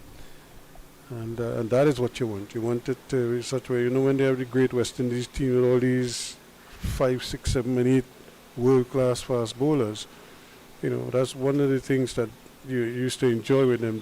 They enjoyed each other's success. So if Ghana was taking wickets today, there was no skin off the back of Andy Roberts or Joel or, somebody else, because they all celebrated this success, especially once the team continued to win. The over comes to an end, 60 for 2. Another maiden. Yes, definitely the way that West Indies needs to improve overall is by taking the lessons learned As you see, the power washing still ongoing. It's been a couple hours now. Yep. Doing some persistent Serious work. work. Don't think he's interested in the game and the practice net on the side. Yeah, his back is to the actual play. So I don't think he's stopping between overs to check on the scoreboard or anything like that. He has a job and he's trying to get it done. Just like we see Niall Smith with a job to do here. Can you get a breakthrough for the Windies? And there's another one that stayed down a bit. Markram had to look almost like Bavuma there to get down to play that one. Yeah, multiple occasions from Niall Smith we have seen that ball nipping in to the right-handed batsman and just getting that inside edge. The ball can go anywhere. Luckily he got some bat onto it, because had he missed it, well. We'd have called that a subterranean rodent, also known as a rat. Now, what do you think about the run-up of Niall Smith, Ruskin? He always had this very almost casual approach. There's another good delivery. He just seemed to amble up to the crease. Doesn't really take too much out of him to do it. He gives you the impression that he could deliver the ball about 2 or 3 meters before he actually gets to the wicket, because he just seems as if he's repeating the same steps, for a long period of time, getting up to the wicket. So you think that if he was to shorten the run, he'd get to the crease a lot sooner, and it will take a lot less out of him. And he'd probably be able to bowl longer spells. But I suppose it's just how you feel, how your body feels. As well bowled again. And I do think if he can just shorten that by about a meter or two, it's going to take a lot less out of him. And because if you look at his stride pattern, he's really not accelerating up to the crease. He's just ambling up to the crease. So it's like a consistent movement. So the mechanics are the same. And because if you look at it, then you let's count his steps as he's running into bowl. And you'll see, maybe that might help explain kind of like what I'm referencing here. That's close to the edge of the 30 yeah, yard. you can check 1, 2, 3, 4, 5, 6, 7, 8, 9, 10, 11, 12, 13. So he's doing like 13 steps. They want a single, but it's not there. And prior to the 13, he had a couple short steps right before he kicked off with the run-up. So let's say about 15 total, if so much. Well, what should I say? Those stutter steps that you take. Most bowlers take that because then it sort of gets them up into that momentum. To running. So that's like the walk before the run. And so those stutter steps kind of just to get momentum to take off. But what I'm saying, if you look at him, if he's doing 13 steps, which is not a bad run-up, but at the same time, the way he's running, and for the length of time he's running at that pace, he could easily knock off 3 or 4 or 5 of those steps. He could deliver right there. Because nothing else changes as he's running up. It's the same pace that he's going throughout with the run-up, the same constant. I would say like a fast-paced jog, if anything. Because I suppose, again, because the game has changed so much has changed in the game in terms of the way field placings, the way people approach batting. You see the reverse sweep more than ever now. Guys play, even Test cricket guys are playing reverse sweep and what have you. And when you look at his bowling here, again, I'm sure this is something he's been practicing. So this is what he's comfortable with.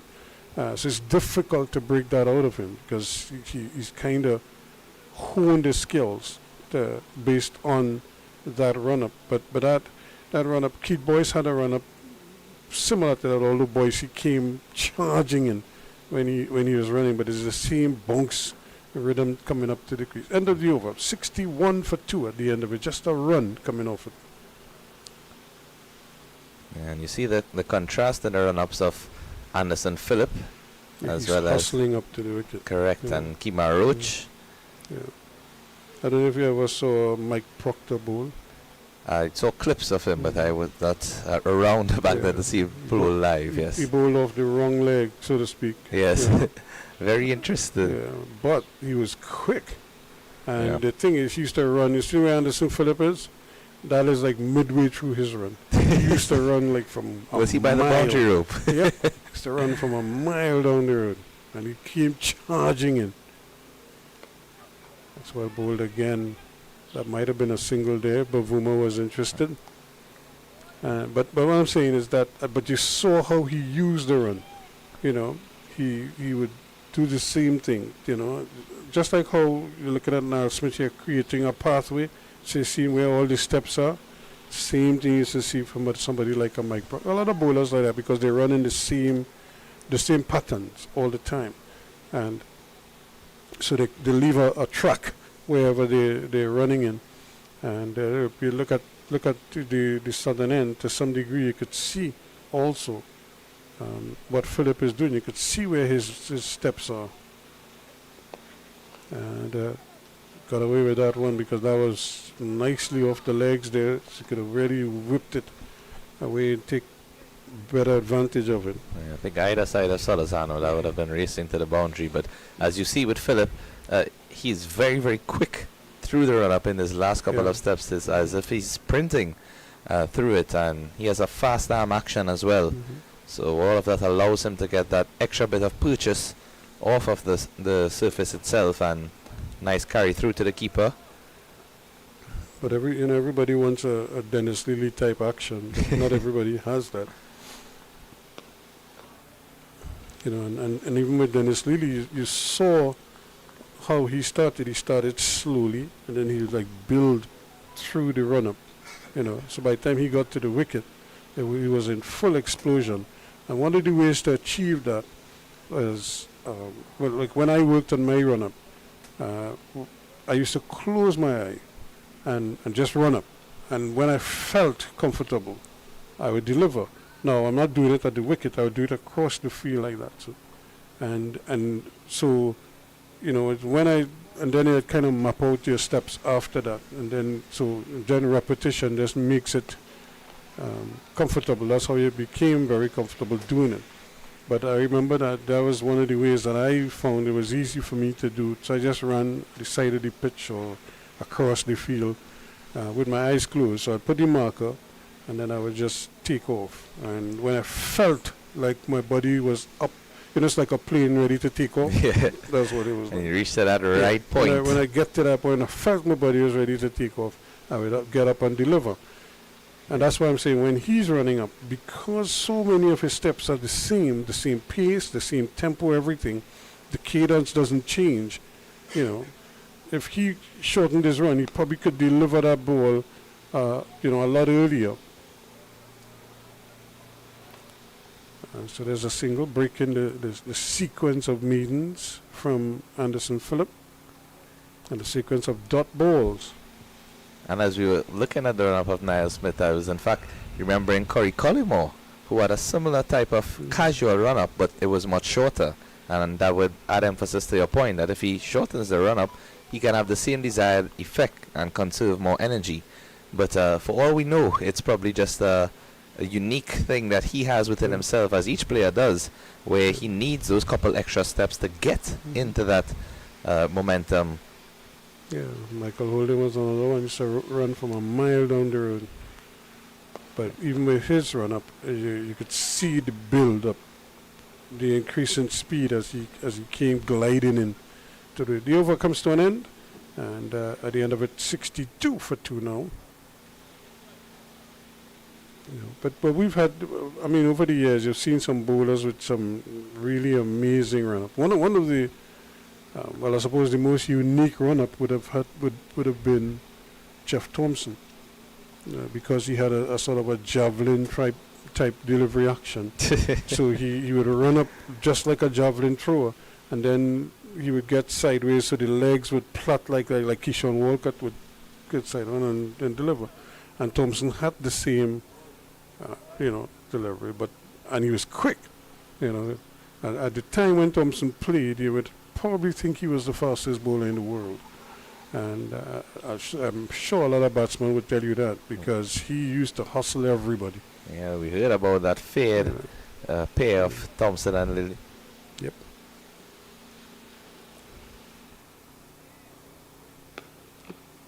Well played and well bowled.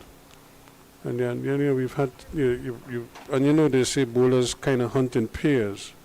But just that the West Indies kind of broke that trend when they were hunting in foursomes. You take out one, you plug in another one, they still have 4 great ones. Yep. Who Who would you say might have been more fair between that pair of Thompson and Lilly or the likes of Michael Holden and Joel Garner? I think the once Malcolm Marshall came on the scene as well. I was waiting for him. I think that kind of changed the dynamic a lot because he was so. Apart from being quick, he used to move the ball a lot more. That's a big shot, but that's 4 runs. You could see him getting into position early and taking advantage. Just a little bit of width on offer there, and Markram was quickly into position and dispatched it beautifully behind point. It's a lovely shot there from Markram, using that vacant position where we see Shamar Springer scored a lot of his runs in his century, and Markram played that one with confidence, so it wasn't Ed, so to speak, but just opened in the face at the last point. And as you said, Malcolm Marshall, one of the most feared fast bowlers in the history of the game. Yeah, he was. Well, funny enough, a man that hardly anybody speaks about in terms of fearing him, and the reason they didn't fear him is because he probably, one, he didn't play as long as some of the others, and he didn't have the success of some of the others, and but he was just, his whole demeanor was that of a fearsome person, or somebody who should be feared, and that would have been Patrick Patterson. I've heard about the stories of Patrick Patterson. Yeah, you're asking for trouble there, and you're getting trouble for that. He was too short, too wide, and Markram was too good. Yeah, that's really afternoon tee shot there for Markram. Played with such casual ease, and he would want nothing more than that as he approaches his 50, 47. He moves on to from 70, and with a boundary in the previous delivery, the next ball that follows it is short and wide outside the off stump. It's a batsman's paradise. Yep, and the wicket has no real terrors in it. It's just that some are keeping low, and so you bowl close to the stumps and hope that the wicket kind of bails you out in that regard. But once you're wide like that, it's just sitting up there and asking to be hit. And I think Smith ought to know by now that his strength is keeping it outside that off stump, angling into the right-handed batsman. There he goes again, punching this one into the gap, and that's nicely fielded there. For a moment there, it looked like he was going past.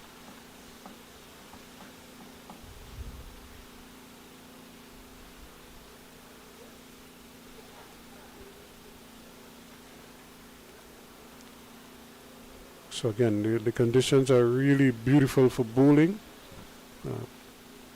Probably the wicket not the best in terms of life for the fast bowlers, but it's still giving them a little something.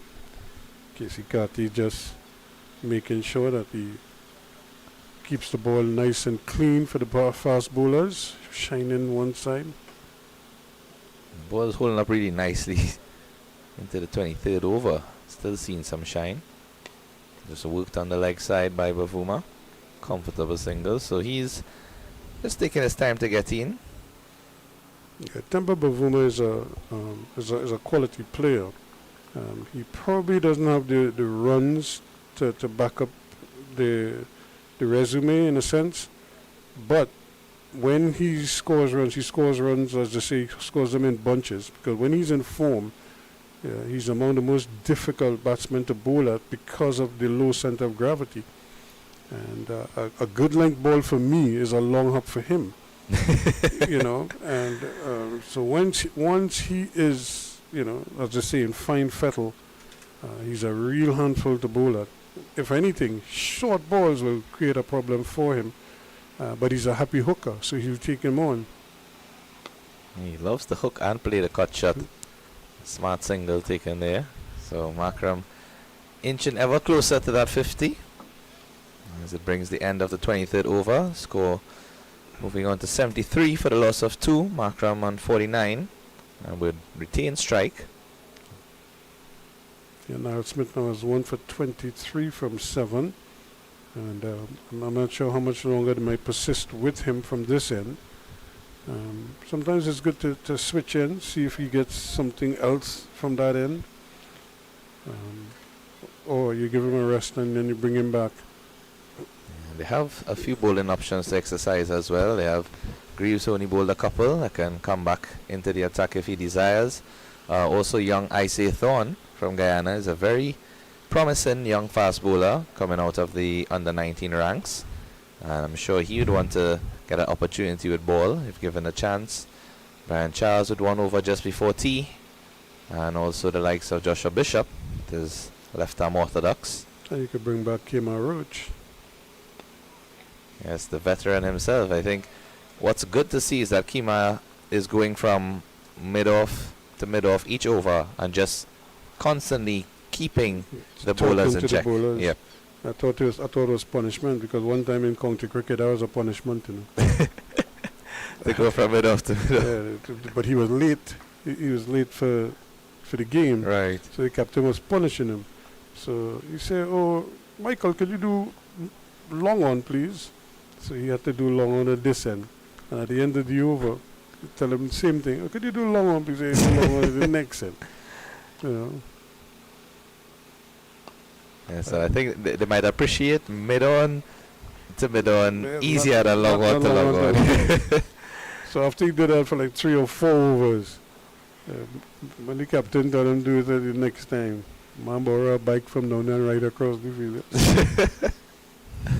He said, "You feel you punishing me?" He jumped on the neighbor. He borrowed a bike from the crowd and right. I've heard some really hilarious stories about county cricket in England, I must say. And even more so with the village cricket. I mean, from social media, we see clips with the village cricketers having the time of their lives. Some incredulous stories. That's well bowled. Anderson Phillips is really bowling. He's really bending his back here. Very impressive. Putting in a Herculean effort. Not getting much out of the wicket in terms of a response, but he's not letting that deter him any. He's still rushing in and, you know, bringing his hand over quickly, trying to extract whatever he can get out of the wicket. And imagine if he had that catch taken off of his bowling when Markram was new to the crease. Mm-hmm. Would have changed the outlook of this game entirely.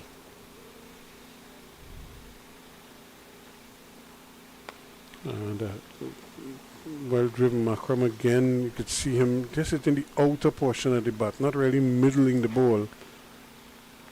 And that's, again, that is why this game is so important, because batsmen could now work on certain things, you know, because he might be thinking maybe the leg not moving as well as it should, so I'm not getting, you know, as close to the ball as I should, or directly behind the ball as I want to, because as we all know, in the white ball game, most of the batsmen stay at the side of the ball because they want to open up the offside a lot more, so they don't get directly behind the line. But now that you come to Test cricket and this type of thing, this could be runs here, and Carty this time can't hold it in, and initially, and they're going to get 2.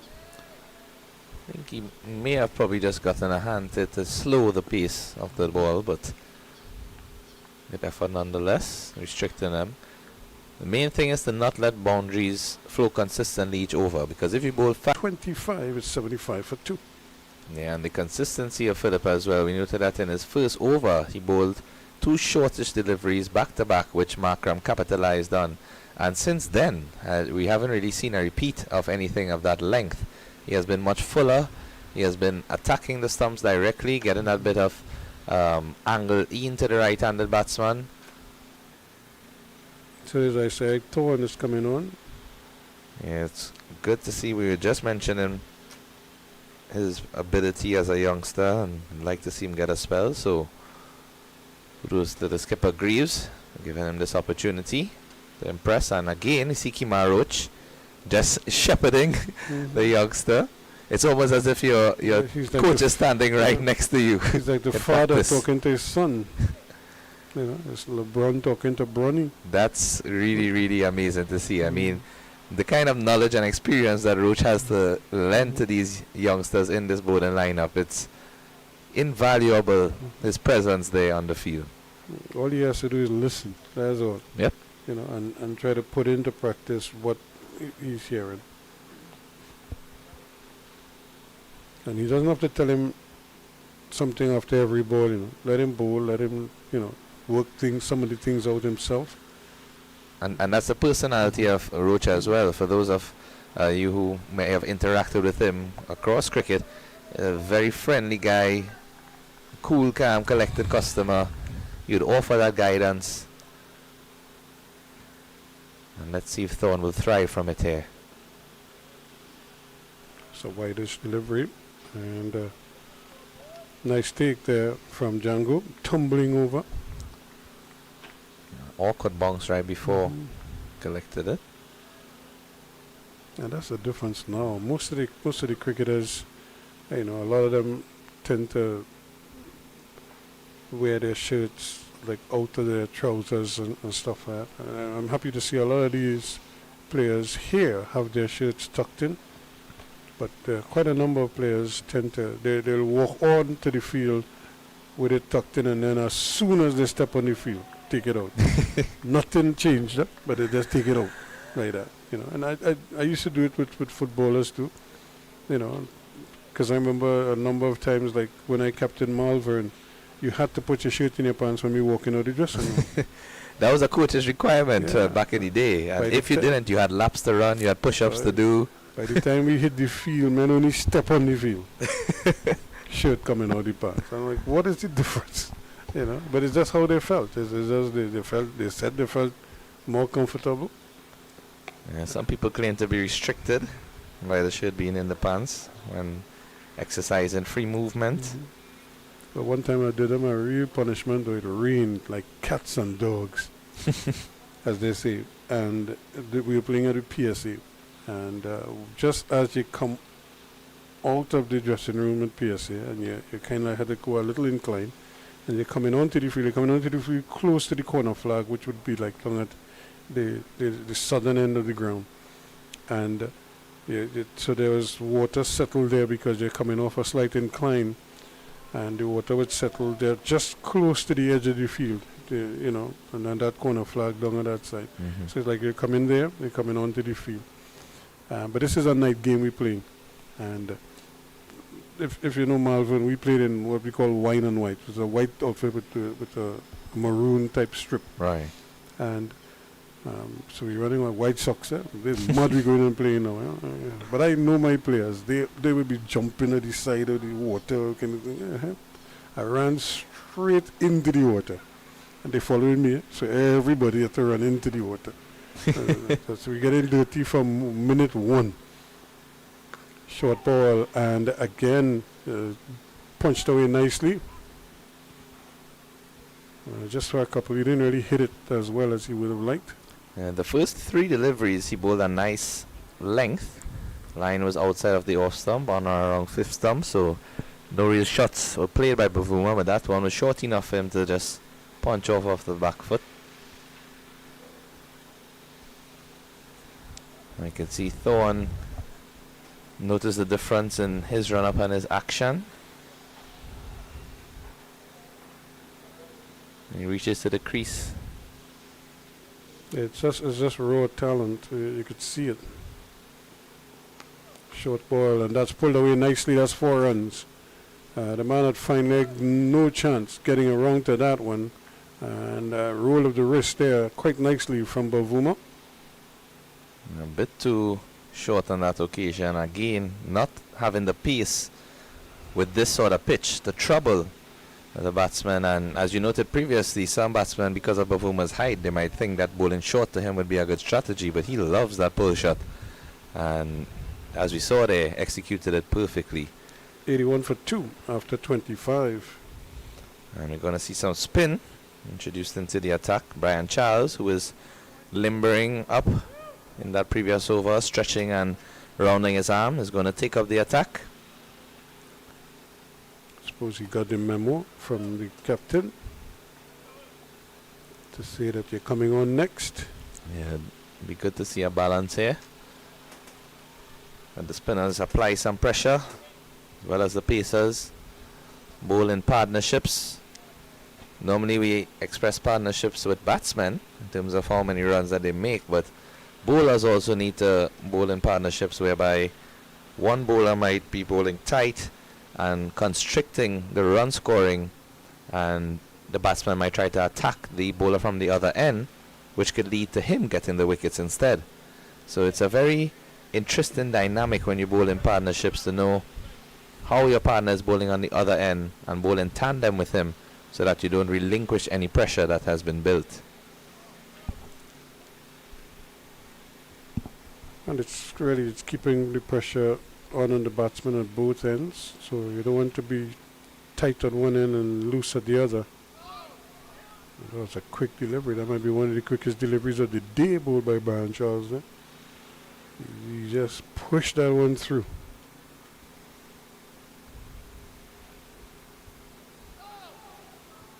Well played again, and just giving himself enough time and room to just caress it. And Markram getting to his 50 within the last couple of overs, so good knock from him thus far, the opening batsman. 53 from 80 now.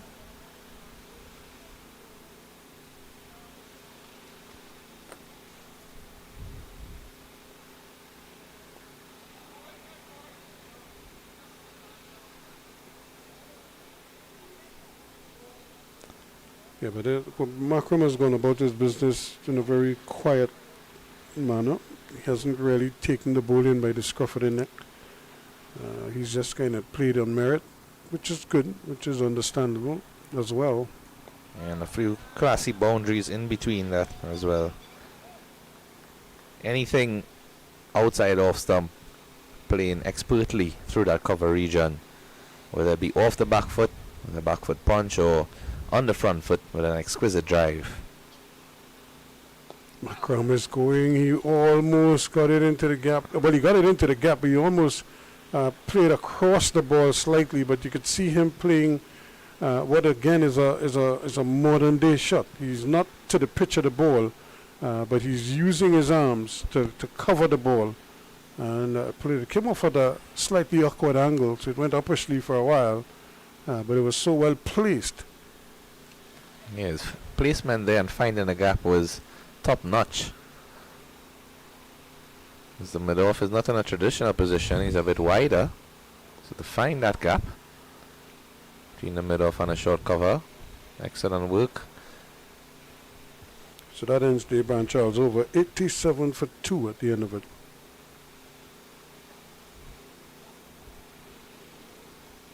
So he is 0 for 10 from his 2 overs.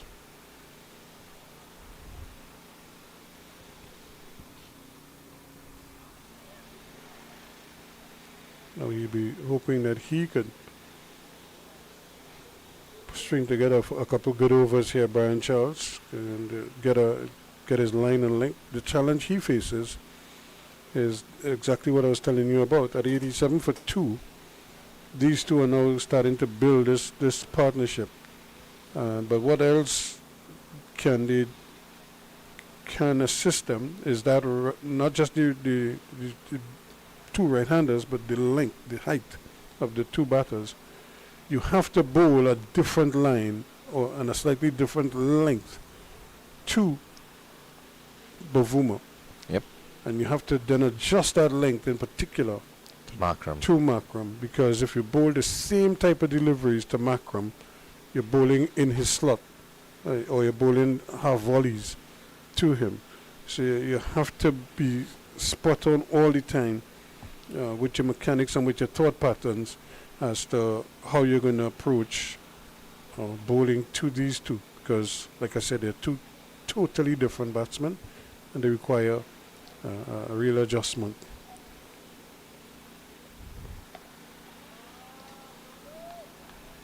And it's really up to the intelligence of the bowlers to use all of their wit in terms of varying their line and length to each batsman.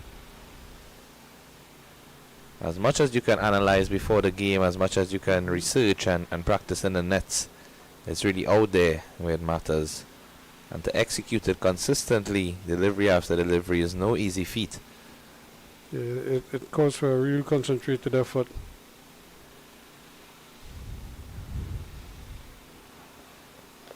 He's going for another pull shot. He cashed in on one in the last over. He almost repeated the dose here. I think that one just seems to have struck him in a very sensitive area. So he's just gathering himself there while Markram does some gardening on the pitch.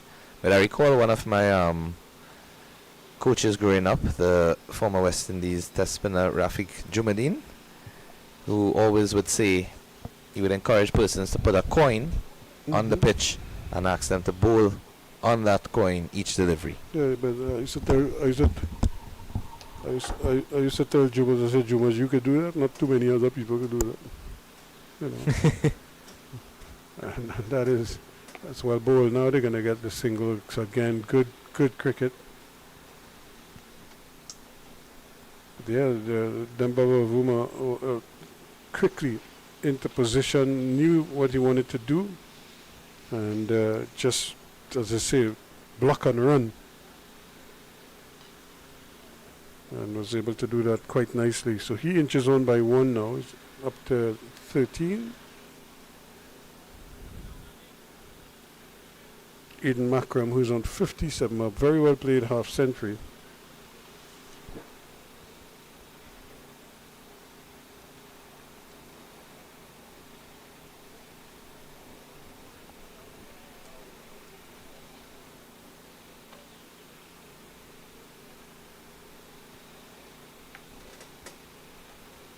So again, the bowlers, while Maharaj could be talking to him or talking to them as a unit, they too have to be able to work out, certain things, certain aspects of their game and certain aspects of the plan, how they're going to approach things. Now, he just bowled a short ball to Bavuma and got away with it because he pulled it. He missed it and it struck him in the person. He got a single. Now he has Markram to contend with. And again, Markram is so strong through that offside. You could see him in position and waiting. But again, because the wicket has that variable bounce, it probably didn't come up or didn't stay down as he would have liked or he anticipated. It kind of jumped at him. And he ended up in a slightly awkward position to play it off the back foot through the offside.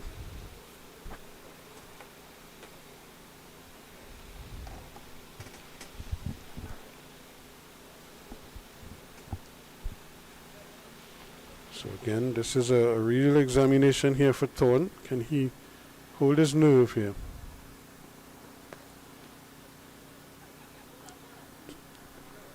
Again playing into the offside but finding the fielder, so some good pressure building. If you can have a batsman playing the shots he likes but all goes to the fielder, he might want to try something different and innovative, which can always lead to a mistake. So it's hard work, Markram. But this will do his confidence a world of good. Not that he was lacking in confidence. Remember his knocks at the latter stages of the World Cup for South Africa. He came on by leaps and bounds there. He was always in the runs, giving them starts. And that's well played again. That's glorious. beautifully played, and again you could see him just waiting for it and then taking full advantage. Class, elegance, everything in that shot there from Aidan Markram. Just really a textbook definition of how to play that cover drive, and brilliant execution of it from Markram. Moves on nicely. 61. The only thing that spoilt it was Jeremy Solozano tried to cut it off. Yes. Yeah. But the ball just kept speeding across the turf and away from him. And he was unable to reach it. Yeah, that's the only thing that kind of spoilt it. So 92 for 2 now, with Markram on 61. Bavuma is on 14. He's on strike. Brian Charles is the man who is charged with the responsibility of getting this breakthrough here for the West Indies Championship 11.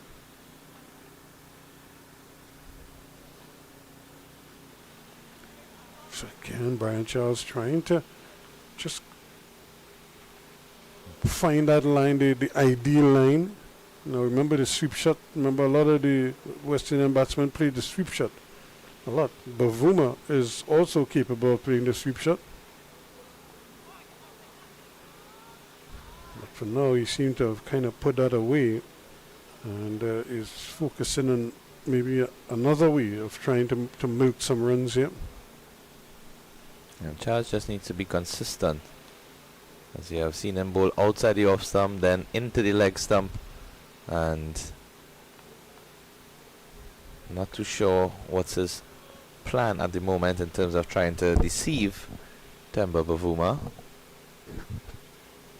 Has two fielders deep on the leg side, a long on is out, as well as the deep mid wicket.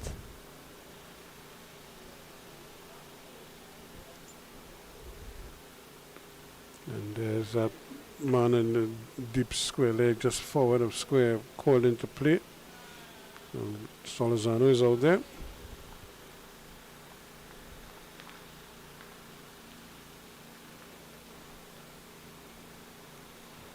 Now for the taller Markram, the field is almost identical.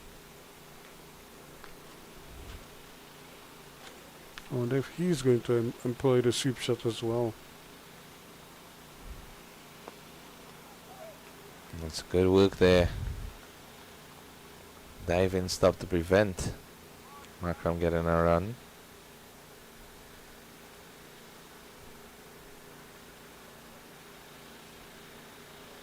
So it's a period here where Brian Charles could really make a name for himself, you know, if he could, as I say, just ring away here.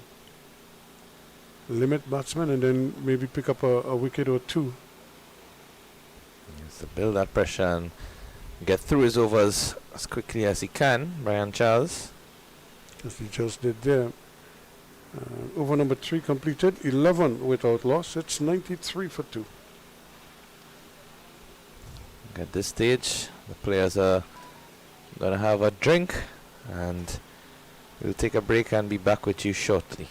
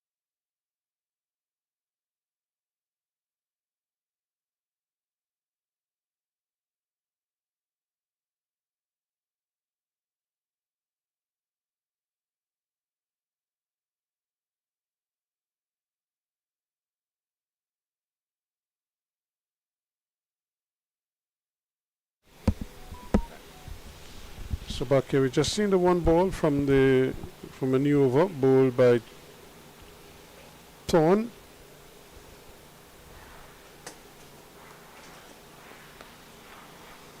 Again, just a little bit too short. He's allowing Bavuma the opportunity to just kind of stay on that back foot there and open up the offside. Now he does have the man at deep square leg for that short ball, and there's a deep backward square and a deep square leg, a mid wicket and a mid on, mid off cover point, backward point, and 2 slips. Yeah, Thorne has been trying to get into his stride and just find that right bit of energy and momentum for him to get into that consistent line and length. Again, this one just drifting into the pads, tucked into the leg side from Bavuma easily. And as a young fast bowler, Ruskin, you'd think that he'd want to gain from all of the experience on offer here, see what the bowlers before have done, and try to emulate that, as well as trying to consistently do the same, if not improve. Well, again, as a young bowler, your first order of business is to try to find a good line and a good length. Then you could increase your pace as you go along, and then you start to add to that. That's well played, and that's brilliantly stopped there indeed. Just really scrambling over and making Carty doing very well. Scrambling over to his right and stopped it with one hand. It's almost as if to say, come here, where are you going? Yeah, so that was great work from the fielder. Stopped 4 runs, most certainly. And Carty has been throwing himself all parts of the ground. Can see him just holding his shoulder. I hope it's nothing too serious.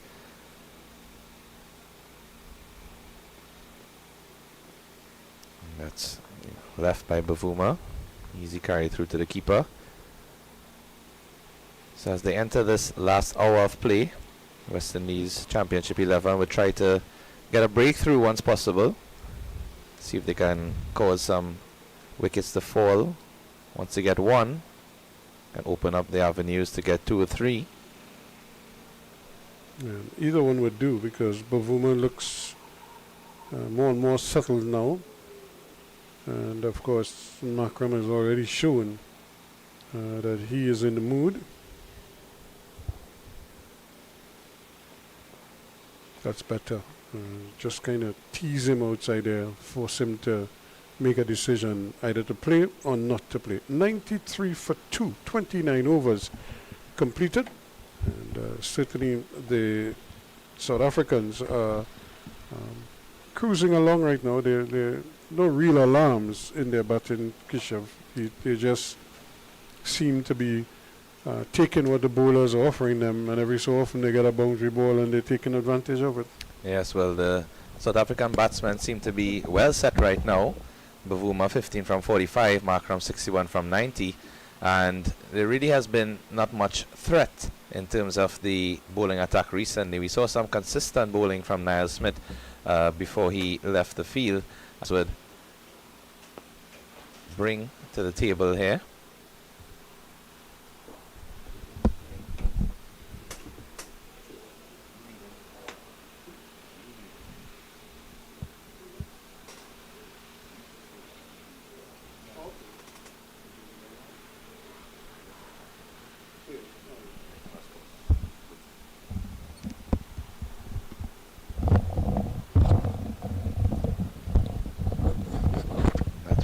Just tucked into the leg side, so single to Bavuma. And Charles just not finding that right spot on the pitch as yet. Some deliveries have been a bit too close to that middle stump, and with a little bit of turn on offer, allowing the batsman to easily work into the leg side. And again, you see Markram trying to open out, and just hanging his head in dismay as he wasn't able to connect with that one. So I welcome Mr. Joel Bailey, experienced veteran, terms In of the- writing, that is. Not in commentary, but good afternoon to viewers. In terms of the game itself, you know, your knowledge of the sport is certainly up there. True. Good afternoon to all viewers here in West Indies. As Aidan Markram has welcomed me to the commentary booth with the commentary section. I think with a boundary. Well-driven cover drive. And, of Brian and that Charles. shot, Joel, as we have seen throughout the day from Markram, it's one of his most go-to in terms of anytime the ball pitches extra full, he just steps forward and casually plays that cover drive Yeah, with he- such ease. Off both pace bowlers and the spin of Charles, he has shown a liking for the off drive.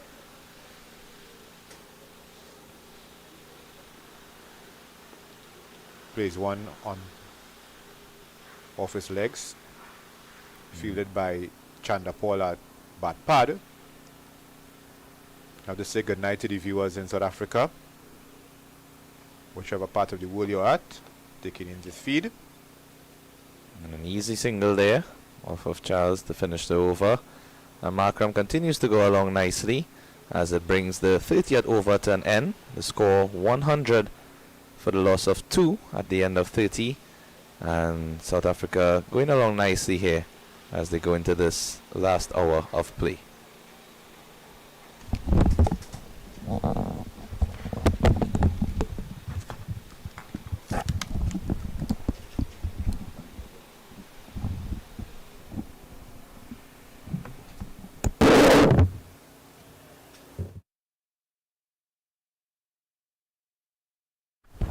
So it's going to be Thorne who's going to continue with the attack. As he starts to kind of get into his work here now.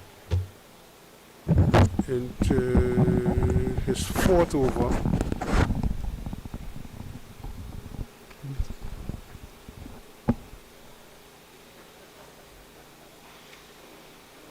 So just has the 2 slips to work with at the moment.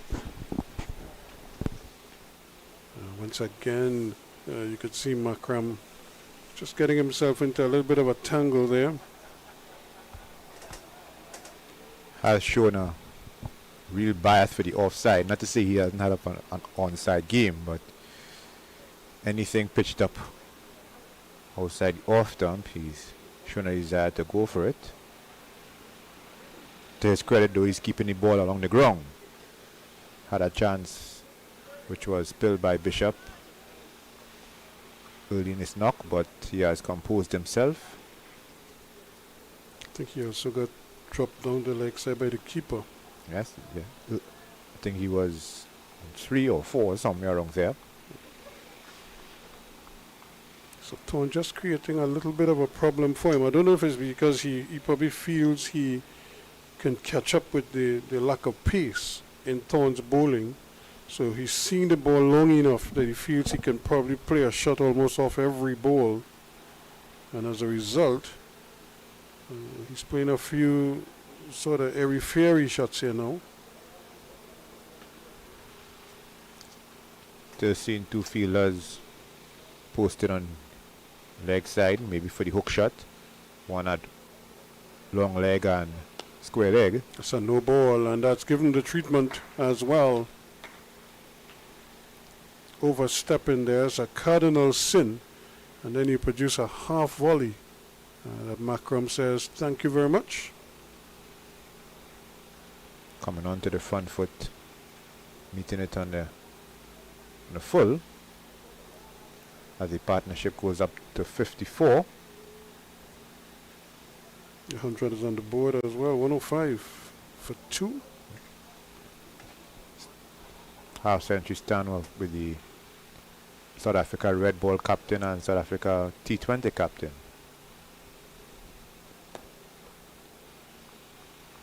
Markram again trying to take advantage. Ball went straight to Kevin Wickham at Golly.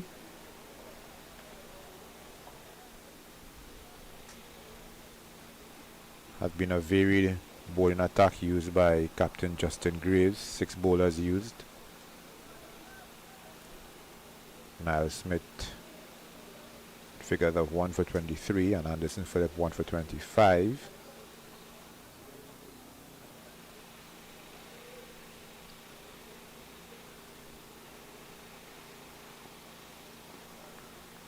Again, just a quick adjustment in the length there. Markram this time. Just watching it, not trying to overdo the shot making.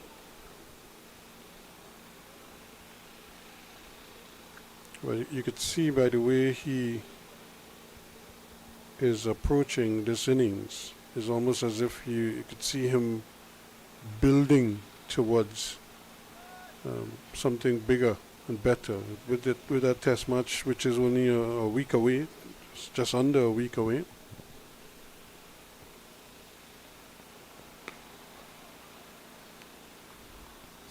Here on the grounds you've seen two sets of lighting, one from the sun, which has come back out. It was a period of overcast, cloudy conditions. I wouldn't say overcast, cloudy conditions here, but the sun is back out, and also the floodlights. The floodlights were turned on during the tea interval.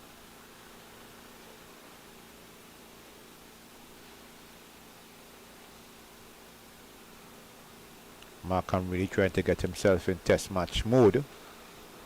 As Ruskin mentioned, test match is 6 days away, to be specific.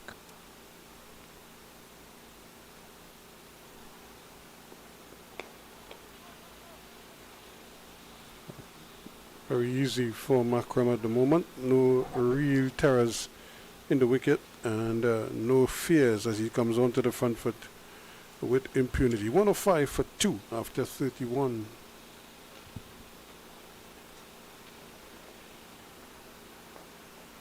Brian Charles gets ready to bowl his 5th over.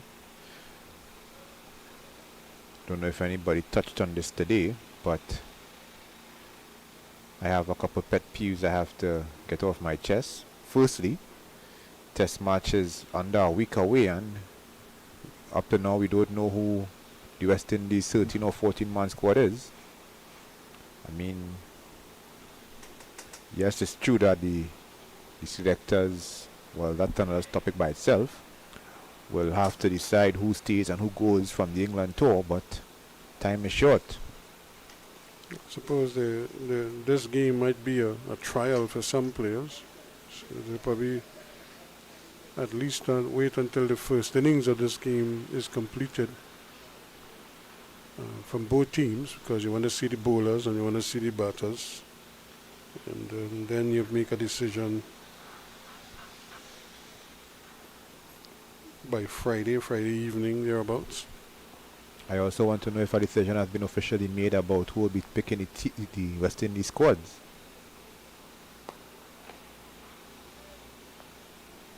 Men and women, that is. Nice use of the feet there. I'm sure there's a contingency plan in place. Yeah. Because you do have coaches handling squads. Cricket West Indies President Kishore Sharma was on our radio program, the known show Mason and Guest show on Tuesday, and he made mention that the coach will have a great say in terms of the team selection, almost as if the coach may be the lead selector, but that's yet to be officially announced. And to me, that's the way it should be, because if he's the one who's going to be held accountable for how the players perform, then it's only fitting that he should have a say in the players that he would like to have at his disposal. Yeah, that was the same rationale given by Dr. Kishore Sharma. My thing is that I don't think it should just be the coach and the captain. I still think they should have one or two selectors who are watching the cricket at the first class level. And that's a good shot again from Bavuma. Remember, he's a small man, so his center of gravity is very small, so he can, as I say, swing on a dime there, and he's making a full swing. And but it just seems everything is done so close to him. 106 for 2 as the over comes to an end. The other pet peeve And this one is really petty, but from a media perspective, we haven't gotten any notification as to when accreditation will be out. I mean, I don't know if the media will have to come on a day-by-day basis and sign up to cover the matches. I don't know if that's the road will be taken. I mean, it sounds wacky, but you never know. Well, I haven't had like an accreditation, but I remember that accreditation last year that lasted throughout the year. Yeah, So I don't know. I don't know if it ended in 2023. I don't know if they had a new thing that you had to sign up or make sure and get accreditation earlier in the year. That's well bowled. That was, you could see the movement back into the right-hander. But Puppy was doing a little too much. So that is a delivery that he needs to try to replicate. And, you know, even if he just bowls it a little bit shorter in length, push it down in front of the right-hander and let it move off the wicket. To Bavuma's credit, though, he played forward, so any appeal the umpire will consider the ball to be going over the stumps, or at worst an umpire's call if they were using the DRS system. And there he is again. That is more like it. That's the delivery, that length right there. Because he's not playing back and he's not coming forward. So he's just playing from the crease. Yeah.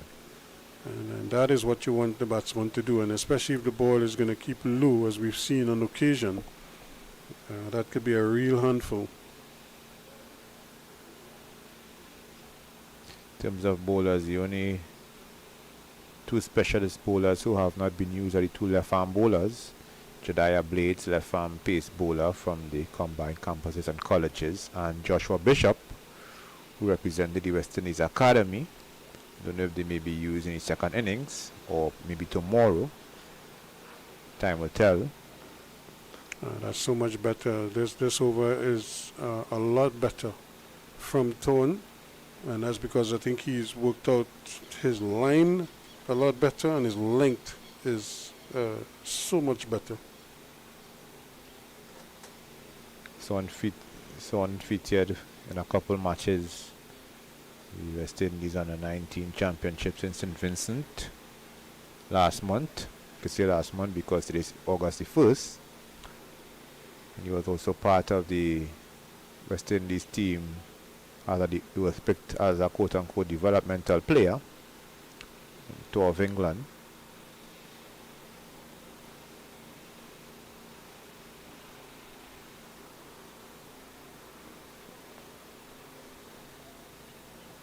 That's well played by Markram. It's a long chase down there, and might have kept it in play. That you could actually see the rope move, but whether or not, and it's a no ball. So the second one in 2 overs. Successive overs, correct. Mm-hmm.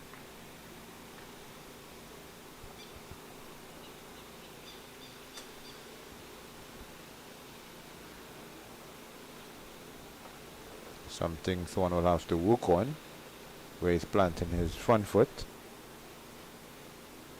And again, if you look at him, he has that little peculiar last stride that he kind of brings the foot behind him. This time he's going to go for 4 runs because, again, Markram was just waiting there for it, and because the line was outside the off stump, the length, just enough width there for him to work with, and didn't have to really reach for it very far, just placed it neatly into the gap for 4 runs away from the man at that wideish third man backward point on the boundary. Actually, more of a deep point where Kevin Wickham is located. If he was stationed at the third man position, that would have just been a single, but can't have fielders everywhere. Markram goes up to 77.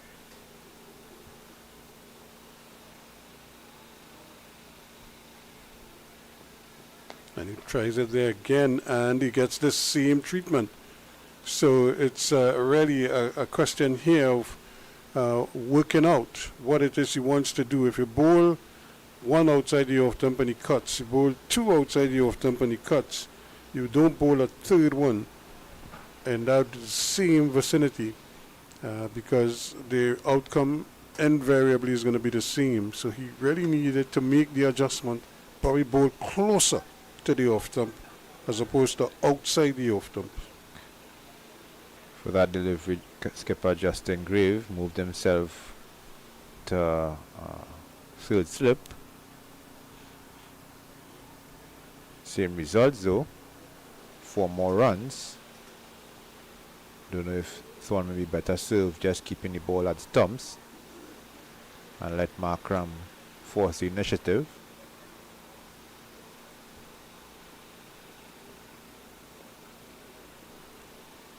That's better. Bowl it a little bit closer to the off stump and let him try to either play that same cut shot or try another shot. This time he opts not to play a shot and allows it to go through. He goes soldiering on. It's 118 for 2 now after 33.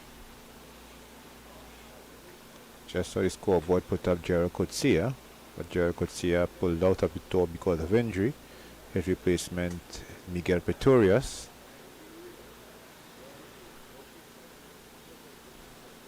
Hope the graphic folks remember that. Brian Charles will continue from the southern end.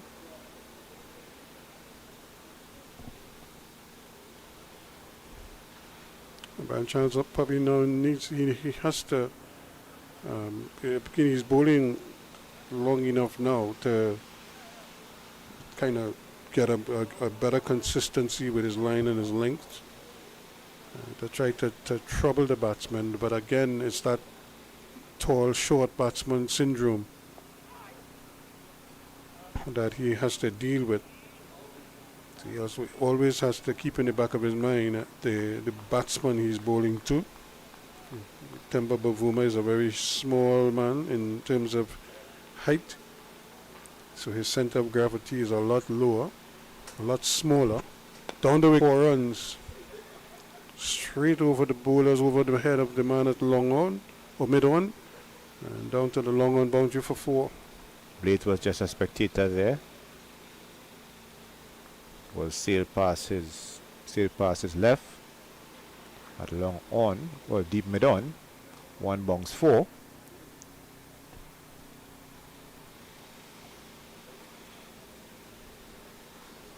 Bavuma moves up to 22. He's going to have to consider now, does he bring back Kima Roach or Anderson Phillips? Somebody may have to try and break this partnership. As you mentioned, Anderson Phillips, I just saw him doing some light warming up at extra cover. Don't know if that's to keep himself warm, or maybe he may have gotten some instructions from skipper Graves, who is positioned at slip.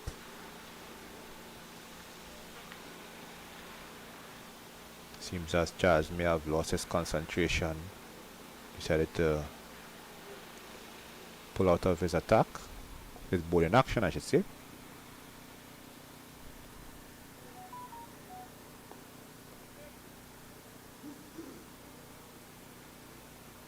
And since he was hit for that delivery, he's been a little bit quicker through the air,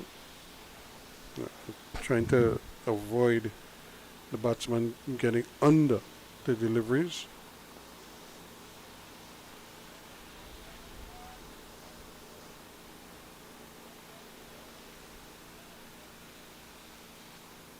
But it could be that he still trying to work out what is his best option here to try to prize out one of these two.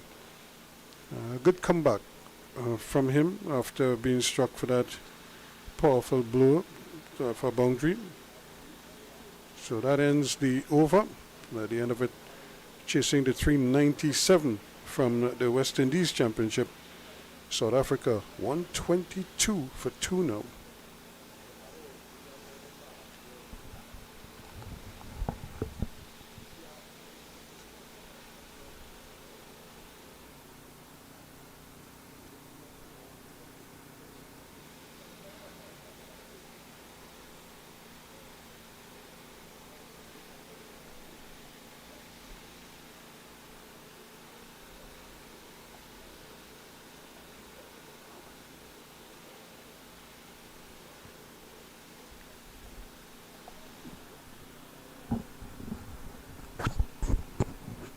Can see some what we call running repairs being done to Eden Markram. By the time Bavuma is taking the opportunity to get some refreshments and use the towel which was brought on by substitute Ryan Rickleston, as Joshua Bishop will be replacing Isaiah Thorne from the northern end with his left arm orthodox spin.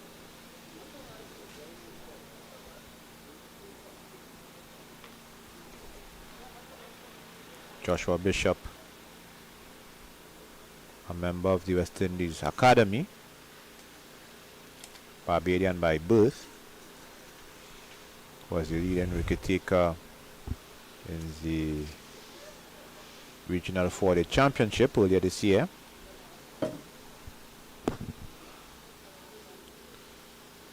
Stand corrected, but 42 wickets he took.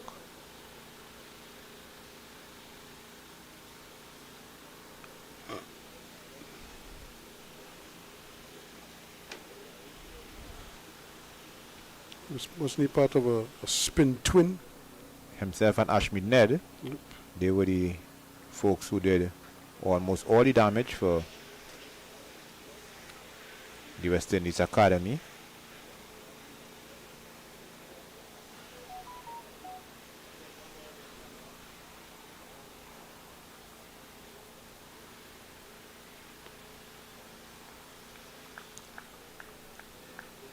So Bishop immediately drops on a good line, good length. I was correct with my call with Bishop with 42 wickets at an average of 20.07.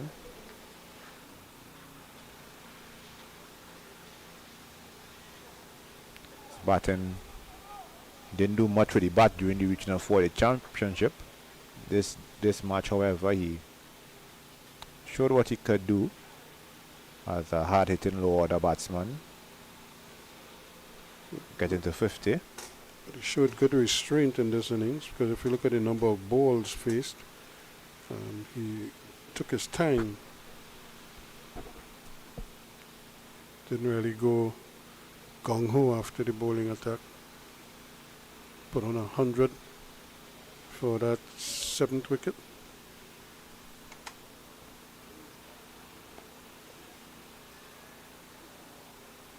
.107.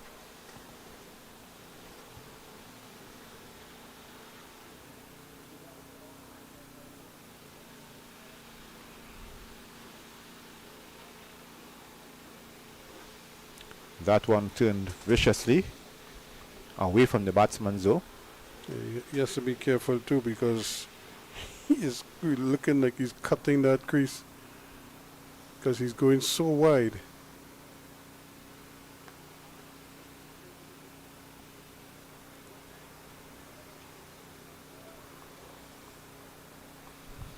You don't want to be bowling no balls, especially when you have a chance of getting a wicket.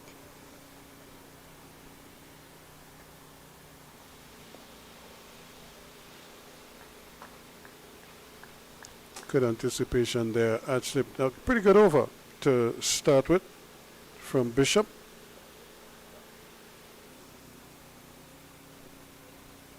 Just a one run really coming from it, from Markram's bat. So 123 now for 2 with Bavuma on 22. Hasn't really changed gears here. Looks as if Markram is going to retire.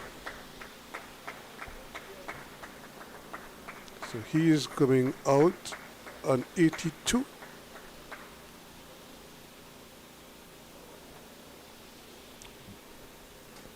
don't know if retired hurt, because as I said, he did require better treatment after last over from Charles. And David Bingham is his replacement.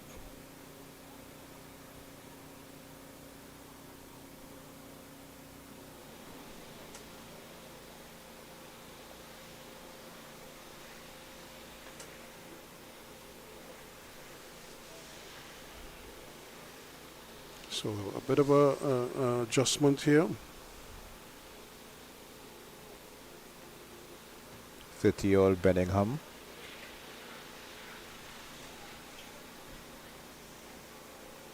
You don't see that too often, but Bellingham will be happy, I'm sure.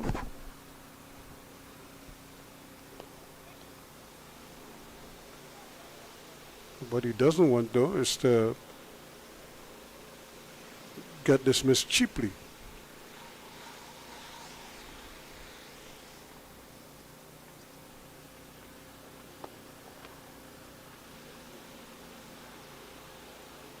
So nice flight from Brian Charles, just to try and tease him to come down the wicket, maybe.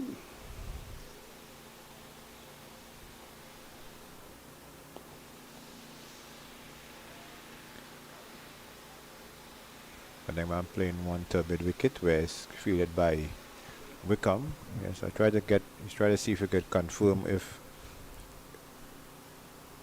he did retire out, but so far it's 2 wickets down, so as it stands now, he may have retired hurt.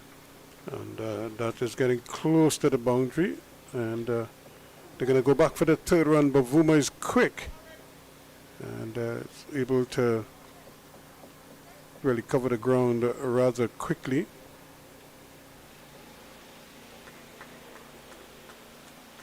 So off the mark goes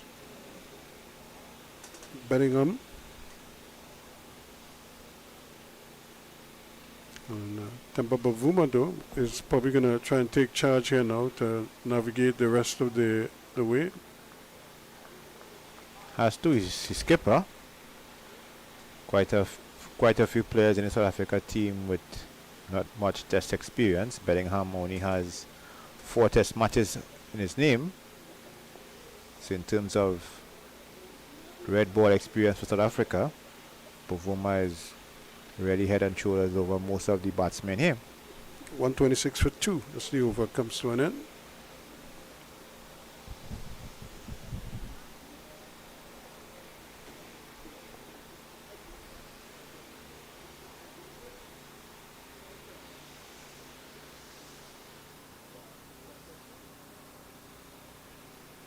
So Bishop it is who is going to continue.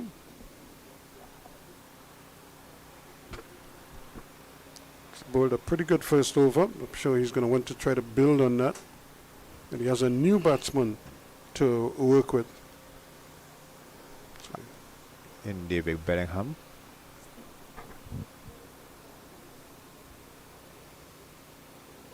Oh, that's a beauty. That was a jaffa. That pitched a bounce and spun past him and prompting a second slip to be employed, or gully. Seems like second slip would be the call. Justin Graves, captain, taking up that duty, joining Charles in slip region.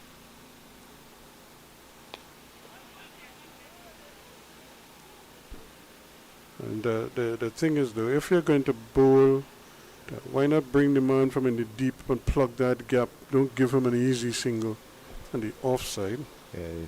Feel that deep extra cover coming into the mix. Because you At a deep, if you put him out deepish in the cover. deep, if you put him out a point on the boundary, that's a single. He just has to place the ball into that gap.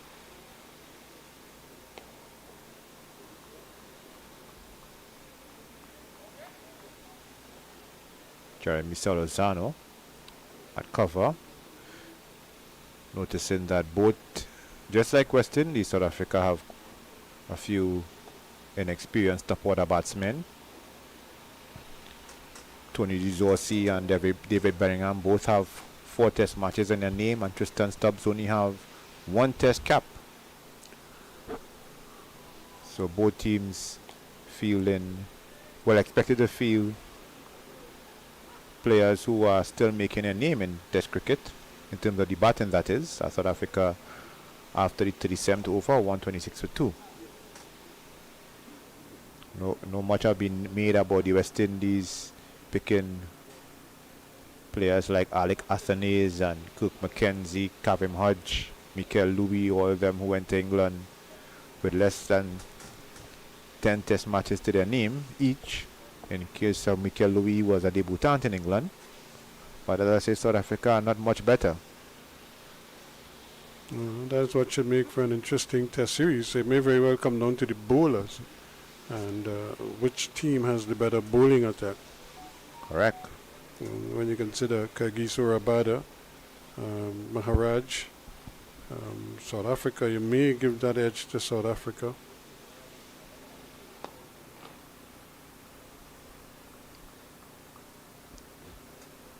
But again, it's who performs on the D. That is probably going to be the difference.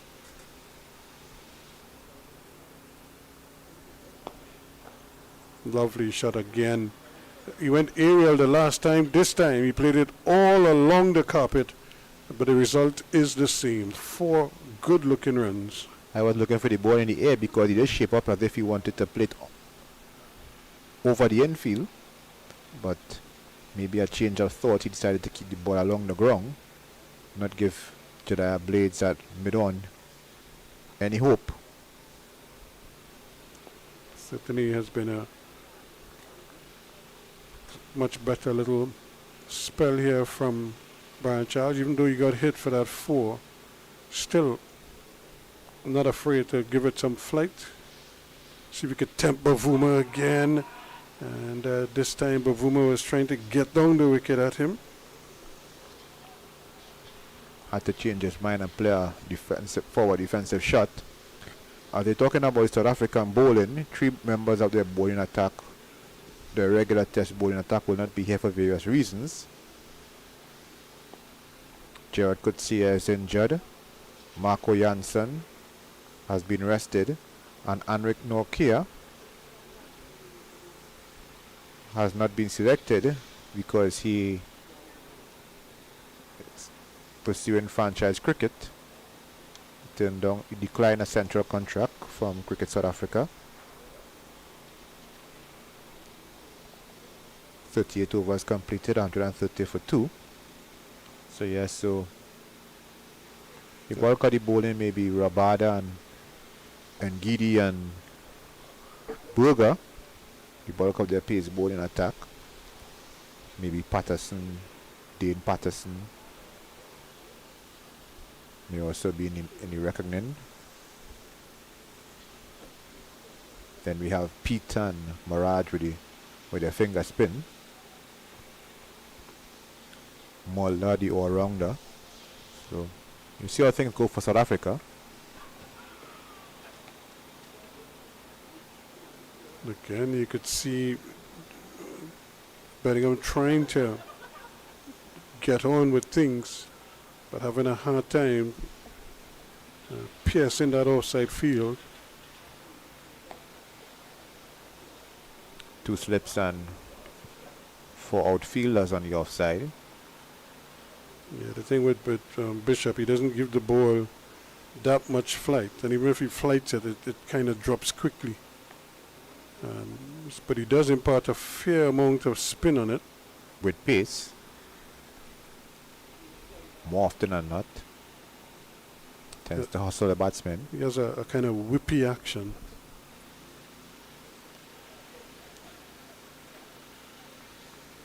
Nice stop there. He was just cutting away, but Graves getting a hand down quickly. Preventing what would have been a certain 4.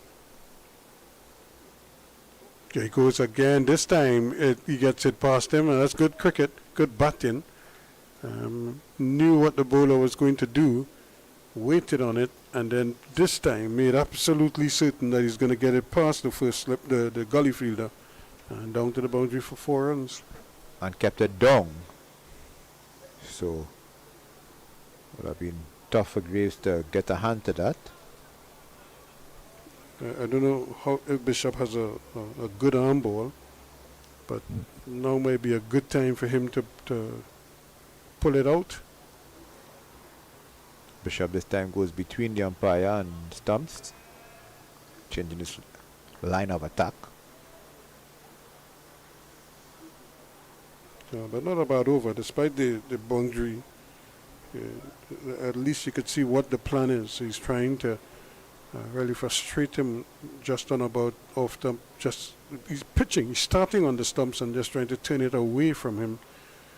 And, but on that occasion, the batsman Bingham caught up with it, picked up his first boundary. He's up to 7. Bavuma is on 26. So this has been a nice patient innings. He got this 26 is from 74 deliveries. So again, the batsmen are putting in the work.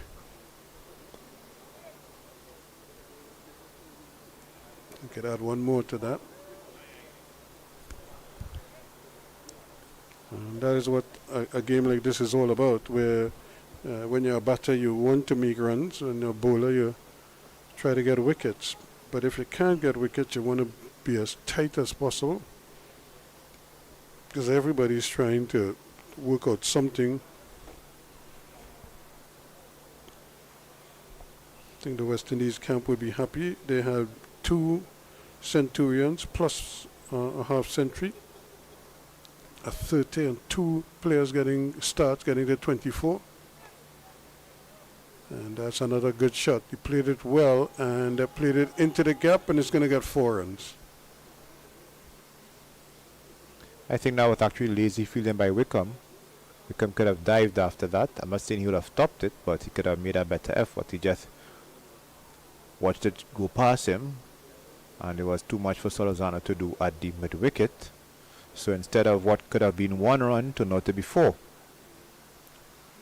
Bingham goes up to double figures with that one. And again, we see that so often, where the player gets struck forward short leg, but it's so heavily padded now. I think that one struck Chandler Paul on his foot, on Yes. his shoe itself. According to the match scoreboard, Markram retired hurt, but I could presume that may just be a precautionary measure, may not be anything too severe. Yeah, because he's going to be crucial to their chances in the Test series. As experienced as he is, and more importantly, his leadership in the team itself. 139 now for 2. South Africa replying to the West Indies Championship score of 397, punctuated from 111 by Solozano, and of course Springer's 131. Kagiso Rabada had 3 for 47 from his 9 overs. Berger had 0 for 50 from 16, 5 of which were maidens.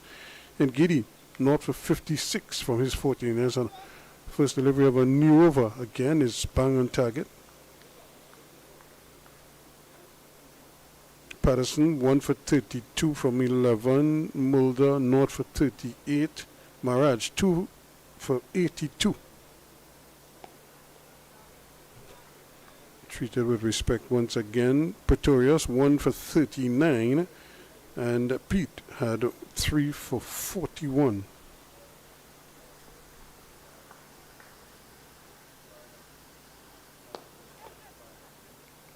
Trying to give that one a little air, probably too much air. Got it on the full. Bavuma.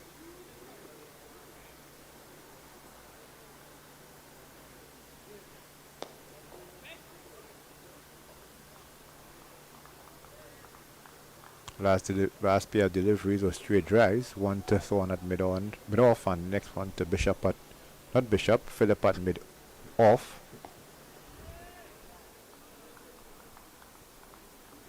Has gone about this over very quickly here, Joshua Bishop.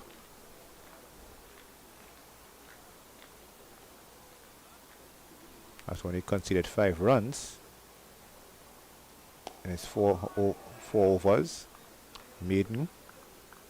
Yes, so, and that over was completed in the blink of an eye. So it remains 139 for 2, and it also means that in terms of the over rate, with the spinners operating in tandem like this, They are pretty much on course here. This is what, over 41. 41 overs completed.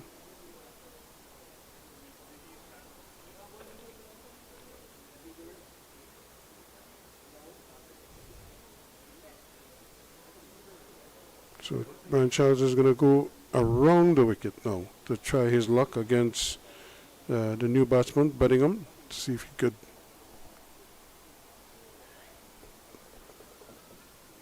force him into some kind of a rash shot.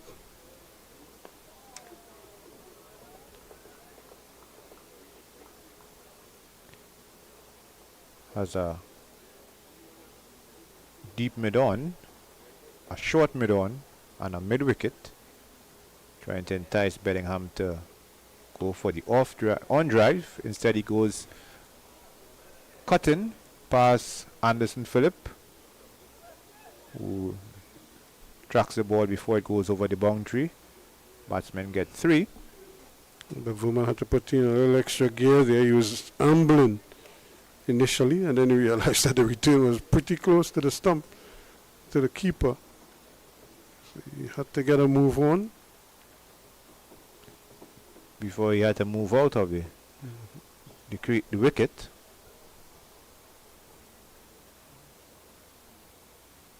I think Bavuma is one of those underrated players or underestimated players, because you're never quite sure what you're going to get from him, but he can be so dangerous at times.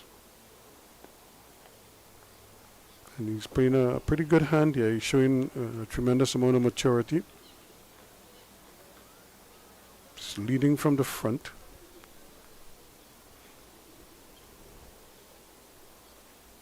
Down the wicket he goes again. Again, Brian Charles saw him coming. Bowled straight at the batsman. Bavuma deciding just to push it back along the wicket. When he flicks past Chandapal at bat pad for a single. And what a nice way to just keep rotating strike. And like I said, I think Bavuma is playing a really good, intelligent innings here. He knew that Markram was scoring freely, so he kind of dropped anchor and just supported him. Now he's probably batting for the closer play, so he could come back tomorrow and maybe do some more damage. Then the umpires take a look at their respective watches. It's 143 for 2. 4:54 here in Trinidad. In terms of the time, 4:54 p.m.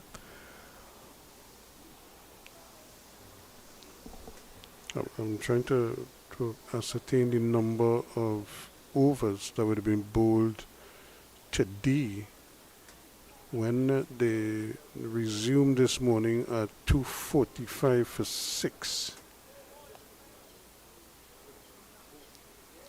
It'll be interesting to see the number of overs that were bowled at that time.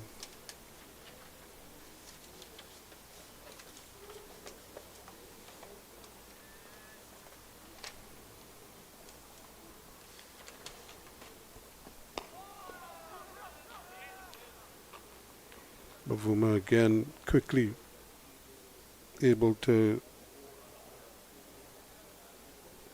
sneak through for a quick single.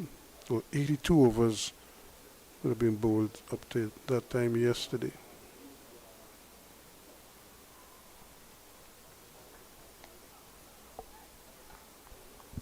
South Africa bowled 35.3 overs today. Now we're in the 43rd over. So I guess they may want to sneak in, especially the spinners bowling, probably about 5 to 10 more overs.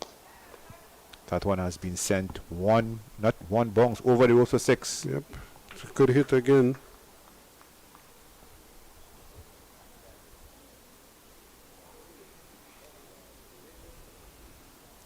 Bingham meeting this one on the full, sending it straight over Isaiah Thorne at mid-off. And over the ropes for 6.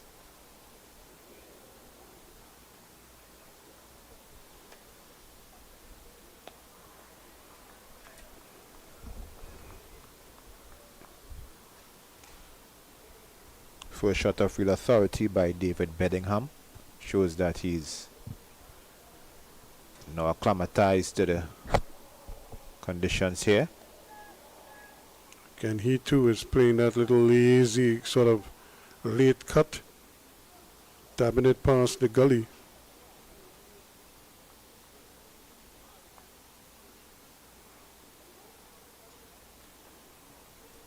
And able to pick up another couple of runs.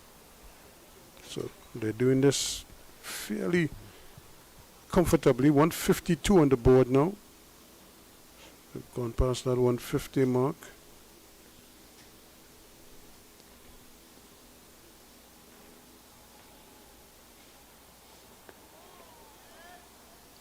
And a little bit of bounce there just to stop the batsman from completing the shot. The end of the over, 43 overs completed now.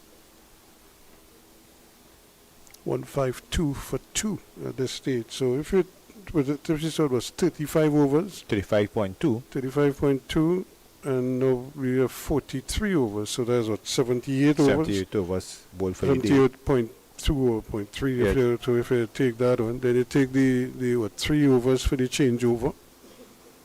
So that bring it to what, 81? Yeah. Or 82 if you count the 3 balls as an over. Right, so that'll be 82. So we're still short of another 8 overs. But with the spinners in operation, Yeah, that could, that you could go past that quickly.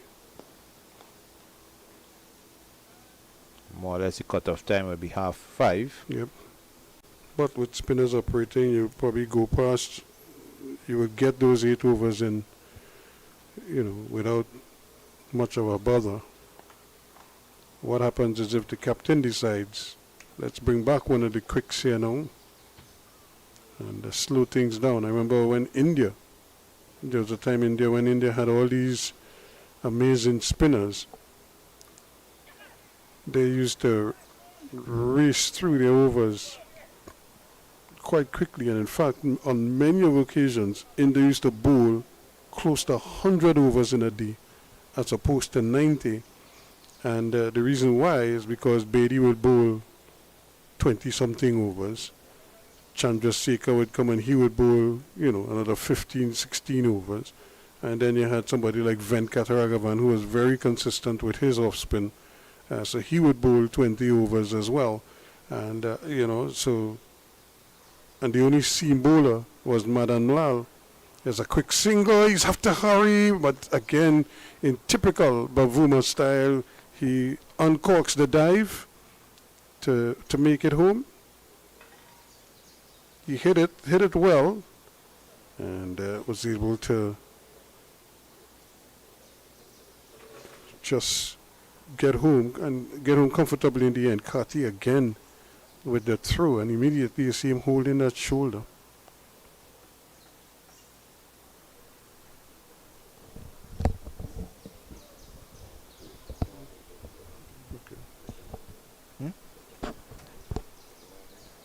No, sir.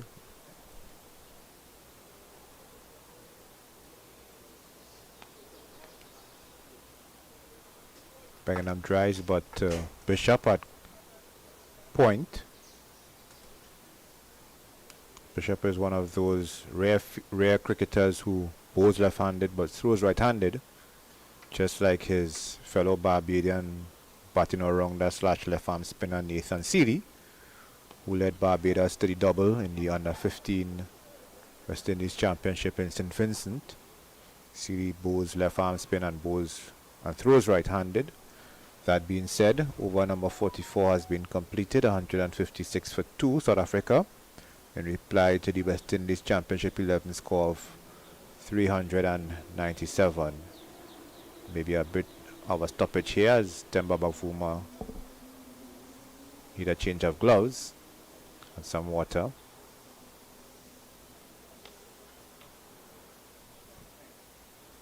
Yeah, It's been, well, it was hot. He was in the field for a good time today, and now he's out there batting again. So it's probably taken a little toll, just to be expected. And when you consider a lot of these players haven't played, this much cricket or this length of cricket,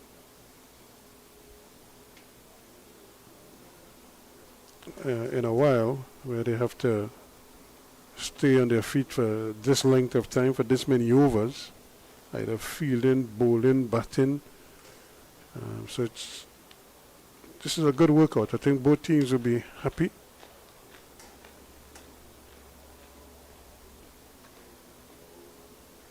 And that one is doing too much, going down leg side.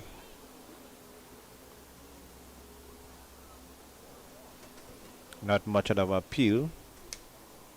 More of a stifled appeal than anything else. What is it? Andy Murray's career is now over. Yeah. Losing in the doubles at the Olympics.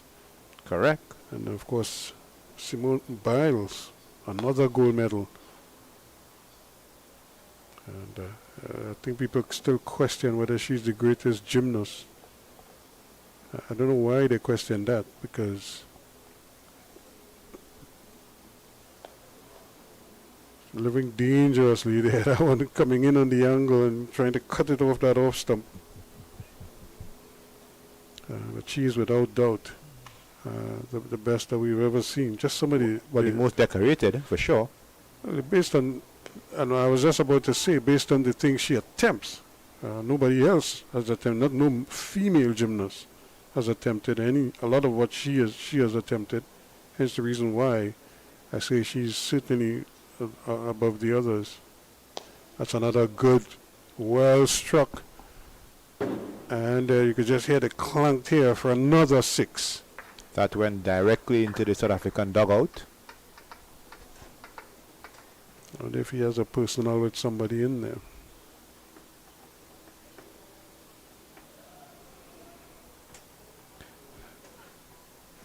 That question may have to come from Bingham himself in terms of the response.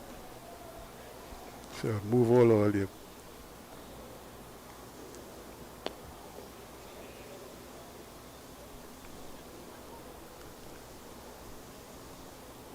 So again, another quick over of the part of Bishop. He is getting some of them to turn, but again, he's every time he flights the ball, because he's so slow and he flights it, they're able to get under him, especially Bingham. And struck him for a couple lofty blows straight over his head.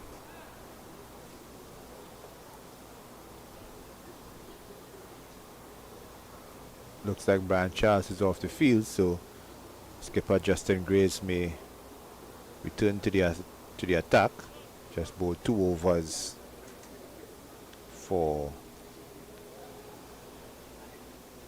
at the cost of 5 runs, no wicket.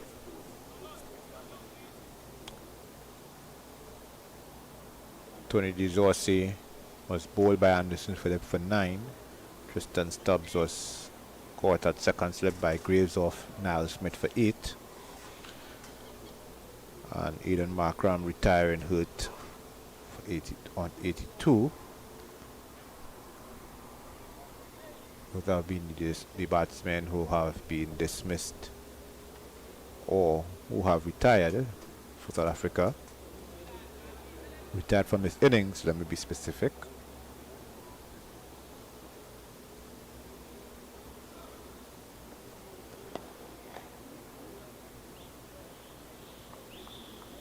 So Graves trying to see if he could get through these last couple of overs here in the dregs without too much damage.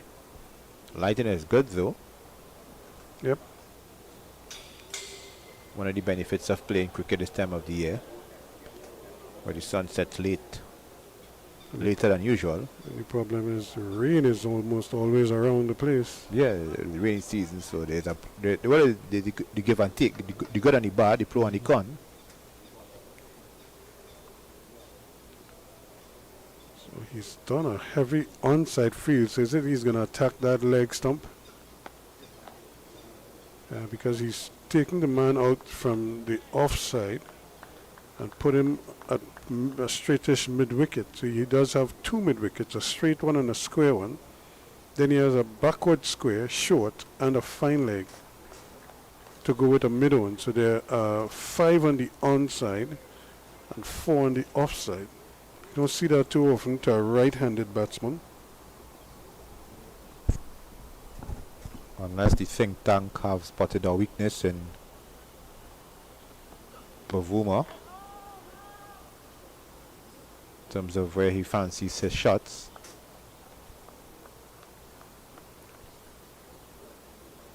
It means that there's very little margin for error here as a bowler. So you can't straight outside the off stump. You can't straight too far down the leg side either. So he has to be on the stump, more middle and leg stump.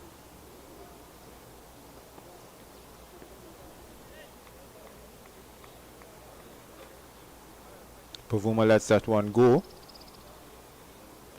not wanting to play any risky shot at this time of the day, unless the ball is worth the treatment.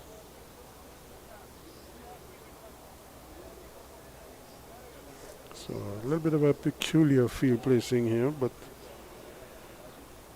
hopefully they'll be able to restrict the batsman.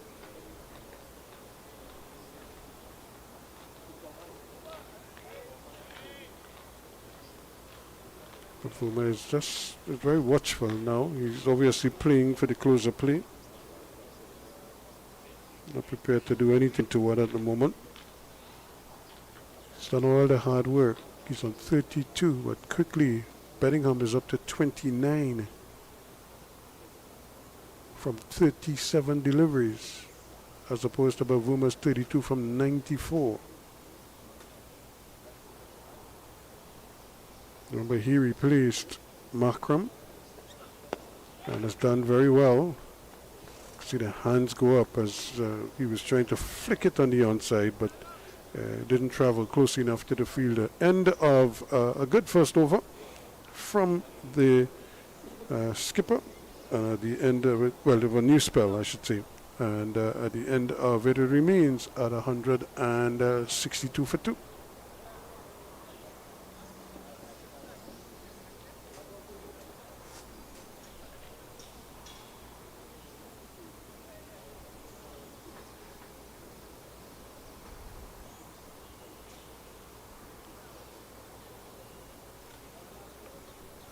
It'll be interesting to see if Bishop could just adjust his line a little bit and stay on the stumps and force Bingham to either try to hit him off the stumps.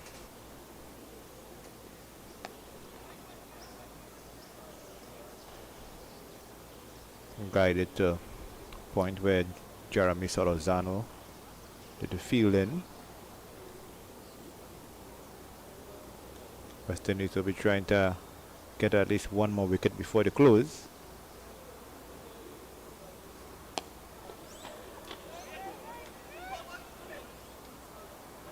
So far so good, not able to get it through the offside.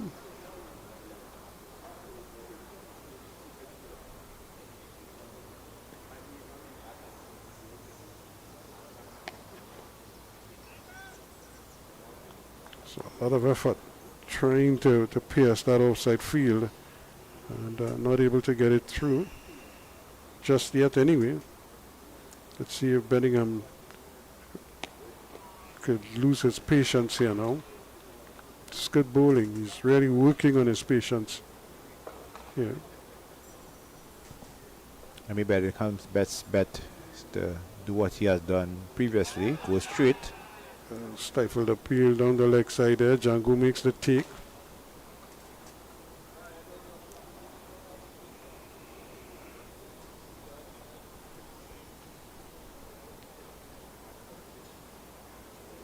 He goes again. The semis could be in the play. Just bouncing in front of him, and you could just see not really too enthused by it all there, Thorn.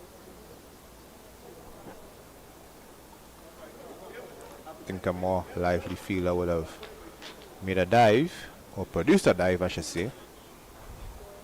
Would have been a spectacular catch though, because it was dying on him. But that ends the over, and it's 163 for 2.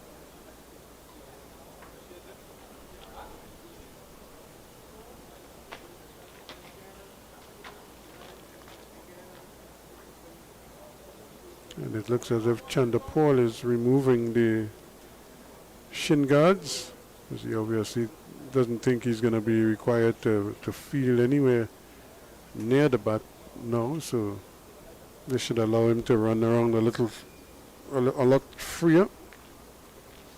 So when you try to run in those parts, it's like you're treading water.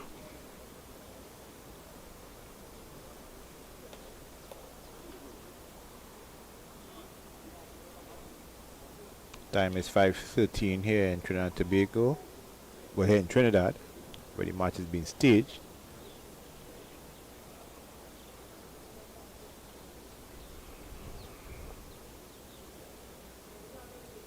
Really think that the umpires may look at a cutoff time of 5:30.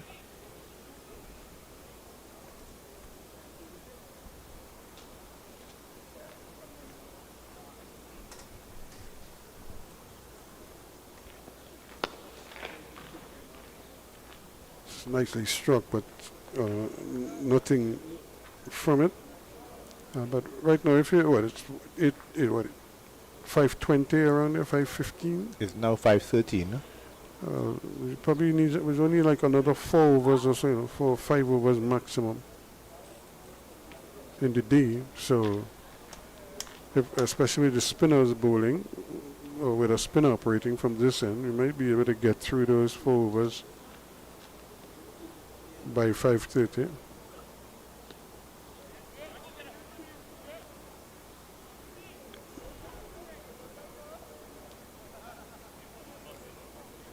Chango not taking it cleanly the first time, and when you consider that it was that drop catch against Markram earlier today when he was moving to his left.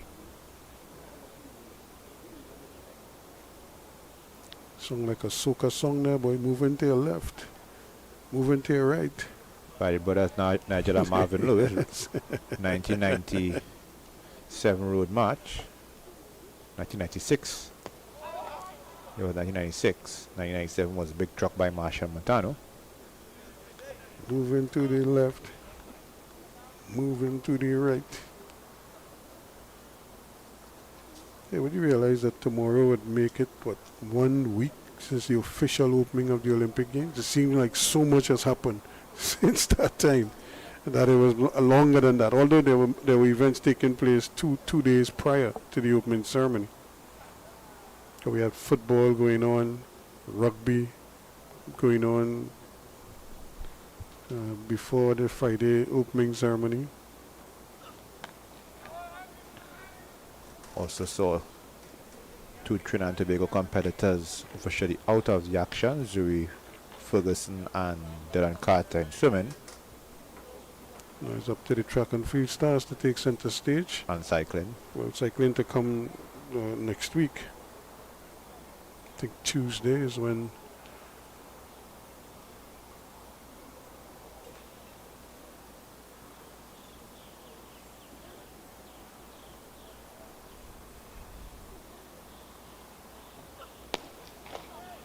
that's well played. That's well fielded by Graves. To his own ball in there. That was traveling. I was actually looking to see if Chandler Paul had collected the ball at mid-off. But Graves knocked it down nicely in his follow-through. Hand must be burning him though.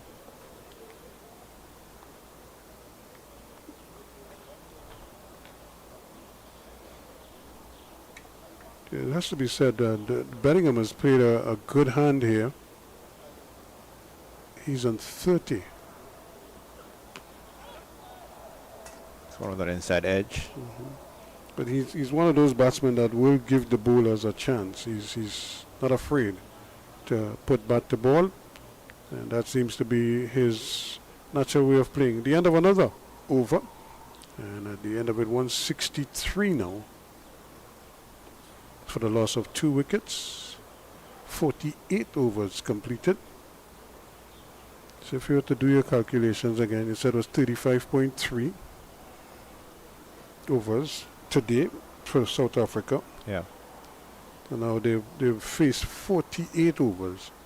You add the 3 overs for the changeover, that will bring it to 51, and you add the 35. 86. And it was what 80, it was 35.2 overs, so that would constitute another over. So really and truly they have like 2 to 3 overs remaining today to get to the quota of 90 overs in the day. And as if our calculations are correct. Correct with that one.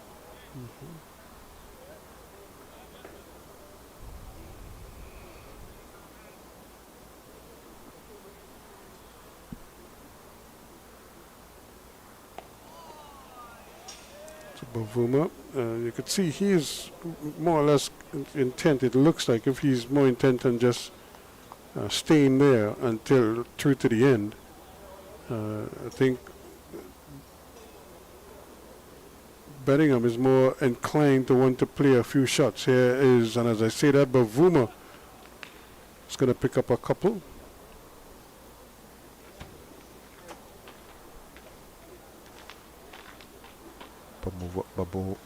Bavuma moves up to 34.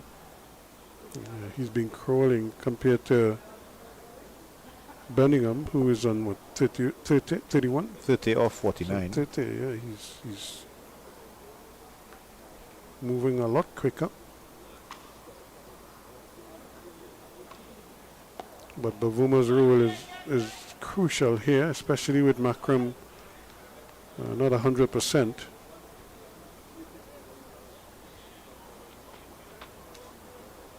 And the thing with somebody like Bavuma, he can change gears quite easily.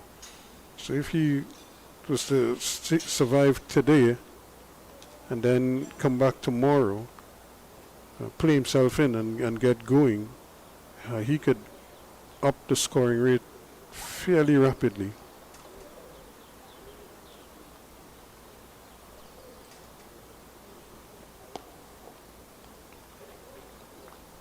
Another forward defensive shot by Bavuma. Yes, you could see now Bavuma's intent. Bavu. Keep mixing it up.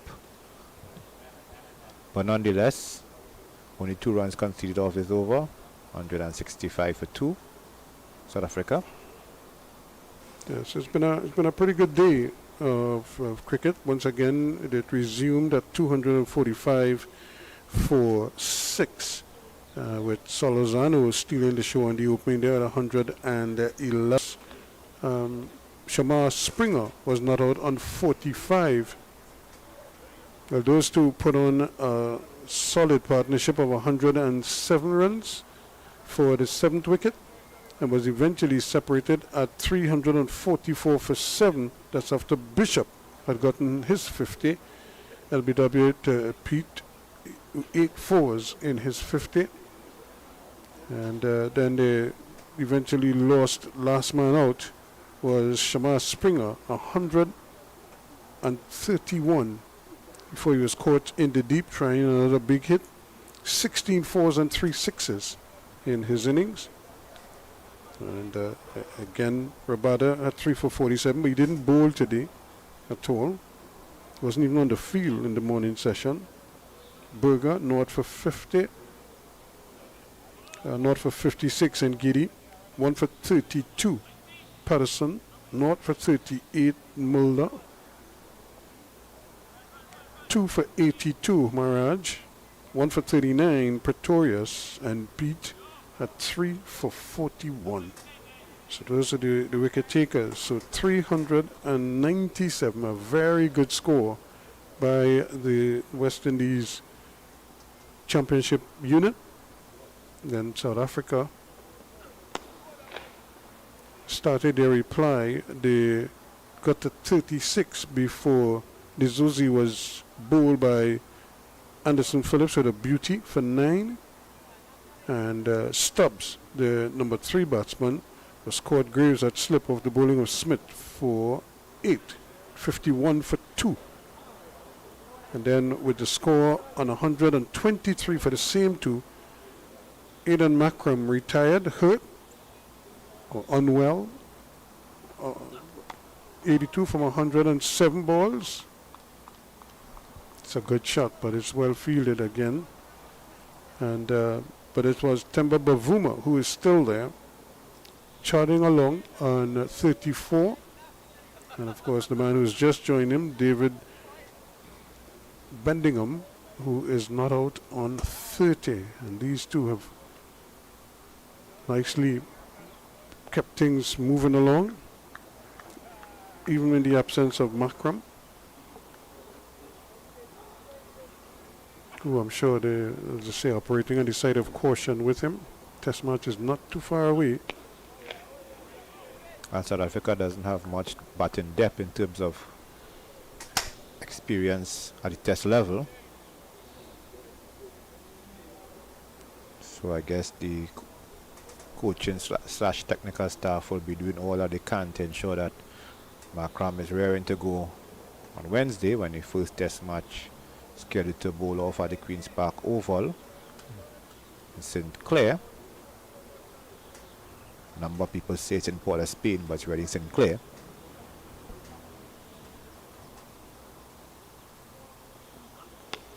That's well played, and he's going to get a couple here. If he hurries, he's going to come back for the second run quite comfortably in the end.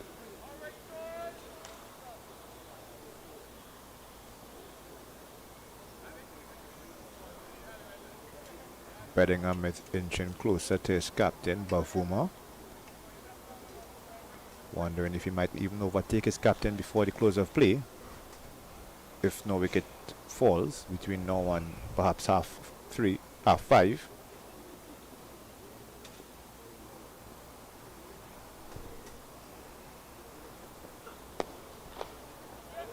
And that might be another couple. I don't think it's it has the legs to get to the boundary, but they'll jog a second run. So that should put him level now with Bavuma on 34. Correct. So 169 for 2.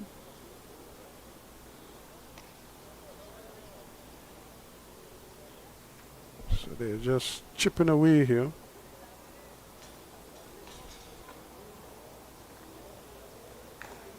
And again, this is invaluable match practice for the Proteas as they prepare for the first test. Question is, are any of these players here going to be included in the West Indies 13?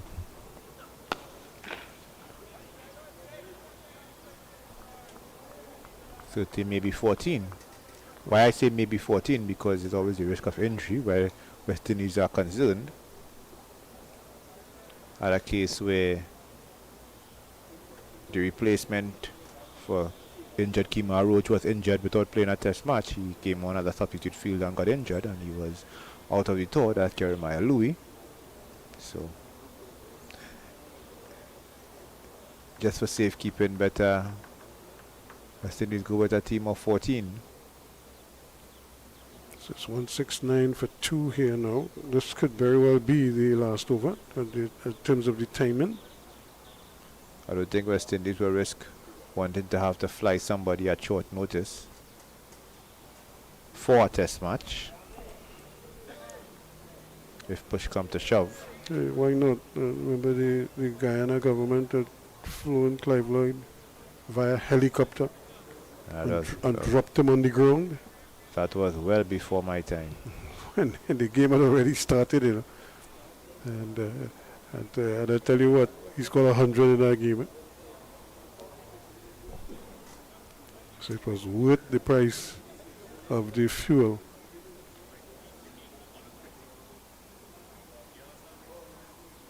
Speaking of Clive The Lloyd, venue was where though? that was over in Guyana. Oh, you was flown into Guyana? Yep. Oh, okay.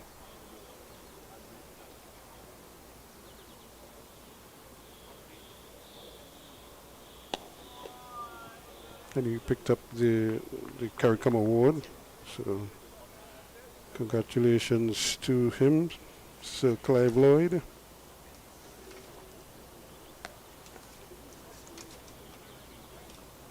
And well fielded by Wickham at short cover. Well, short point, I should say.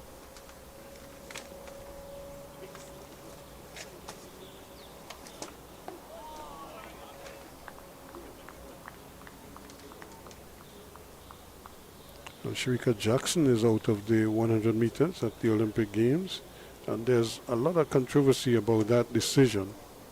Was it her decision? Was it her coach's decision? And that's the funny thing about that. The coach of the Jamaica team at the Olympics is the brother of Stephen Francis. But Stephen Francis is her coach. Yeah.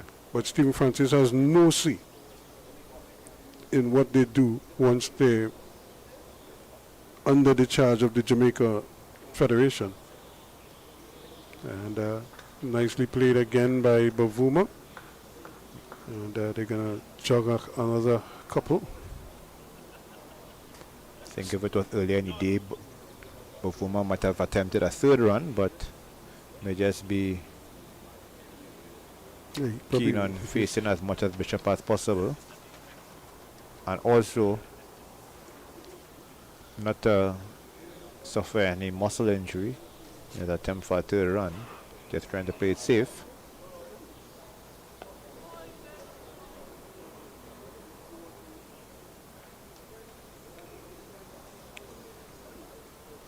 That's the end of the over. So that might be the end of on this side. So that might be the last over from this side. So the very last over of the day coming up from the other end, it looks like. Yeah, Graves.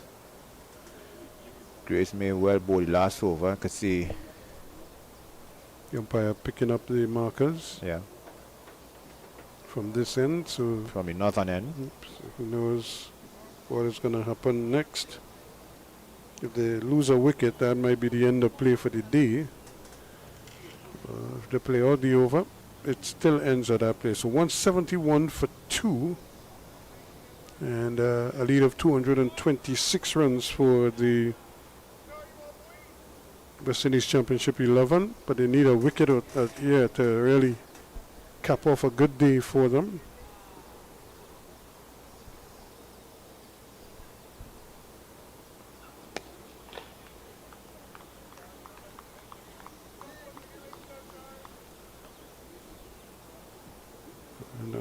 But this has been really has been a good day for cricket, good weather. So I think the South Africans would be happy with what they've gotten out of this exercise. They're not done yet. They could bring back Markram to see if he could get 100. That always looks nice on our resume. Yeah. And for his confidence. Bavuma, I'm sure, must be thinking a half century of his own, if not 100. Similar thing to Bingham. If he could, because we've seen his tendency to want to hit the ball, play the big, expansive drives. And a couple lofted hits was sublime on his part. If he can settle in, who knows? Tomorrow could be a really electric day.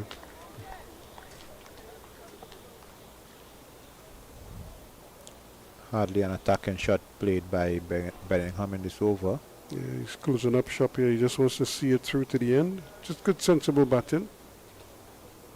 And it's about understanding play.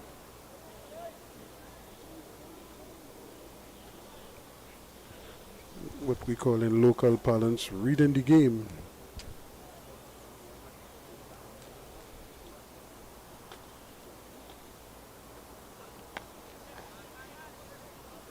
get a single with a cover drive, fielded by Bishop.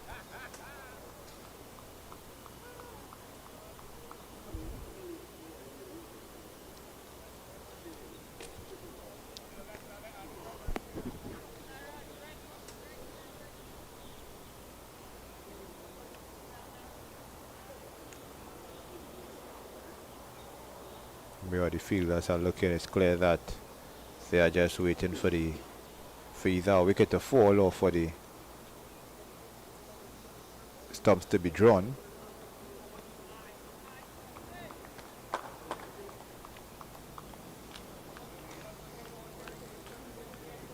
So just the one ball left, it should be.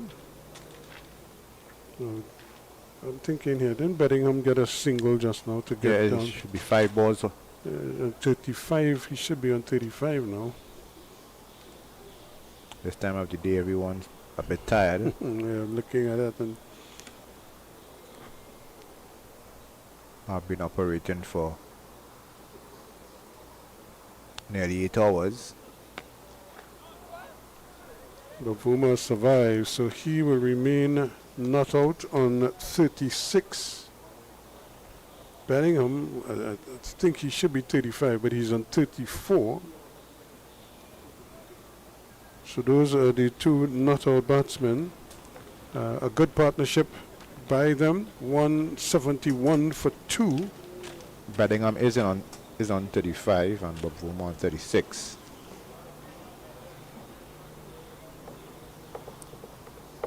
So 171 for 2 is where they close.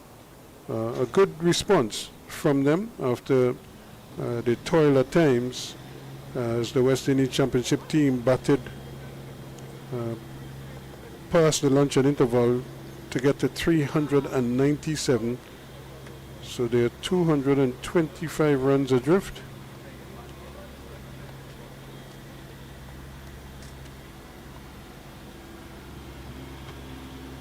So 172 for 2. That's Stumps on day 2 of this encounter right here at the Bavuma Cricket Academy.